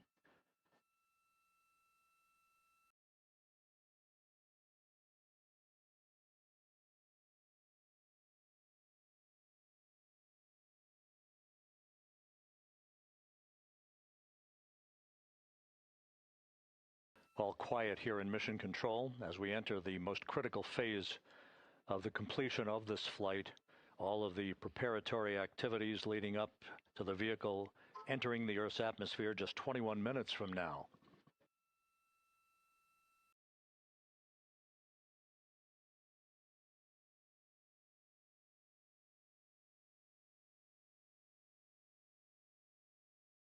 Coming up on 1 minute. Mark 1 minute till crew module, service module separation.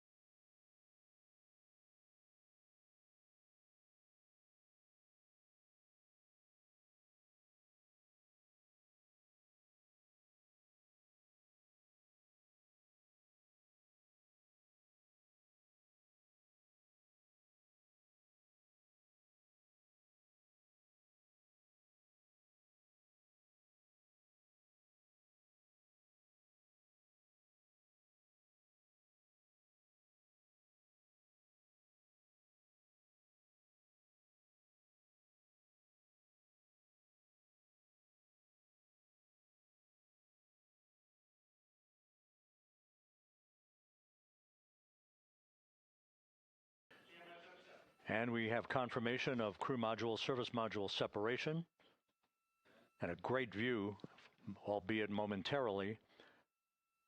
Houston, good step on board. Houston copies and concurs.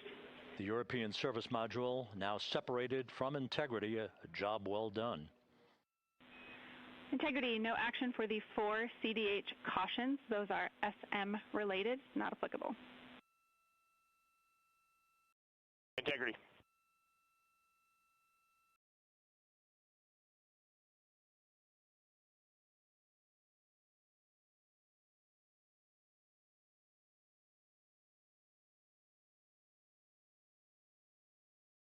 So, with Integrity now flying free on its own for the remaining 32 minutes of this mission, next up, the raise burn, a 19-second firing of Integrity's thrusters. GPS 2.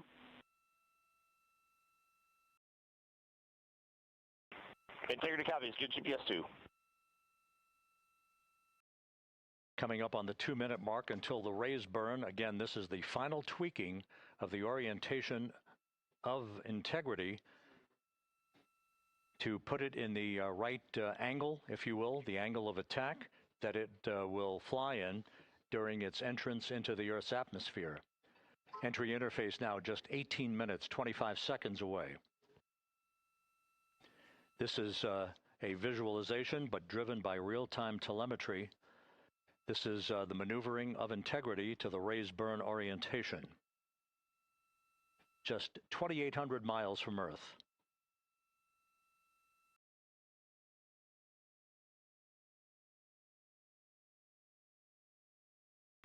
Houston, we got a great view of the European service module out the window with the sun hitting the side and the solar rays and the NASA worm right there. It's a beautiful looking machine. Roger.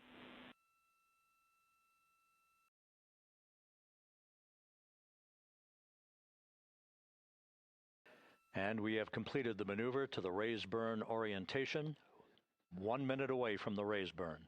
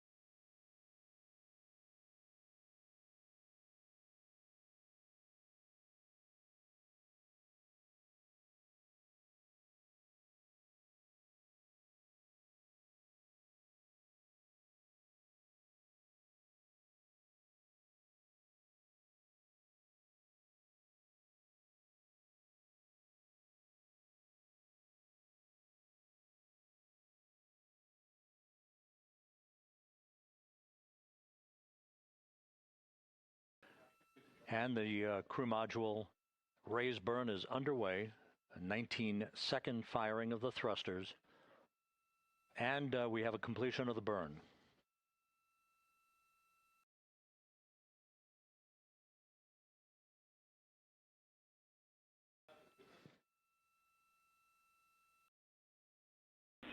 Integrity, good. CM raise burn. Your flight path angle is within limits.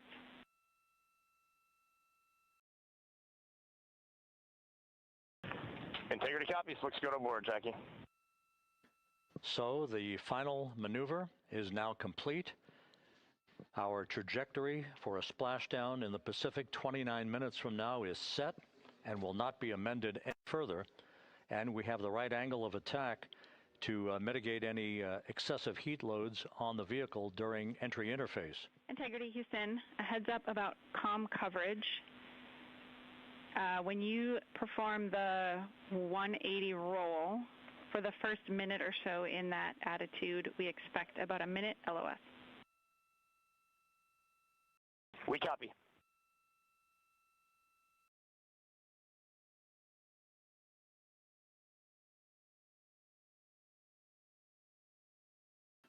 So for those who are watching, The series of events coming up, we will enter the first traces of Earth's atmosphere 14 minutes, 45 seconds from now.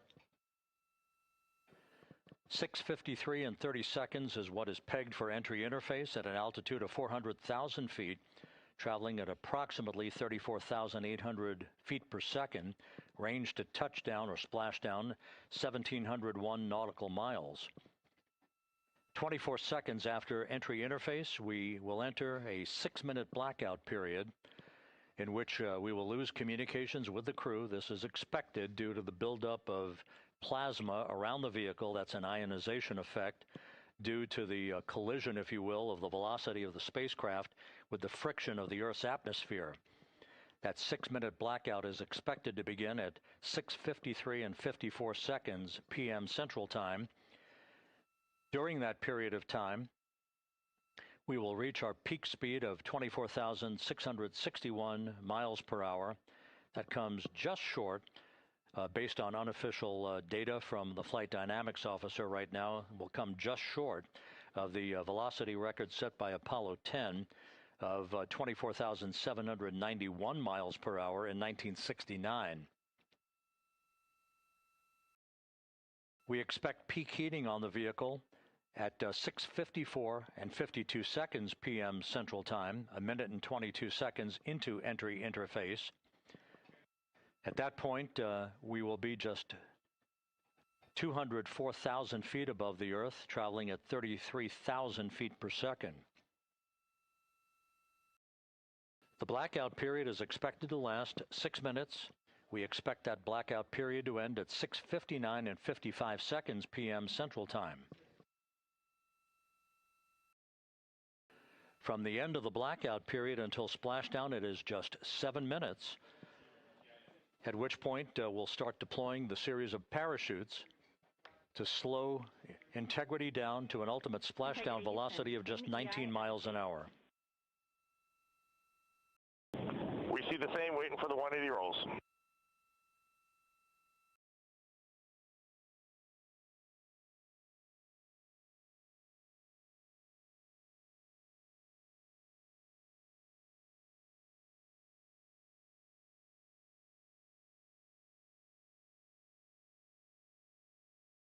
The parachute deployment sequence, once again, will come in several segments, but in rapid-fire succession. And we have a great view of the moon out window 2.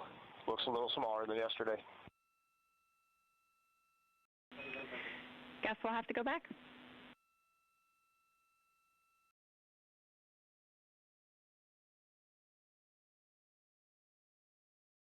Reed Wiseman and Jackie Mahaffey exchanging discussion on a view of the moon that Integrity's astronauts are seeing in the final minutes of this mission that will be completed with splashdown just 25 minutes from now. 3 forward bay cover parachutes will be used to pull the forward bay cover off the top of the vehicle. Then 2 drogue parachutes will be deployed to slow and stabilize the crew module during its descent, followed by 3 pilot parachutes that will lift and deploy the main parachutes from the forward bay. The final sequence will have 3 main parachutes deployed. These will be 116 feet in diameter, each main parachute approximately 265 feet long when reefed. The parachutes will ultimately slow Integrity down from its peak speed of almost 33 times the speed of sound to a gentle 19 miles an hour at splashdown.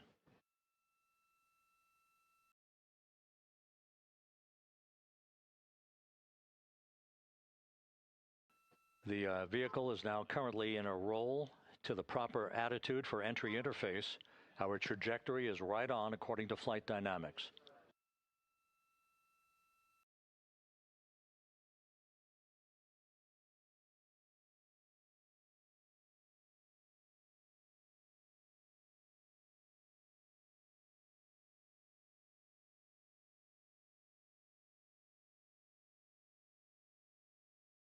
Integrity is on a trajectory from southwest and northeast across the Pacific Ocean, descending at a rate of 15,000 feet per second.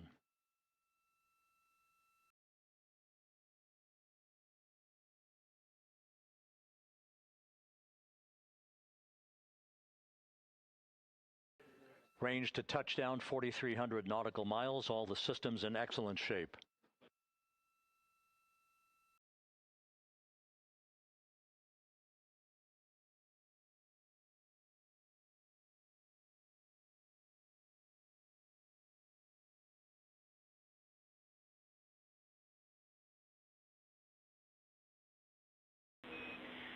Integrity, Orion in the EI roll 180 attitude.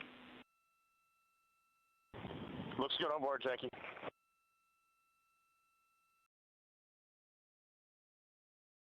This view out of one of Integrity's windows. We had a call for 3 good baros. Those are barometric pressure sensors that feed altitude and rate of descent information to Integrity's computers that will trigger the parachute deployment sequence. We are less than 9 minutes away from entry interface, 22 minutes from splashdown.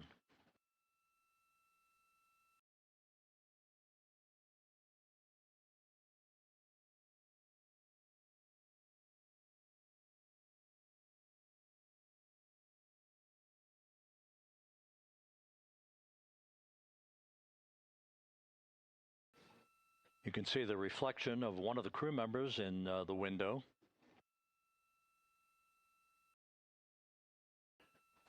Out in the Pacific, the weather conditions remain go.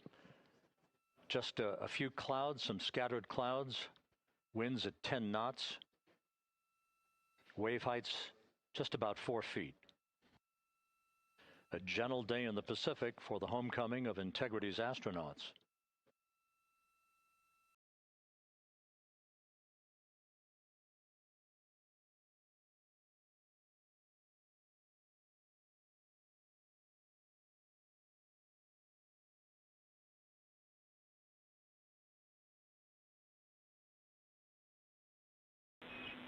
Integrity back in EI attitude.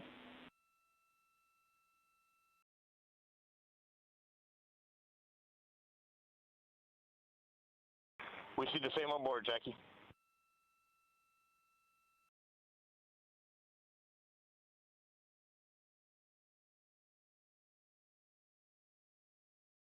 Houston, purge is complete. Crew and vehicle are configured for entry.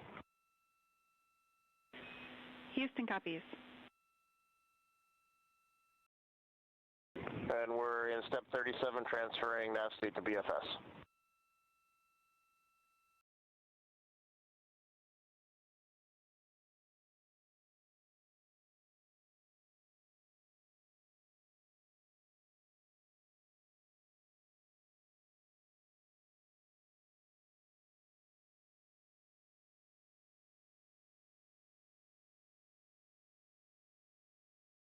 And Houston, in instruction 509, we are not below 0.2.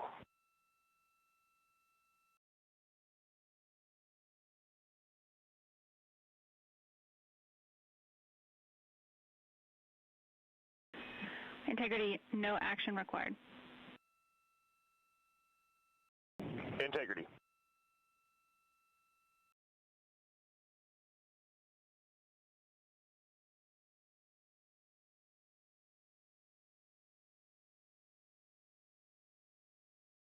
Now 6 minutes away from entry interface. We will hit the first traces of Earth's atmosphere at an altitude of 400,000 feet, traveling about 34,882 feet per second. Range to splashdown at that point will be 1,701 nautical miles.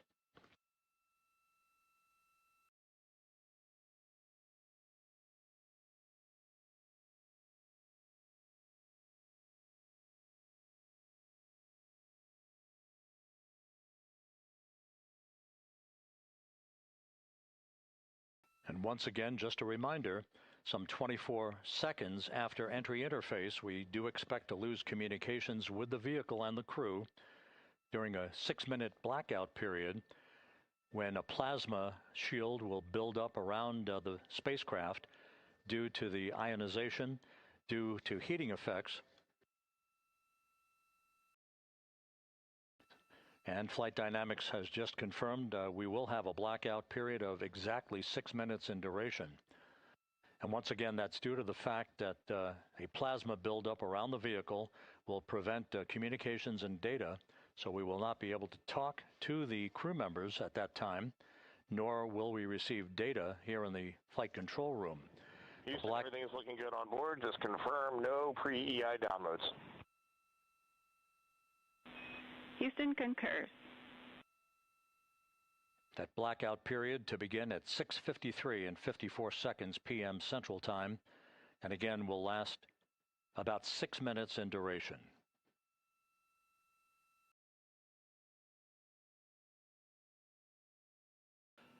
We're 4 minutes away from entry interface.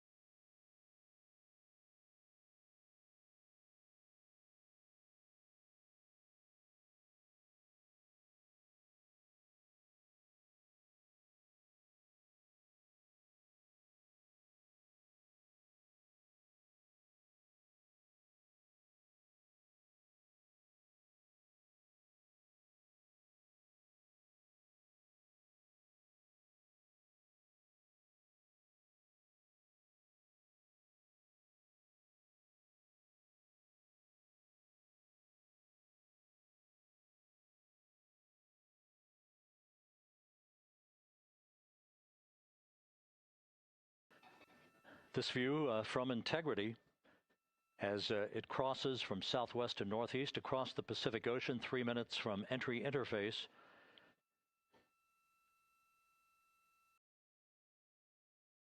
"16.5 minutes till splashdown."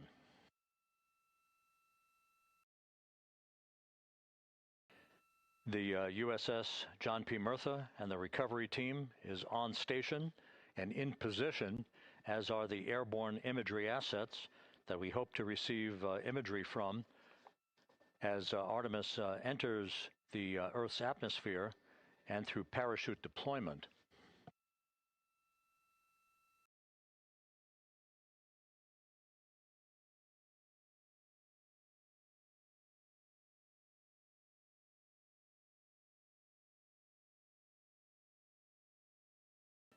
All of Integrity's systems are in great shape. The crew is ready to complete its mission just 15.5 minutes from now. All of the activities today have gone off in perfect fashion. No issues with the vehicle, no issues with the crew. And the weather at the splashdown site is go.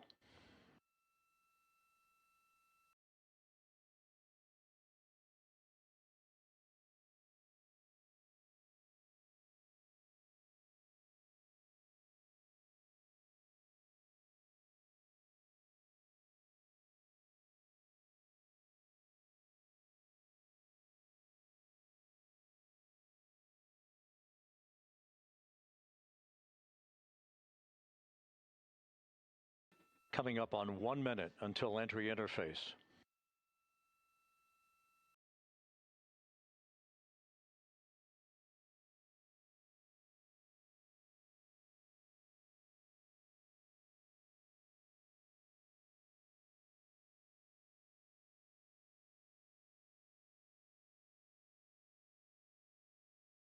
Mark 1 minute until entry interface.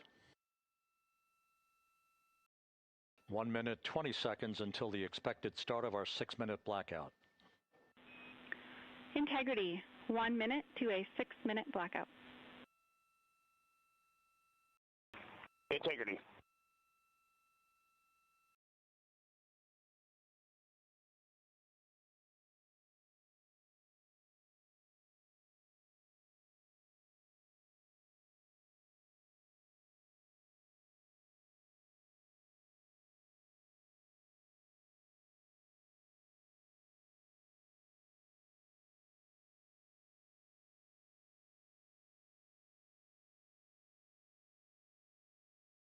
Ten seconds till entry interface.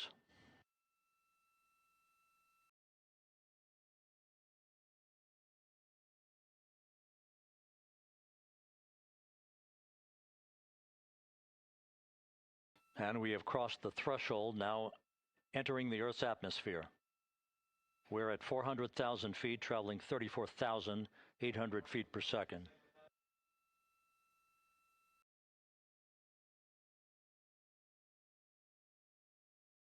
Time to splashdown, 13 minutes, 10 seconds.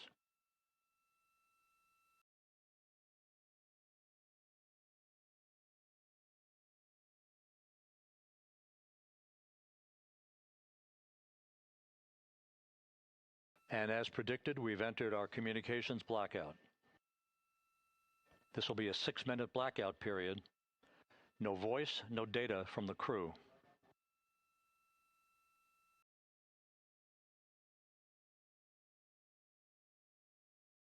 We're 30 seconds away from the anticipated point of peak heating on the vehicle, where temperatures will rise to about 4,000 to 5,000 degrees Fahrenheit. This is the true test of our trajectory.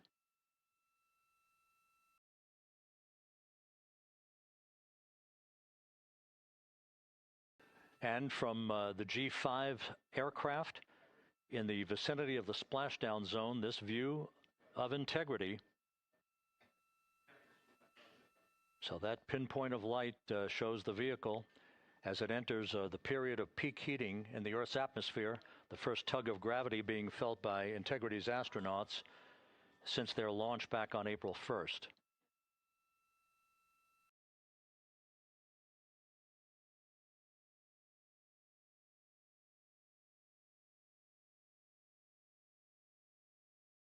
Four and a half minutes until the end of the blackout period.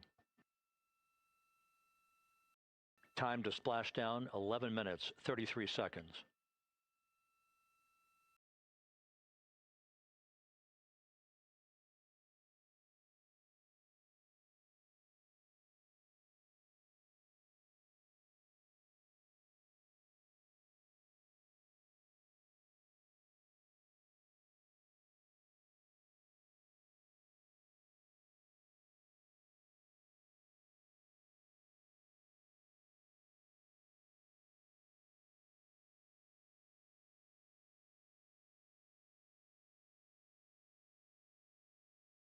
The landing and support officer reports that the P-3 has acquisition on Integrity.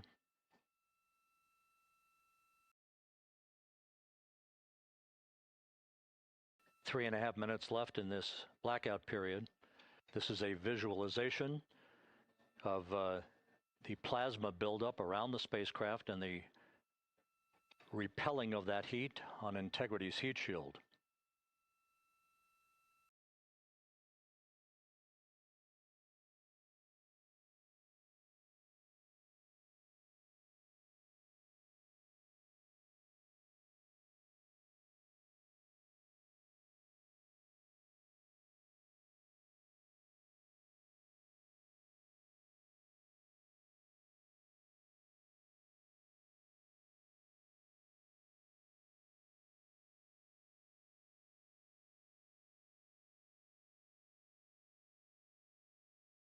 Flight Dynamics reports that airborne assets in the vicinity of the splashdown zone do have a visual on Integrity. Still 2 minutes and 40 seconds left in our blackout period. Time to splashdown, 9 minutes, 35 seconds.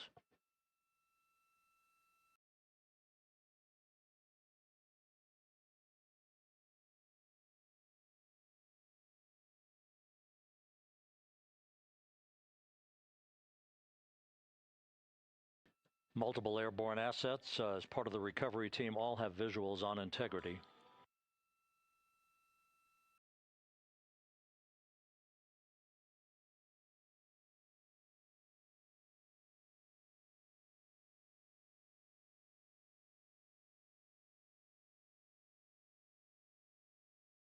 And the WB-57 flying in the splashdown zone also has a visual. And the Navy helos also have visuals.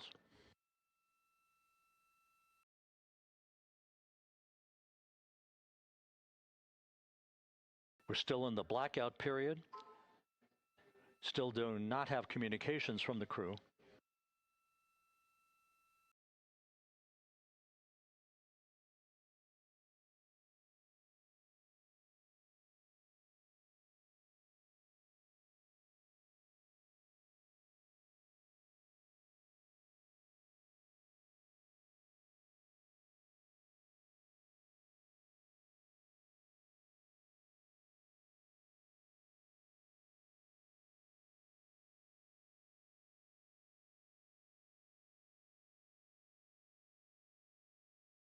We're standing by for communications from the crew.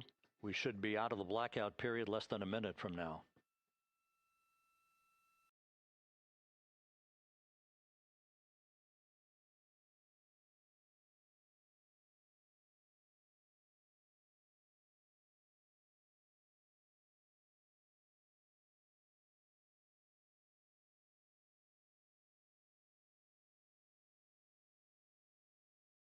We are now processing data from integrity.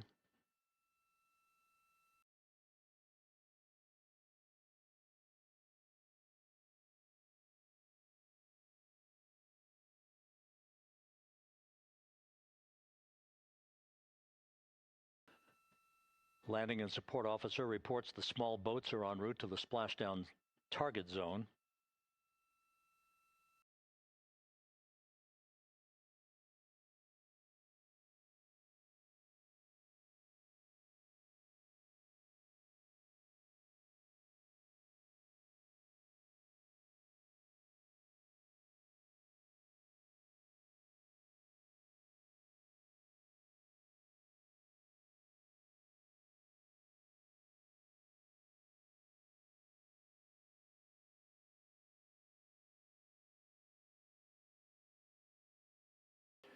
Passing through 150,000 feet, our trajectory is perfect.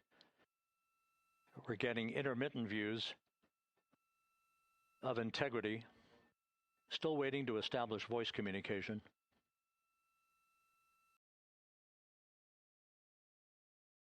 Integrity, Houston, comm check, post-blackout. Houston, Integrity, we have you loud and clear. Your trajectory is nominal, and your recovery teams have visual. Guidance looks good. No action for the enabled internal camera controller fail. Big cheers from the viewing room here in Mission Control as voice communication reestablished with Commander Reed Wiseman. For America and a waiting world, Integrity is 5.5 minutes away from coming home.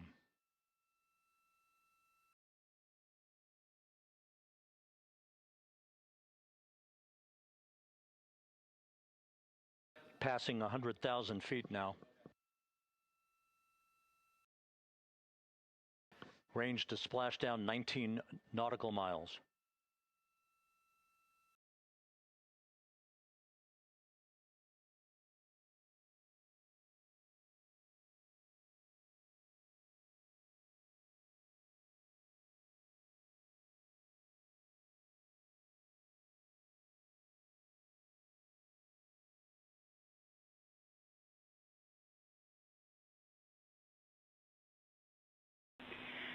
Integrity, impact to the camera controller fail is no Cab 1 views of the chutes.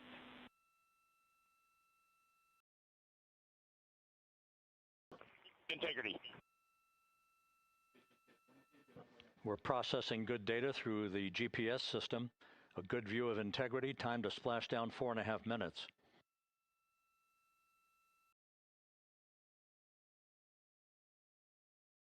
And a view of Integrity from the WB-57. We're at 50,000 feet.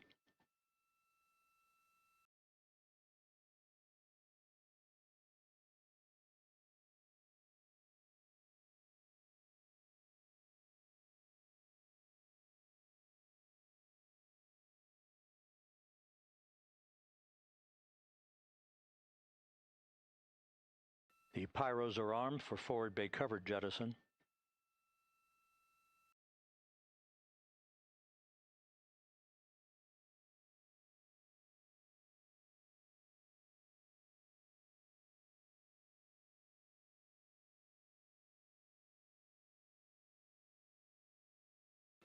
And there go the first series of parachutes.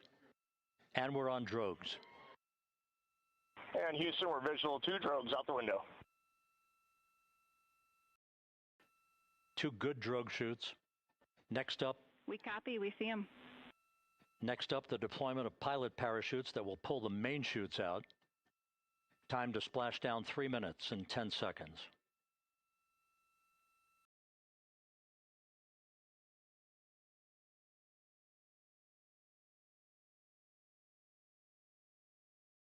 Perfect descent rate according to flight dynamics. Good rates on 2 drogues. We see the same on board.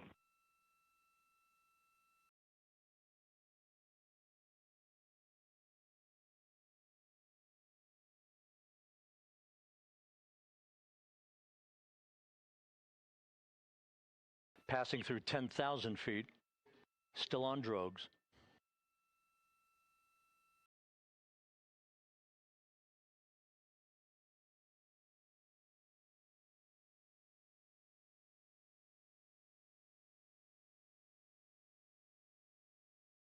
Main chute deploy. We're at 5,000 feet.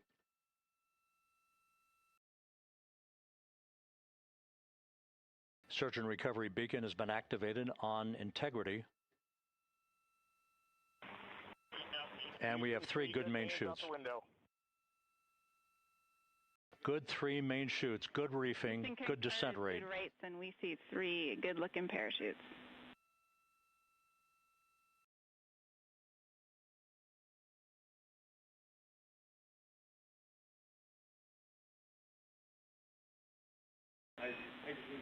Integrity. Cabin pressure indicates no need for hydrazine checks.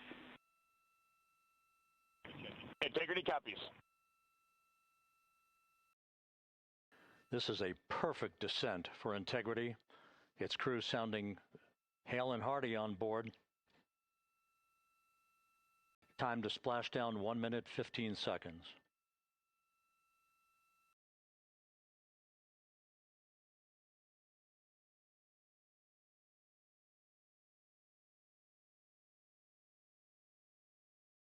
Integrity about to complete a journey spanning 694,481 miles from its launch from the Kennedy Space Center back on April 1st, and a trip around the moon.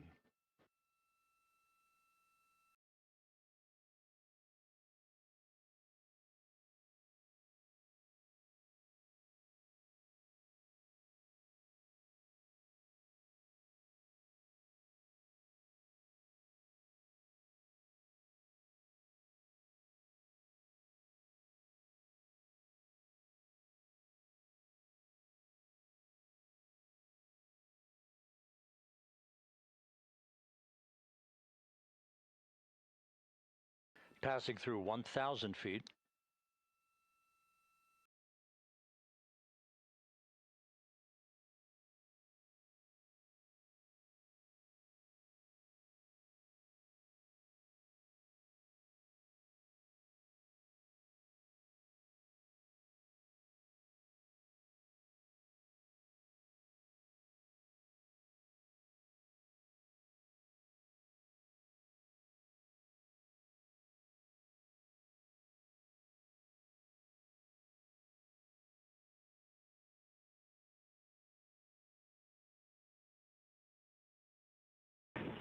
Integrity, splashdown, sending post-landing command now. Splashdown confirmed. Copy splashdown, waiting on VLDR. Splashdown confirmed at 7:07 p.m. Central Time, 5:07 p.m. Pacific Time. From the pages of Jules Verne to a modern-day mission to the moon, a new chapter of the exploration of our celestial neighbor is complete. Integrity's astronauts back on Earth.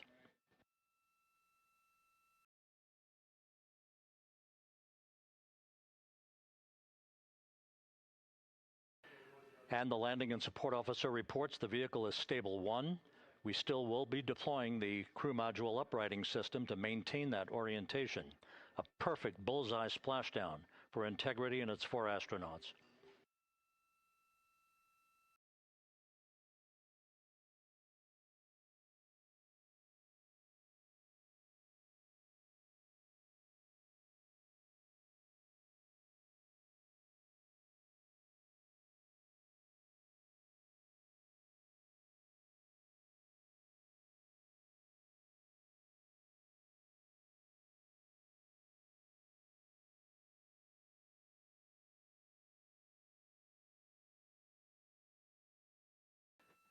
The unofficial splashdown time, 7:07 and 47 seconds p.m. Central Time. We'll get that refined for you. That would put the end of the mission at a mission elapsed time of 9 days, 1 hour, 31 minutes, 35 seconds.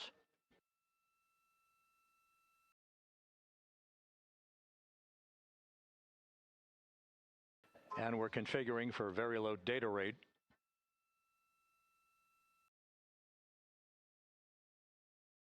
Once again, splashdown occurring in the Pacific, southwest of San Diego at 7:07 and 47 seconds p.m.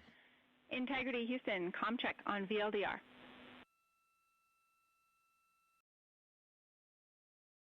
Houston, we have you loud and clear on VLDR. How else? We have you the same. We'll meet you over in post-landing. Perfect communications established. A journey. We are stable 1, 4 green crew members. Houston copies all. Reed Wiseman reporting 4 green crew members. That is not their complexion. That is the fact that they're in great condition. That's what that means. So stable 1, upright. The crew module uprighting system is being deployed. The 5 airbags being inflated through helium to maintain the upright configuration for the vehicle. This was a textbook entry and a textbook touchdown for Integrity. Reed Wiseman, Victor Glover, Christina Cook, and Jeremy Hansen back on Earth after a journey around the moon.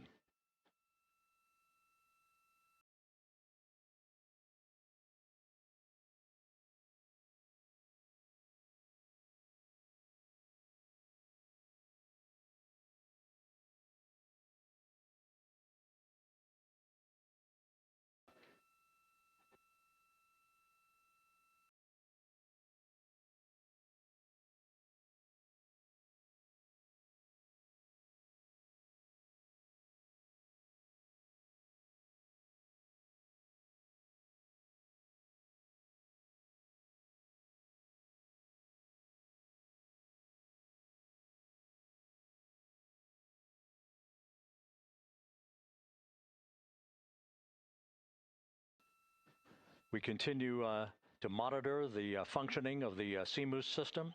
The airbags are being inflated to maintain a stable 1 or upright configuration. And there's a good view from one of the naval helicopters hovering overhead. Reed Wiseman reporting 4 green crew members, meaning they're all in excellent shape.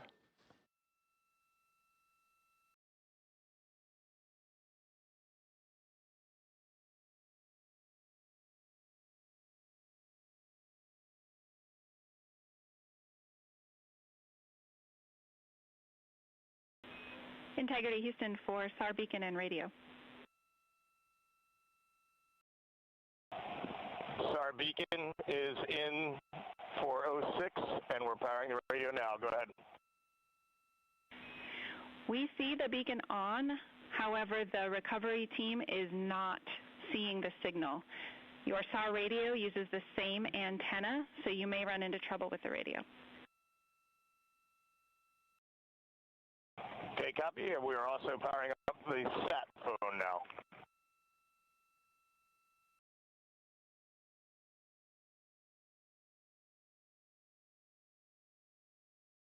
So Integrity is in great shape, and as the crew continues its post-splashdown timelined activities on board, Reed Wiseman once again reporting that all 4 crew members are in excellent shape. And we have 5 inflated airbags to maintain an upright configuration so that the recovery team can now begin a slow approach to the vehicle.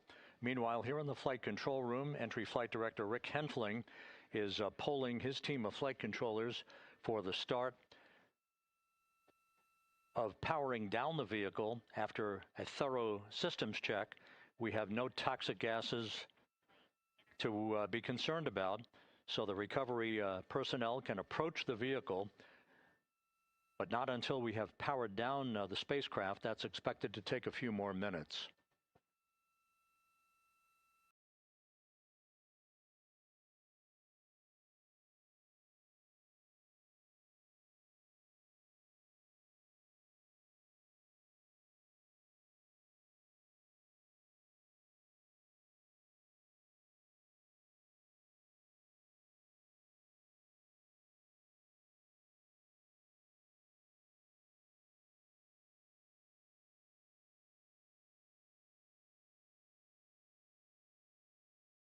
Integrity back on Earth following its historic flyby of the moon.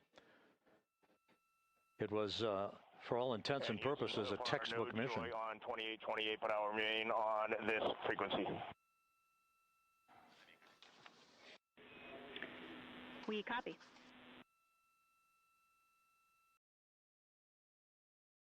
Reed Wiseman indicating some trouble with the SARSAT phone on board, but that's not an issue. What is more important is that the vehicle is solid. No issues as we begin the power down of the vehicle to begin the recovery process.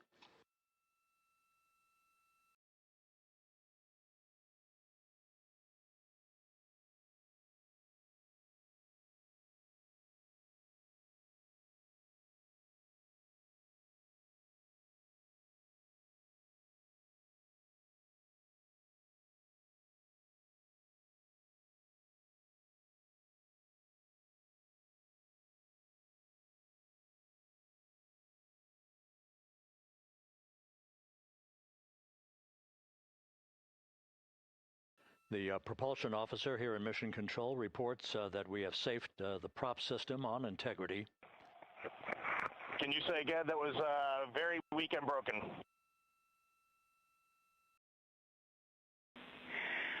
Integrity, Houston did not call.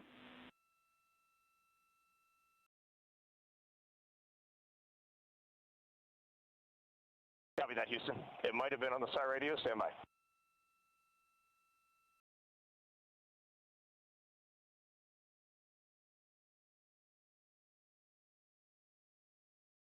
All of the milestones were executed in perfect fashion.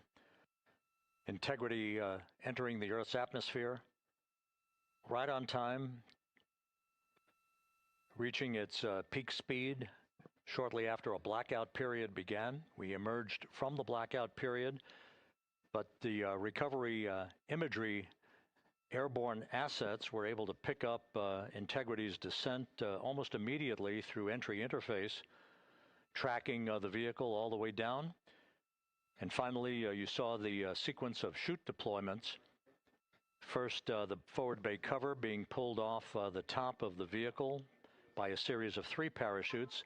Then the drogue chutes were deployed, followed by the 3 main chutes that slowed the splashdown velocity of Integrity to just 19 miles an hour.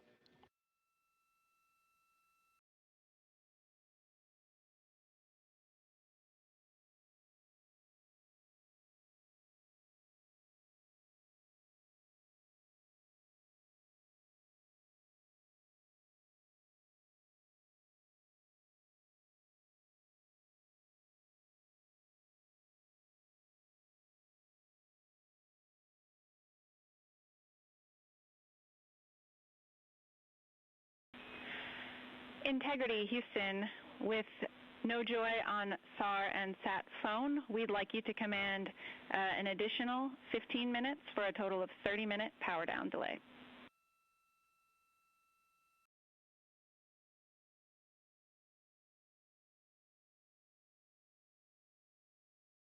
All right, Jackie, we have selected T/D+30. No joy on SAR radio or sat phone. And stand by, we have the master diver on SAR radio. Please hold comms. Hey, Lily. Excuse me. Hey, Jackie, we just got the master diver on SAR.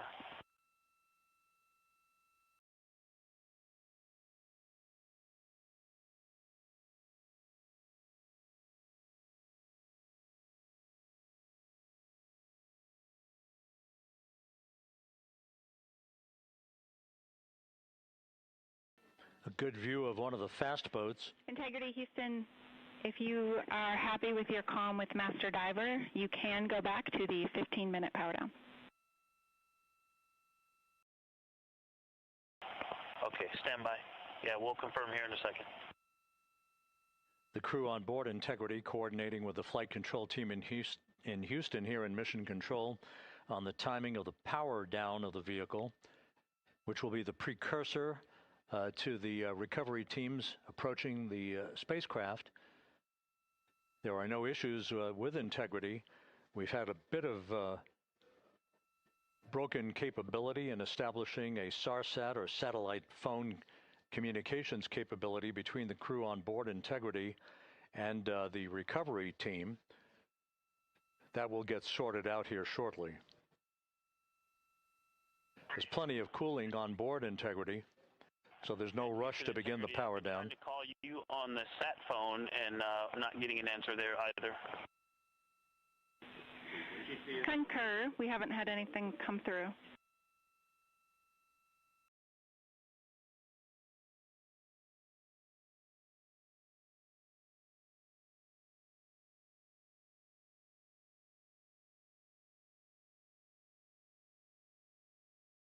And Houston, if you could relay to recovery that we hear them, but it does not appear as though they are hearing us.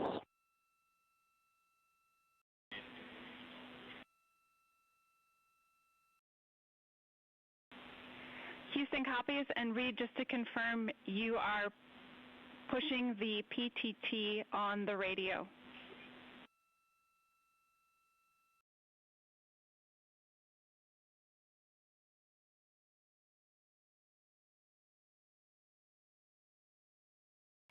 So as we continue to sort out the communications between Integrity and the recovery teams, we are standing by for the initiation of the power down procedures that, as you see, the recovery teams are moving towards the side of the capsule.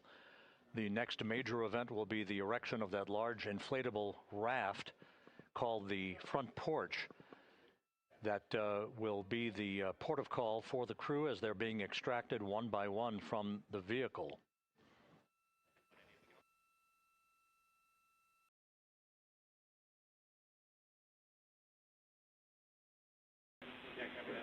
Integrity, Houston, for sat phone, we are going to attempt to call you.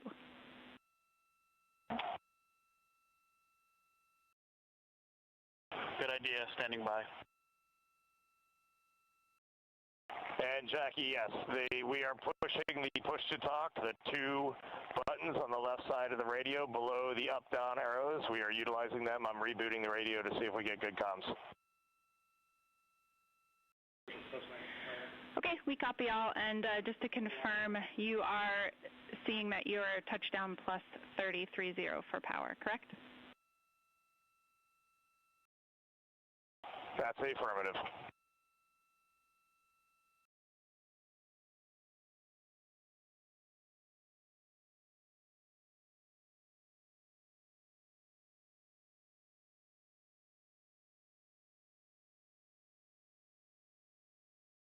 We are trying a backdoor approach to have mission control here call the crew on their satellite phone. This is all part of the coordination for the power down of the vehicle that will initiate the actual recovery operation. The first boats with the Navy divers on board are standing by, waiting to close in on Integrity to begin the process of erecting the large inflatable raft that's called the front porch that will be where the astronauts are extracted from so that they can have a few minutes to get their land legs back before they're hoisted aboard the Navy helicopters for the flight back to the deck of the USS John P. Murtha.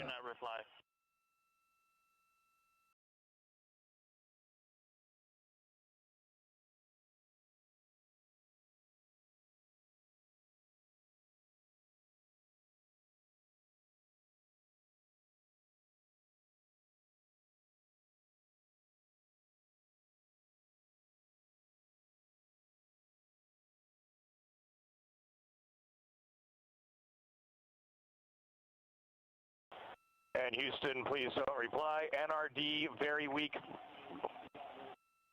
but readable. Master diver, we can hear, but they cannot hear us.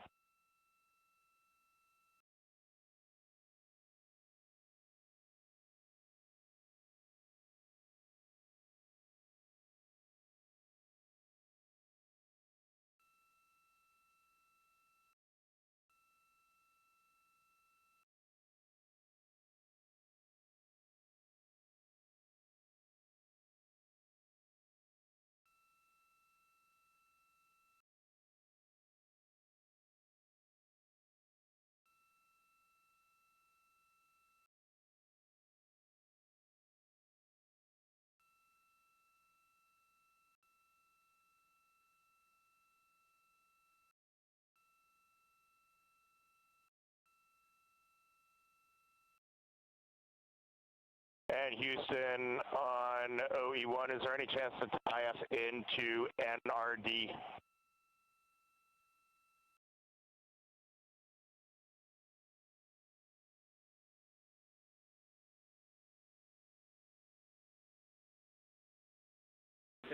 Checking.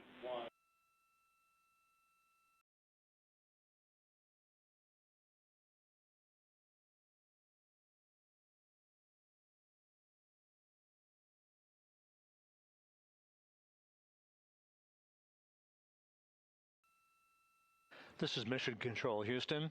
While we stand by for the establishment of communications between Integrity and the recovery team that is basically standing by very close to the spacecraft, we're going to go to the deck of the USS John P. Murtha, where Megan Cruz is standing by with Administrator Jared Isaacman.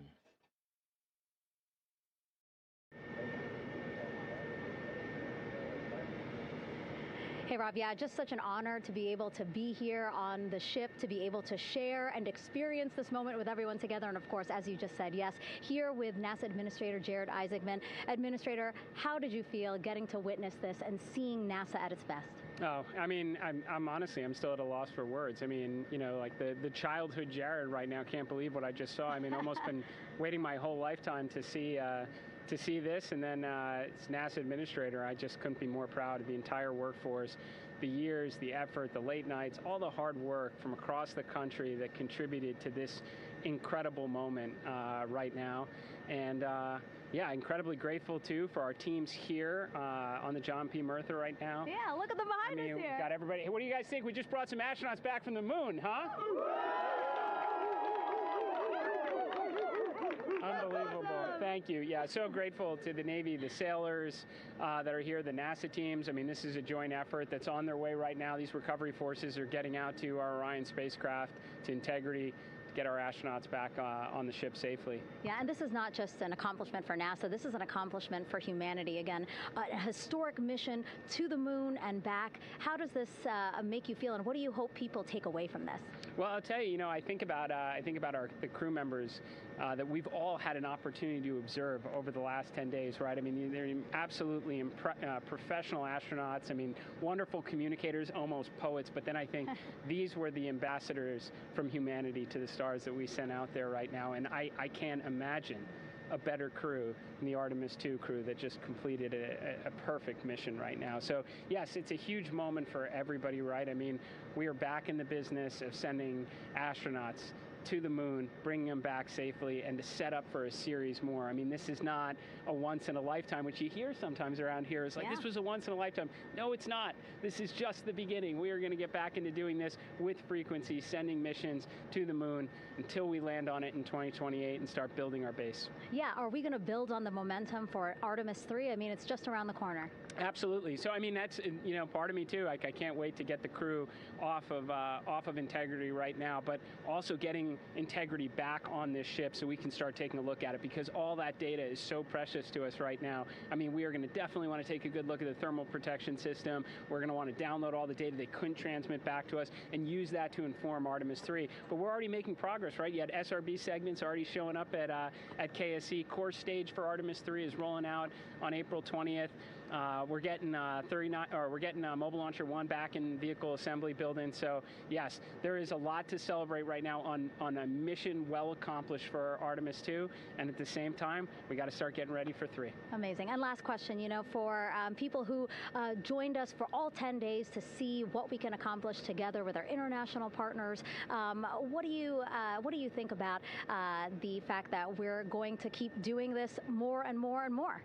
It's incredibly exciting. I mean, yes, it's the contributions, like the best and brightest across the NASA workforce from across the country, our industry partners, our international partners. We had a Canadian Space Agency astronaut on board in Jeremy. We had the European Service Module. And you think, in the days leading up to this launch, I mean, 48 hours prior to launching Artemis 2, I was meeting with the Italian Space Agency. We signed a memorandum of understanding to build a habitation module on the moon. I mean, you have countries, all of our allies and partners coming together saying, we are committed to this effort, we are returning to the moon, we're doing it to stay, we are building that enduring presence, we are going to master the skills on the surface of the moon so someday we can undertake missions to Mars. It's just an incredibly exciting time, and we're not going at it alone. We're bringing everybody along with us. Absolutely. And speaking of everyone, one more time, we're going to ask the crew here, you guys ready to land on the moon? Awesome. I love that. Okay, well, thank you so much, Administrator. Appreciate you being here. We're, of course, going to stay on to watch the crew get extracted from Orion, so stay tuned, and we'll see you back here shortly.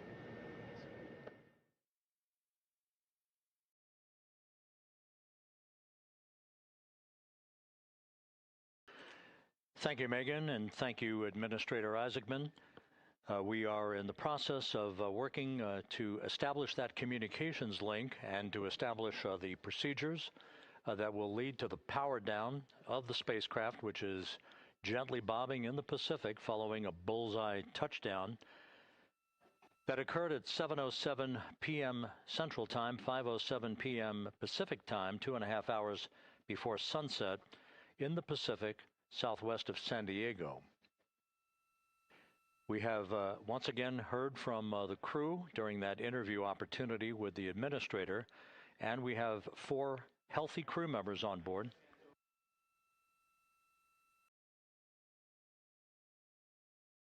We now have confirmation that the vehicle has been powered down as per the procedures. So we have vehicle powered down, and the flight control team here in Houston, Flight Director Rick Henfling, has handed over mission authority to the Exploration Ground Systems team out in the Pacific. Now, we will physically not get off console with this team until the crew has been extracted into the front porch, that inflatable raft that will be erected along the side hatch of Integrity. So we're standing by for that in the next step in the recovery procedures. But everything is in great shape, and we have 4 healthy crew members on board the vehicle.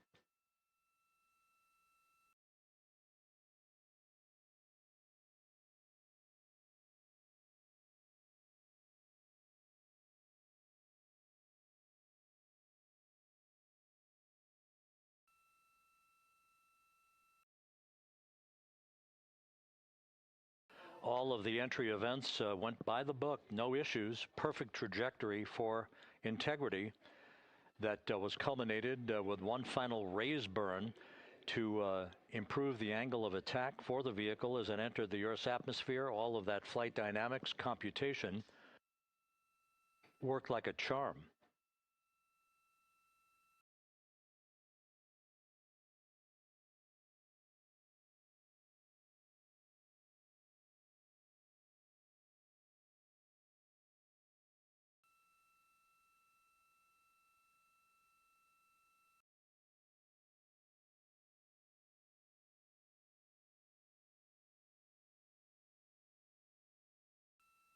So we are standing by for the recovery team to approach Integrity and begin the process of erecting that inflatable raft called the front porch, which will see the crew members be extracted from the hatch of Orion into that inflatable raft before they're hoisted aboard 2 Navy helicopters in a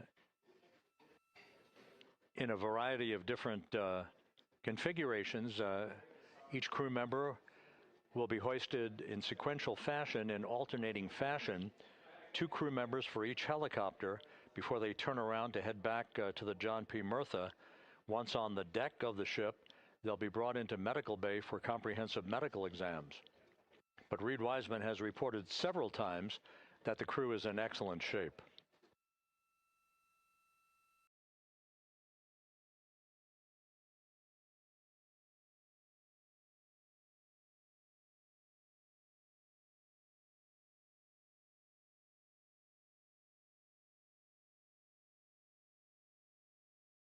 So just to recap, it has been some 26.5 minutes since the splashdown of Integrity in the Pacific.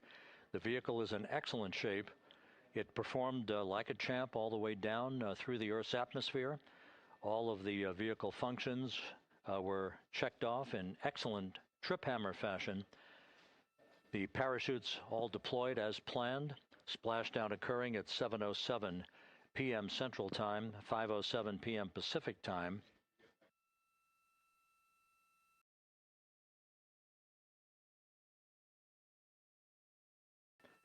And after a bit of a tussle to try to establish a communications link with the recovery team, we were finally able to run through the procedures for the powering down of the vehicle. We've handed over mission authority to the Exploration Ground Systems folks out in the Pacific, and the recovery team will be approaching the vehicle shortly to erect the inflatable raft called the front porch before opening the hatch to Integrity to bring the crew members onto that raft before they're hoisted onto two Navy helicopters, two crew members for each helicopter, before they're flown back to the deck of the USS John P. Murtha.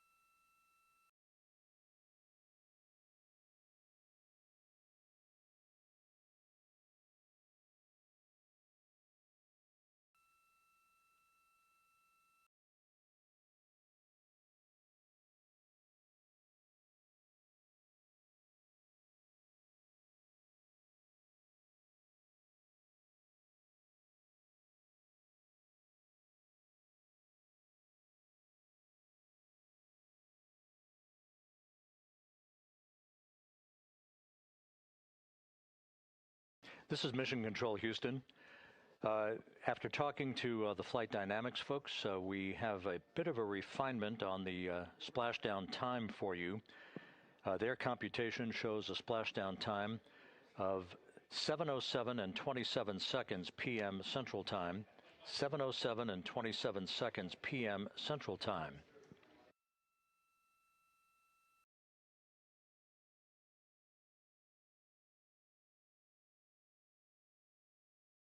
That would equate to a mission elapsed time of 9 days, 1 hour, 32 minutes, and 15 seconds.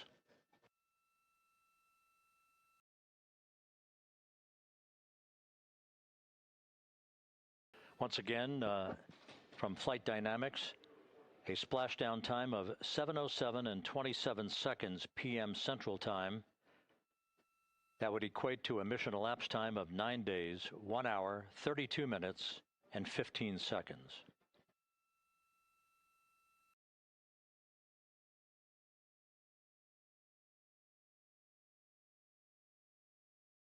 Reports from the Pacific indicate that the recovery team, in communications with the crew aboard Integrity, that the crew remains in excellent shape as they await the approach of the team for a final hazard gas evaluation before they move to the side of the vehicle to erect the inflatable life raft called the front porch.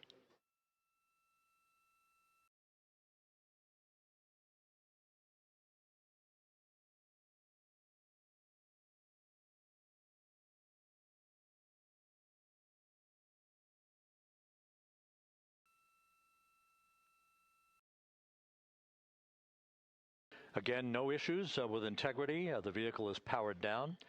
All of its systems are now safed. We have handed over mission authority to the Exploration Ground Systems folks in the Pacific, but we will not stand down and have the entry flight control team depart its positions until that inflatable raft, the front porch, is erected, the hatch open, and the crew having exited the vehicle. So that's the next step in the recovery process that will lead to the hoisting of the crew members.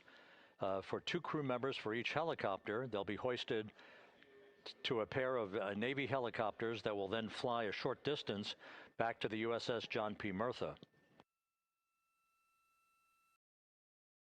What you're looking at is one of the fast boats circling the vehicle to make a hazard assessment.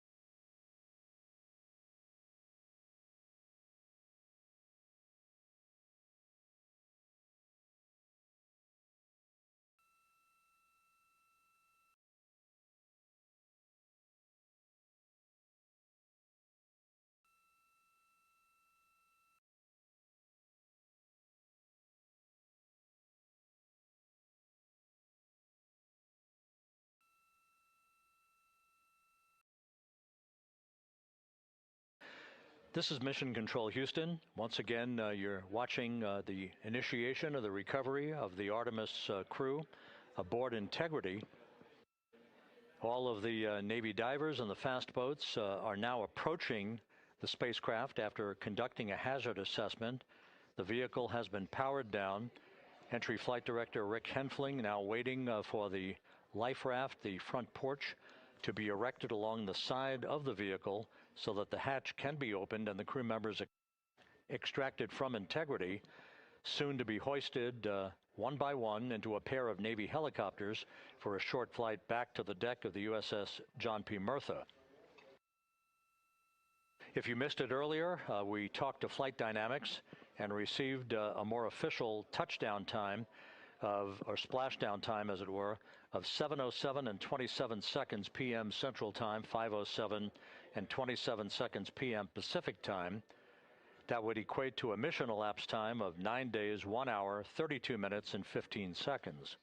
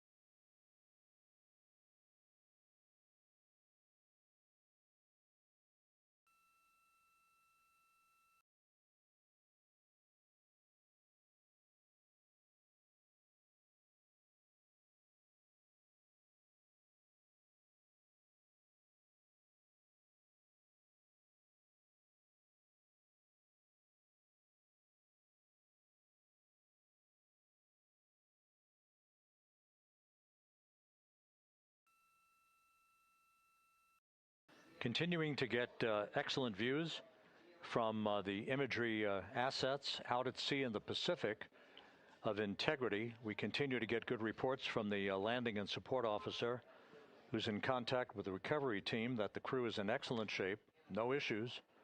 They're just currently biding their time, waiting for the front porch to be erected. We have no hazardous hazard gases and no hazardous situation with the vehicle. It performed perfectly all the way down from entry interface to its splashdown in the Pacific at 7:07 and 27 seconds p.m. Central Time. And as you can see, the first phalanx of recovery personnel now pulling up alongside of integrity.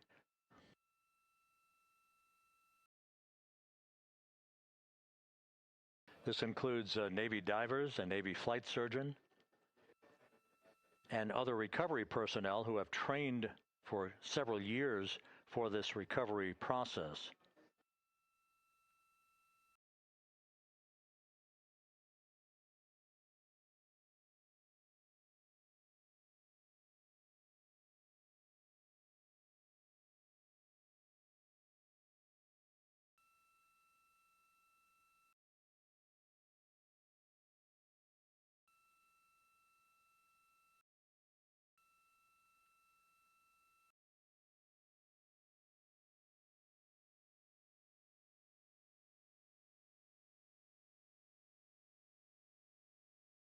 At this hour, some 41 minutes following splashdown, The vehicle has been powered down. There's no hazardous gas emanating from the vehicle. That's why the first team of recovery personnel has been able to pull alongside Integrity.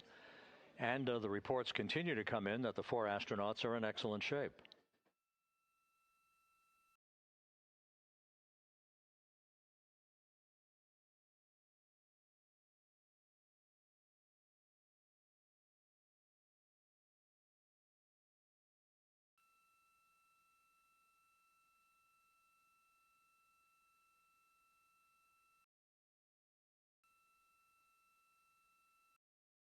Yes.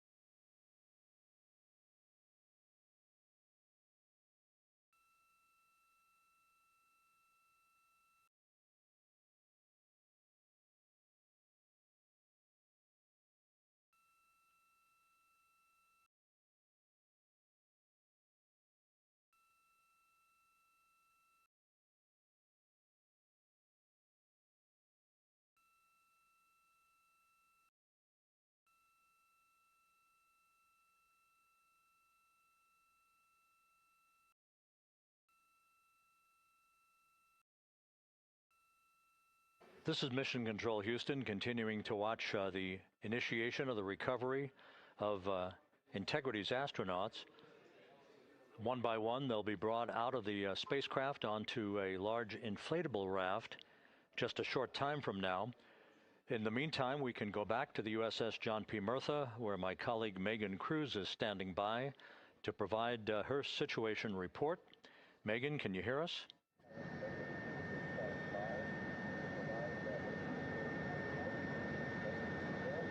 Hey, Rob. Yes, I can hear you. Thank you. Yeah, we're back here on the bow of the recovery ship where there are still plenty of people peering out into the water. We are not very far from the action everyone is seeing on their screen now.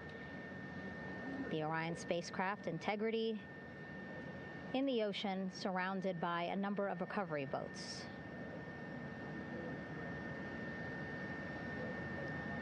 As Rob has been saying, in those recovery boats, NASA and Navy personnel specifically trained to get the astronauts out of Orion.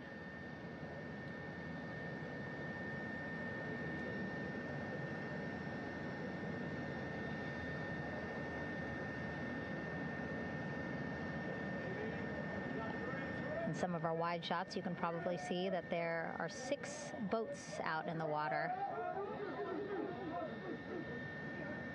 More than 40 people out in the water right now on those boats.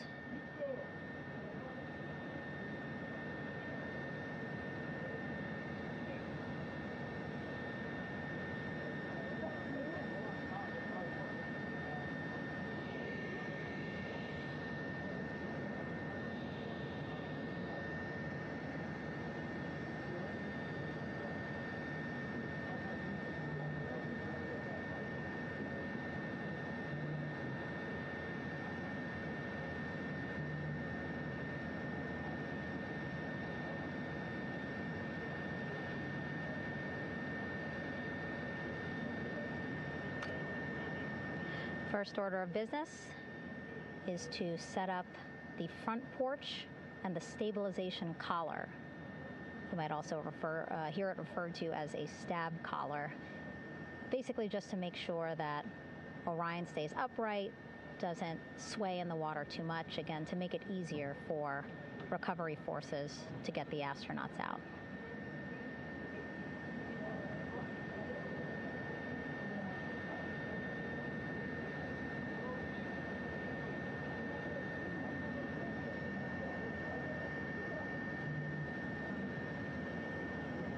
Again, we splashed down in the Pacific Ocean just after 5 p.m. Pacific time here.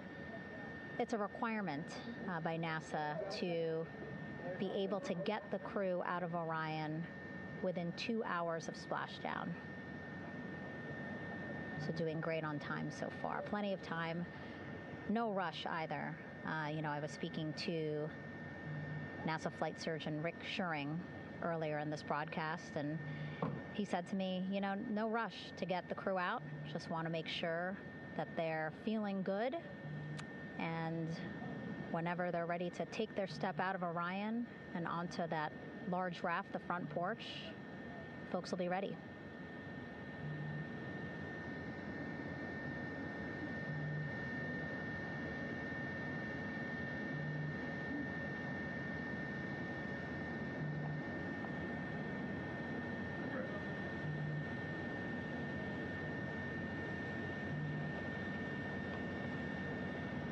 And as there are mission audio loops in Mission Control in Houston, there is a mission audio loop here on the ship, and it was just reported out that the side hatch is open. Side hatch of Integrity is open. You're getting these beautiful shots from our aerial assets. The ship itself, where I'm on, just 3,000 yards away. Again, plenty of people on the boat here, glued to the side closest to where they can see all this action. And again, with just 3,000 yards separating us, great views from the bow here. You can see now that side hatch is open. One of the Navy personnel is about to get inside there.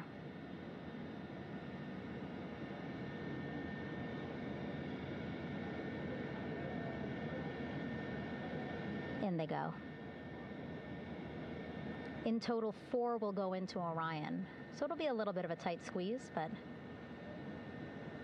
the goal is to have a recovery personnel with each astronaut assessing them.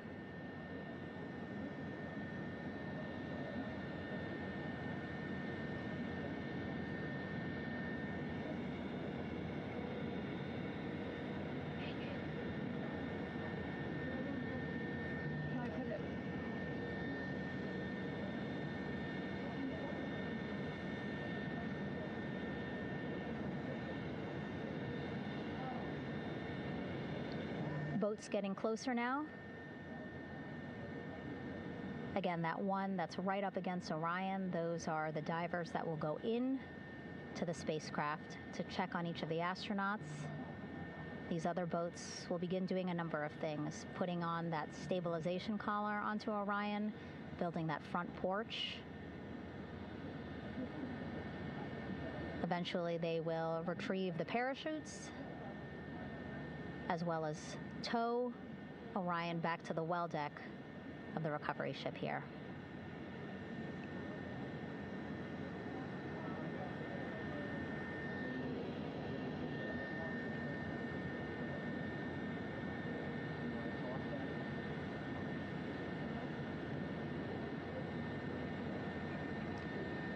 And so as we wait for the Navy and NASA personnel to get their assessment of the crew inside of Orion, why don't we toss it back to Rob for an update? Yeah, thank you, Megan. Here in Mission Control, Flight Director Rick Henfling and the entry team of flight controllers still on duty. The vehicle has been powered down for some time now. There are no hazardous gases emanating from Integrity. That, of course, allowed the recovery personnel to approach the vehicle and then open the hatch to begin the initial medical assessment of the crew, as you just indicated. Now we're standing by for the erection of that inflatable raft, the front porch, alongside of the vehicle that will enable the crew to be extracted one by one onto the raft, have a moment or two to get their land legs back before they're hoisted into 2 hovering Navy helicopters, 2 crew members for each helicopter, for a short flight back to the deck of the USS John P. Murtha.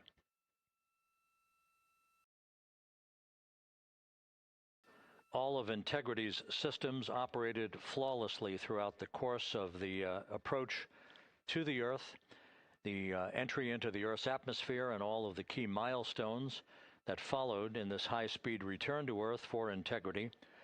A mission that spanned more than 694,000 miles from the vehicle's launch from the Kennedy Space Center atop the Space Launch System back on April 1st.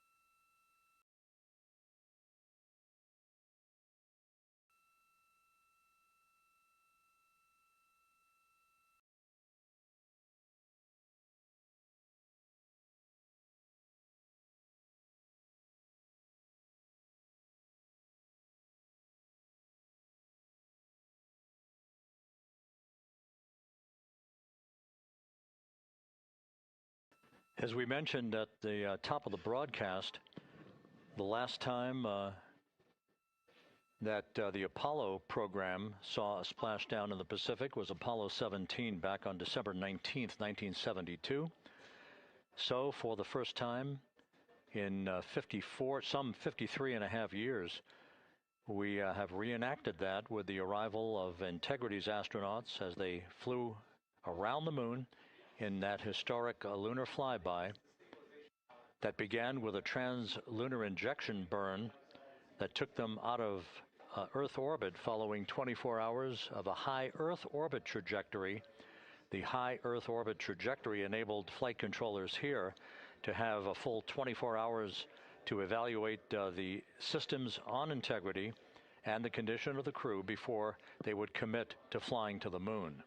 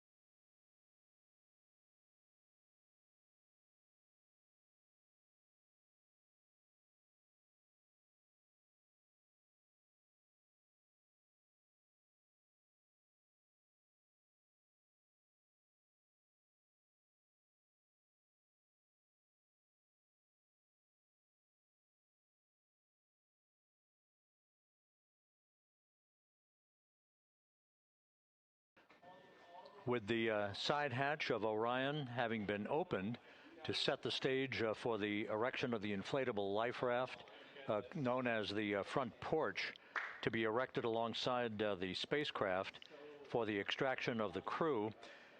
Let's play for you an interview that my colleague Megan Cruz conducted on the USS John P. Murtha with Navy diver First Class David McMahon that explains how this process is unfolding. Okay, Davey, so you and some of your team, one last look over of the stabilization collar, correct? Yes, ma'am. Okay, so what is this stabilization collar? This is what's going to stabilize the capsule out there in the ocean. We don't know how good the weather or the waves will be that day, so this will help prevent any unnecessary occurrences from happening, stabilizing the capsule and the astronauts inside. So basically this is a float that will go around Orion. I'm assuming that what they're doing right now, these are the lines that will attach the collar onto Orion? That is correct. And so what are they doing here? So we've got the lower line that will secure the inflation device before we inflate it. That gives us the go-ahead that it's secure in its space, and then we'll inflate it. And then once that is done, we'll undo all the carabiners and get this orange line on top tied in the same fashion. And then this will be secured to the capsule, and the astronauts can safely take their first steps out of the capsule onto the front porch. Okay, and how long will it take them to set up the stabilization collar? We should definitely be able to handle this in under 10 minutes. Okay, wow. And then you just mentioned the front porch. So basically after they set up the stabilization collar, then they set up what's called the front porch here. That's correct. Okay, and what's the front porch? Front porch is basically a bigger waiting room for the astronauts to sit in while we wait for the helicopters to show up and grab them. Okay, so the medical team that was inside with the crew, they're going to help them out and onto the front porch? That is correct. And then what happens here? We have higher trained medical personnel also on board the front porch that will give them lookovers and just make sure they're okay while we wait for the helicopters to show up. Okay. How does it feel, I mean, your team, you, to be part of a mission that's returning astronauts from the moon in more than 50 years? We all feel extremely honored to be a part of this, as well as a bigger mission for the Navy and joining up with NASA to do great things. Mm-hmm. And do you feel like you and your team are ready? Yes, very ready. Cool. All right, thank you so much. Thank you.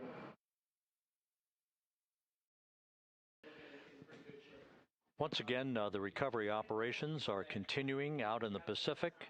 We shortly should see that life raft, the front porch, erected alongside the side hatch of the vehicle.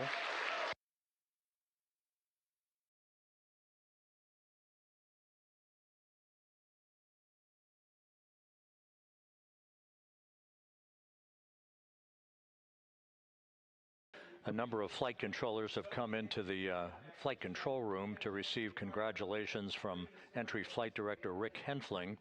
But we're going to stick with our operations out in the Pacific as we await the extraction of the 4 crew members who are reported to be in excellent condition.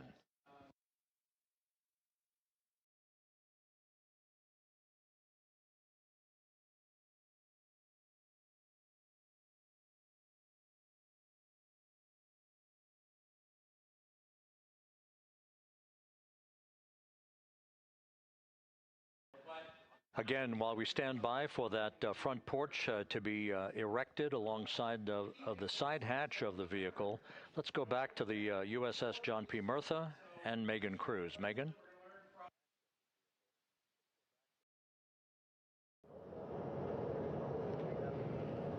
Hey, Rob. Pausing now to listen to some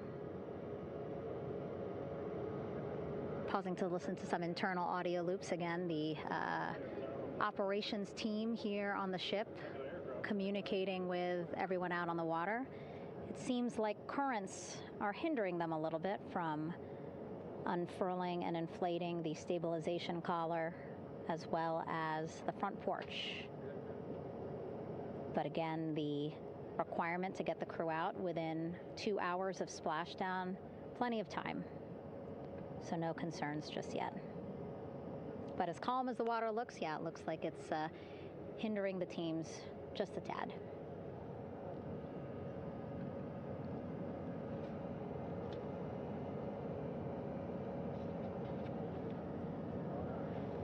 You can see in some of our shots that side hatch still open. Again, inside there are now 8 people inside. 4 divers, Navy divers, all with medical training, each assigned to an astronaut each. Making sure that they're comfortable, feeling good.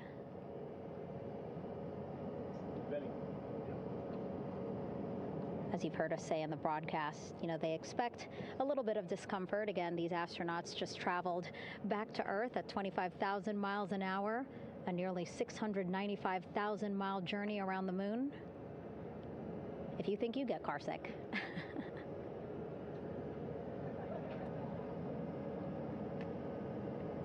Again, 6 boats out there, lots of gear with them, just in case, right? As we said, the crew reported feeling great, but again, all those folks out there in case they weren't, right? NASA is all about making sure we think about every situation that can happen, and so, of course, wanted to be ready in case any of our astronauts needed more medical attention while out there in the water.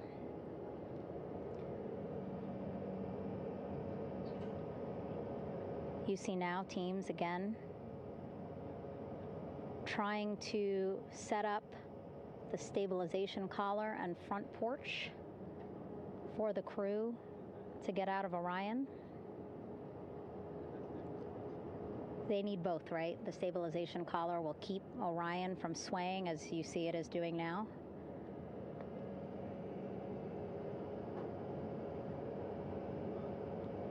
And then they will connect the front porch to the stabilization collar so that the crew can take 2 steps and they will be in the front porch.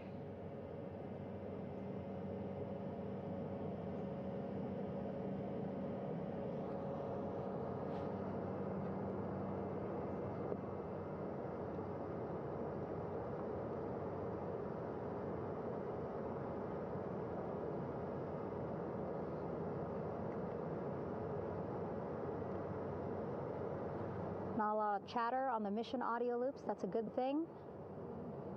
Again, things proceeding pretty nominally, even if they're fighting some currents out there on the Pacific Ocean.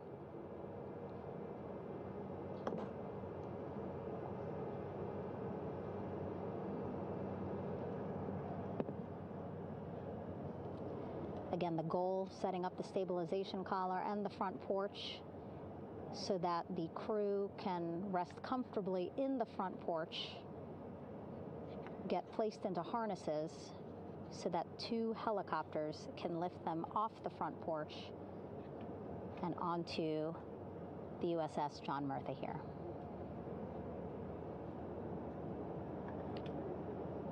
The helicopters are going to take turns picking up an astronaut. So again, Helo 1 and Helo 2.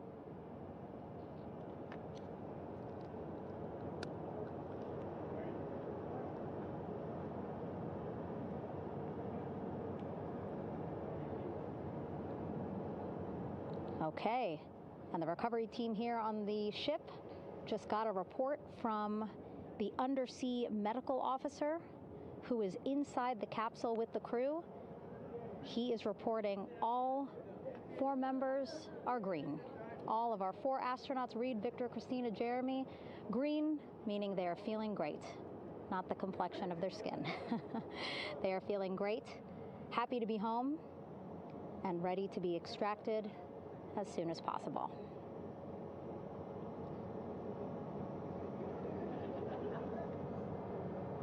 And so, as I was saying, we have 2 helicopters circling the activity you're seeing on the water right now. Each will take turns picking up an astronaut. So Helo 1 will come on in, hover above the front porch, about 40 feet above the front porch. A Navy recovery specialist will be hoisted down into the front porch.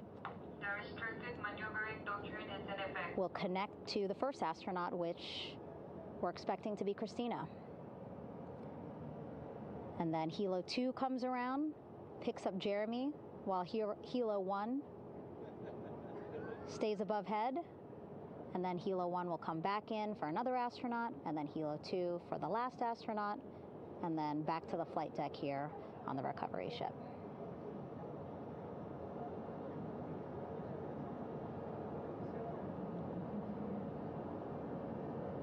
I was talking to Assistant Artemis Recovery Director Paul Sierpinski.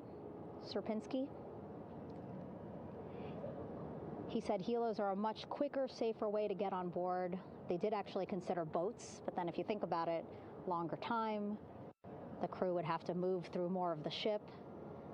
This way the helos will give a more direct, quicker route to the medical bay for our 4 astronauts.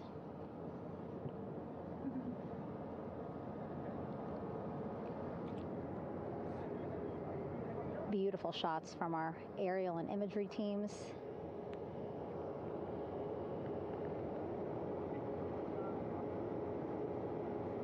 Clouds have dissipated for a clear view from the bow of the recovery ship here.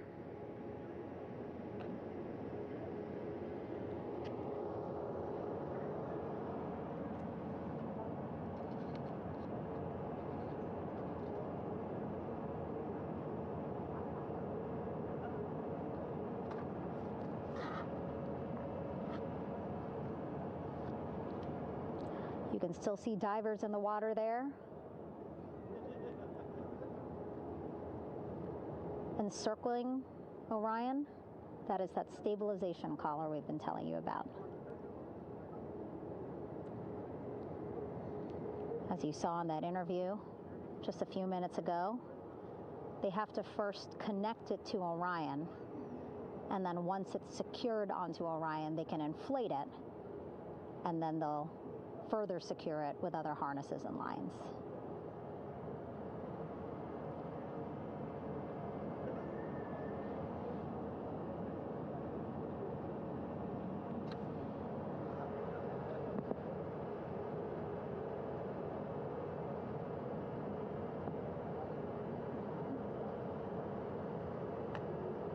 About an hour and 10 minutes since splashdown in the Pacific Ocean here.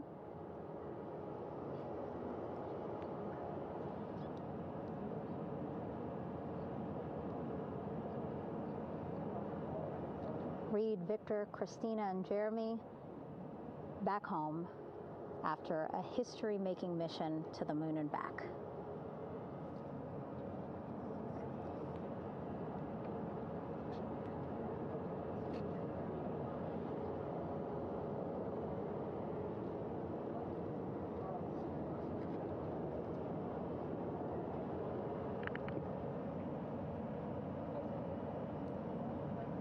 If you missed what we said just a couple of minutes ago, the undersea medical officer inside with the crew in Orion, reporting all 4 crew members feeling great.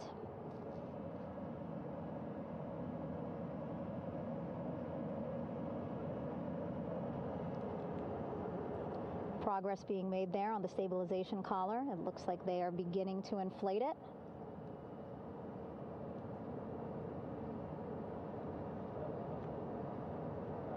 And it looks like they're starting to unfold the front porch in order to get that into the water here shortly and inflate that as well.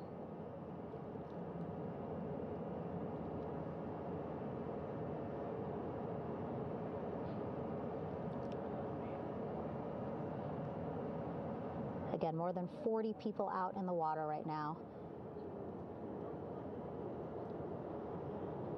And those Navy and NASA personnel have been in the water for now about 4 hours.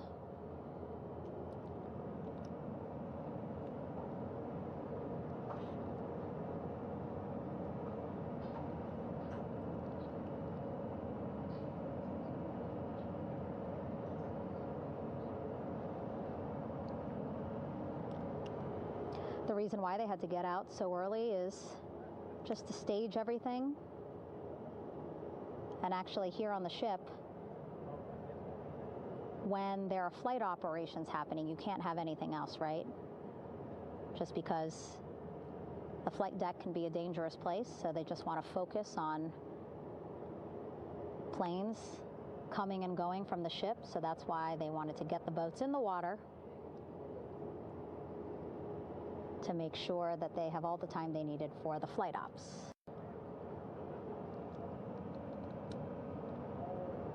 And then the same crew here out in the water, they will stay out in the water for a number of hours after we recover the crew and get them back on the ship, because then they have to recover Orion.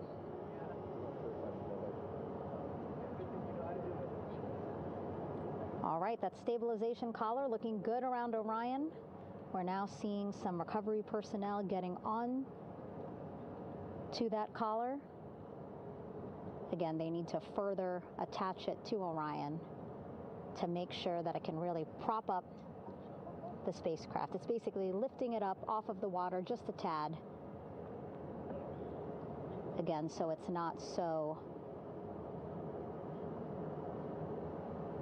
come off me for a minute.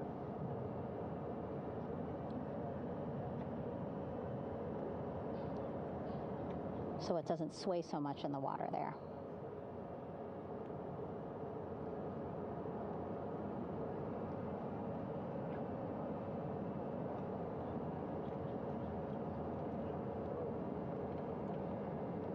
And now that front porch looks like it's nearly fully inflated as well.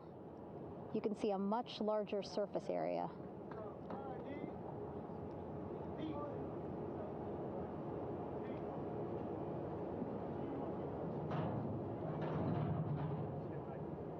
And so once the crew get out of Orion, they can stretch their legs a little bit on this front porch, get some fresh air.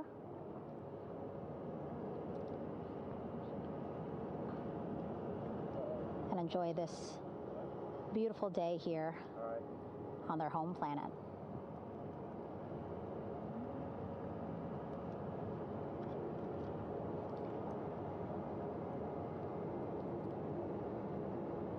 It appears teams now are about to connect the front porch to the stabilization collar.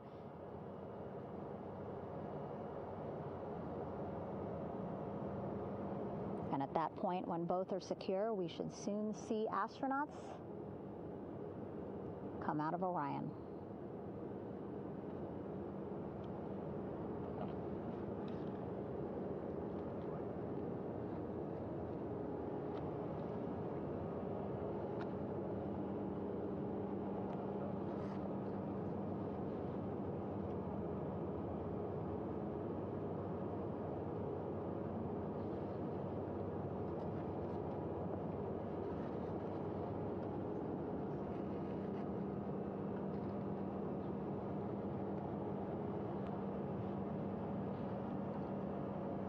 All these views you see also being fed to the Landing Force Operations Center here on the ship. Of course, it is very important for our recovery teams leading the mission to have all the views that you're seeing as well. Again, listening to their communication loop here on the ship. Very quiet, which is a good thing. It means things are going pretty nominally, meaning as expected.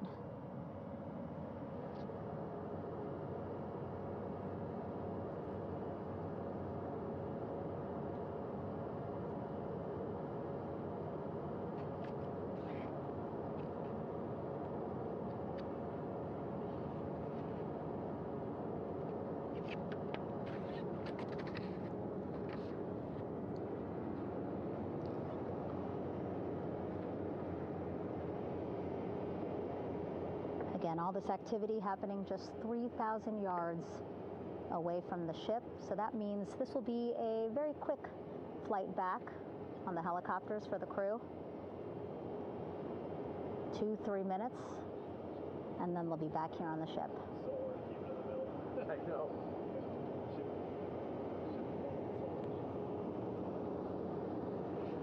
Okay, saw a thumbs up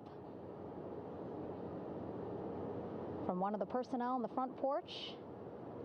It looks like they are now getting ready to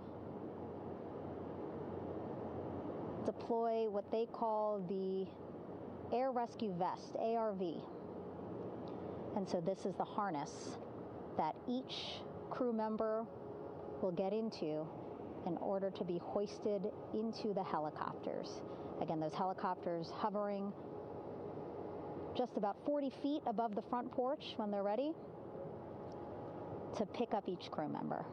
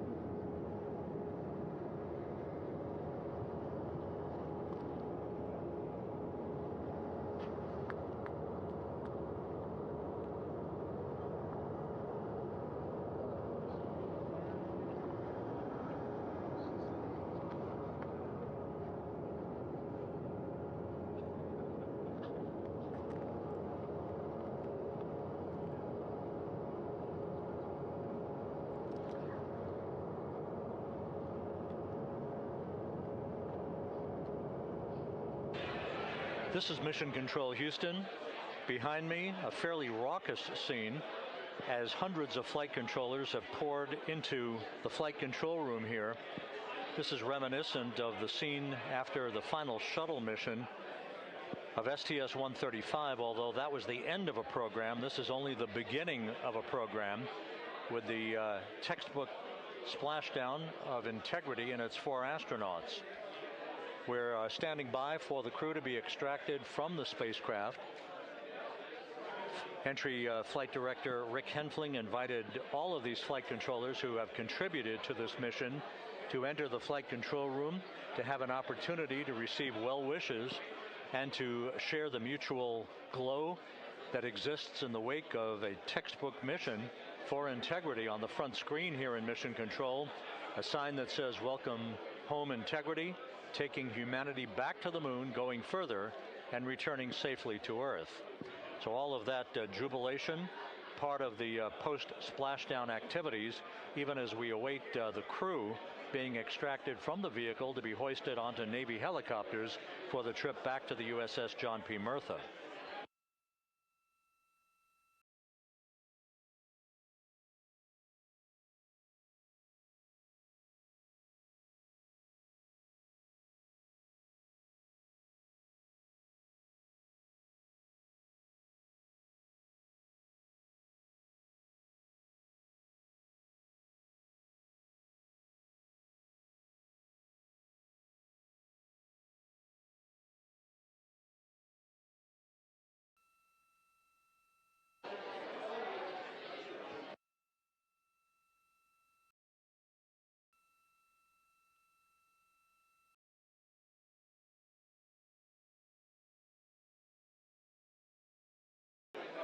Once again here in Mission Control, this view of the Artemis Flight Control Room, known as the White Flight Control Room. This is the old shuttle flight control room, and now is the home of Artemis missions to the moon and beyond. Once again, quite a few flight controllers were invited in by Entry Flight Director Rick Henfling to share in the jubilation following the successful splashdown of Integrity. That splashdown occurring an hour and 22 minutes ago, as we stand by for the completion of the extraction of the crew and ultimately their hoisting onto Navy helicopters for a short flight back to the USS John P. Murtha. Splashdown occurred at 7:07 and 27 seconds p.m. Central Time. I had an opportunity to talk to the head of flight dynamics, Jeff Birch, a moment or two ago. He said the trajectory of Integrity coming through the Earth's atmosphere was so precise, they've never seen anything line up on a ground track like today's entry by Integrity for its splashdown southwest of San Diego.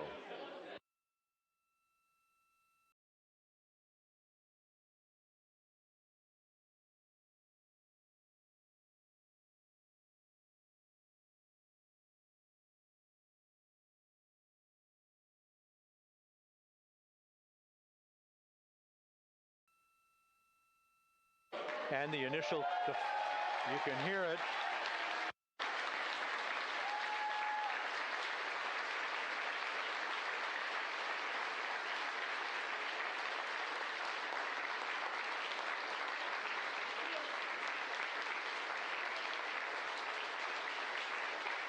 Jubilation here in the flight control room. The first crew member is out of Integrity.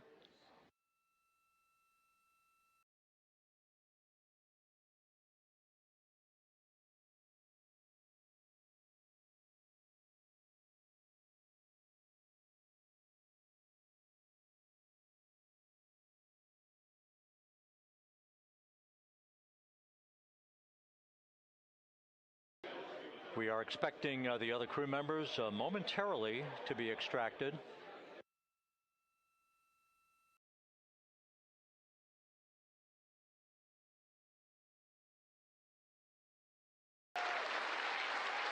We now have 2 crew members out.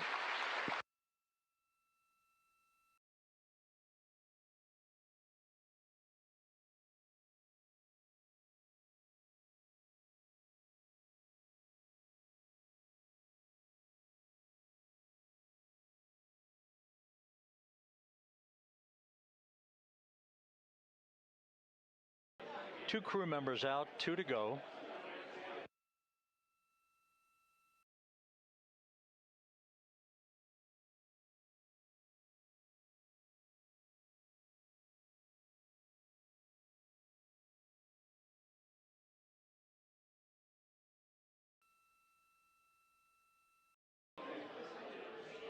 We're about 1 hour from sunset out in the Pacific. Everything continues to go well. Integrity's systems function perfectly during its entry back to Earth. And Reed Wiseman, the commander who will be last out of the vehicle, reported that all the crew members were feeling very well.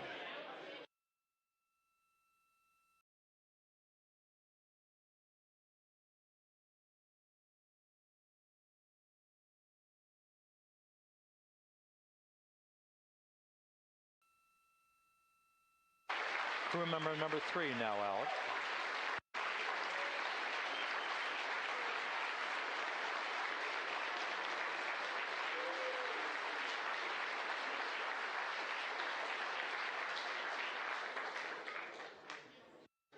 And now standing by for the commander, Reed Wiseman, who will be last out of his ship.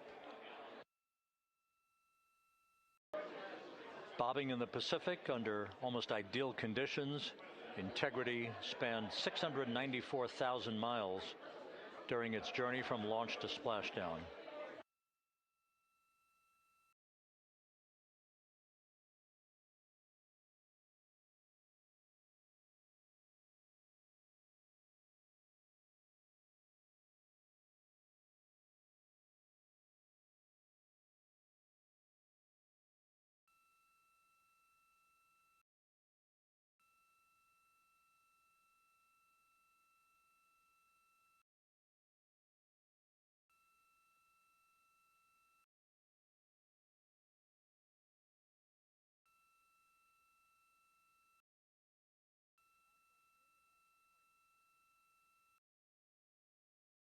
And we now have Reed Wiseman out of the vehicle, all 4 crew members now out of Integrity.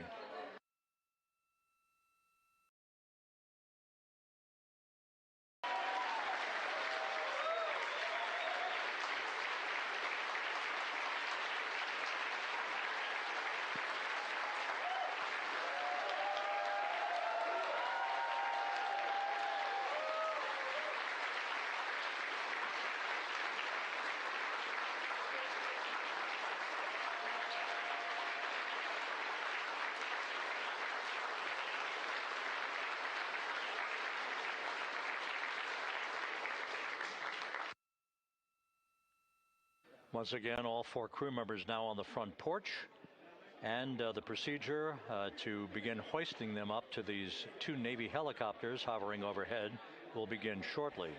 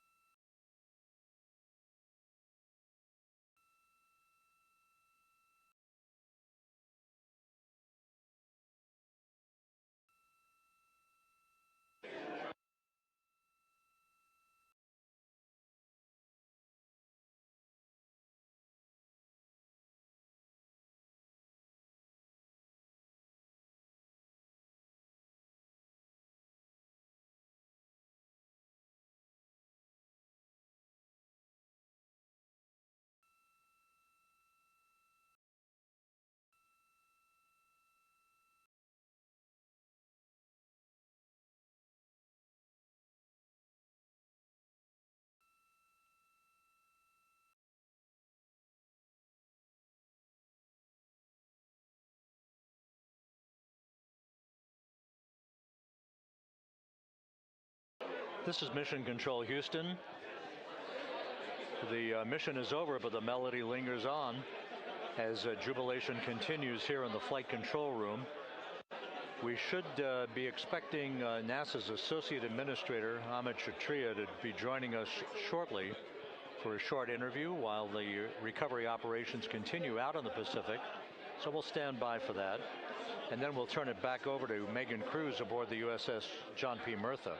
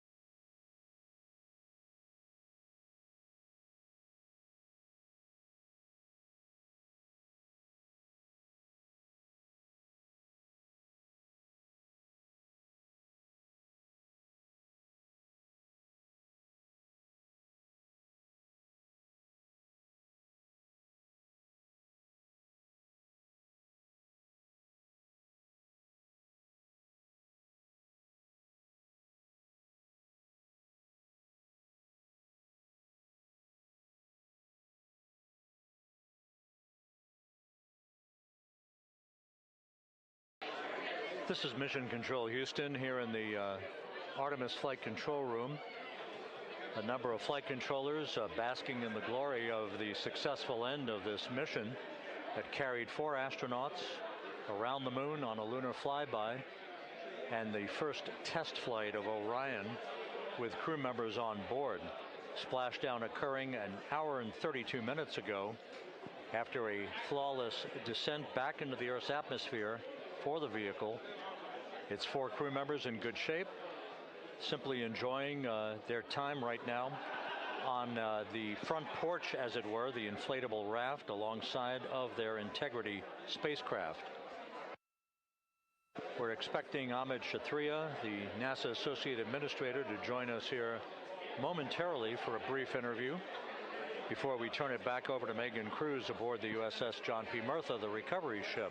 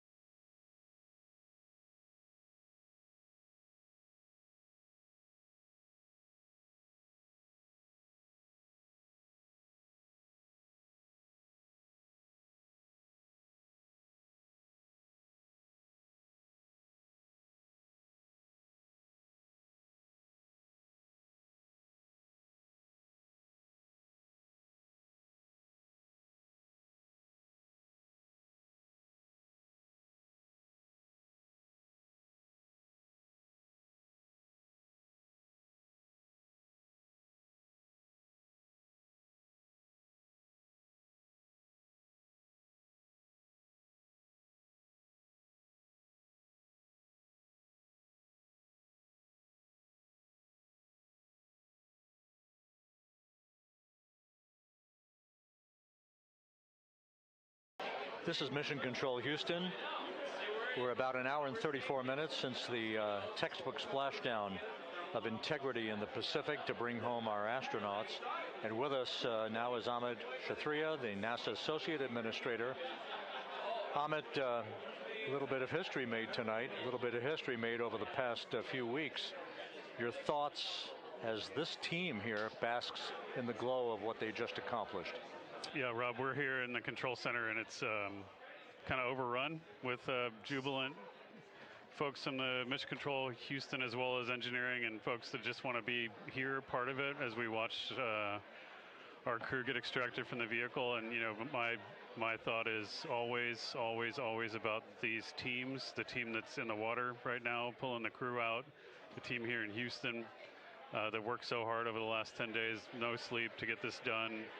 You know, we still have some work to do to get the crew to the med bay here on the ship. They all look great coming out, so hopefully that won't be too long. You know, I think we saw the administrator on the boat too, giving his thanks to the Navy team on the Mirtha, which they're just an incredible group of sailors. I was able to visit with them a couple weeks ago, and then if you pull it all the way back to the workers and the folks that joined the rocket at Michoud, that made the heat shield tiles that held together tonight, that stacked the vehicle in Florida, that integrated the vehicle in Denver, that fired the engines in Stennis, that fired the boosters in Promontory. I mean, this is the entire team, coming together and being tested by the environment that this machine went through, and they did it right. The work was good. They did it right. You've said in a number of briefings, of course, and in other forums that this is just the first step. The cadence has to step up, as the administrator has indicated. Now, it's a little early for the full report card on how Integrity did, but did this mission ultimately, from your eyes view, exceed expectations? It absolutely did. I mean, I was waiting to talk about this until we're in the water, and I think we still have, again, work to do to bring it in and really kind of go through it bolt by bolt and see what we learned. But I mean, so far, given what we learned during the mission and given how we performed on ascent, on entry, I always think about energy in terms of the states that you worry about the most, and every time we put these machines through these incredibly energetic states, they came through. So I'm fairly confident that we made a big step tonight to get us on the path towards the surface. I think the path to the surface is open now. We do have to do all the work, and we'll make sure we talk about that as cleanly as we can. We learned a few things during the mission, but I have to tell you, this was an incredible test of an incredible machine. From an American psyche standpoint, the Empire State Building was lit up red, white, and blue tonight. Our coverage was seen on baseball stadiums around the major leagues. How captivating was this experience for the American people, for the world, in fact, as we returned to the moon? I have not been able to watch a lot of the coverage as we've progressed through the mission. I will tell you, just from my witness in Florida before launch, and then seeing the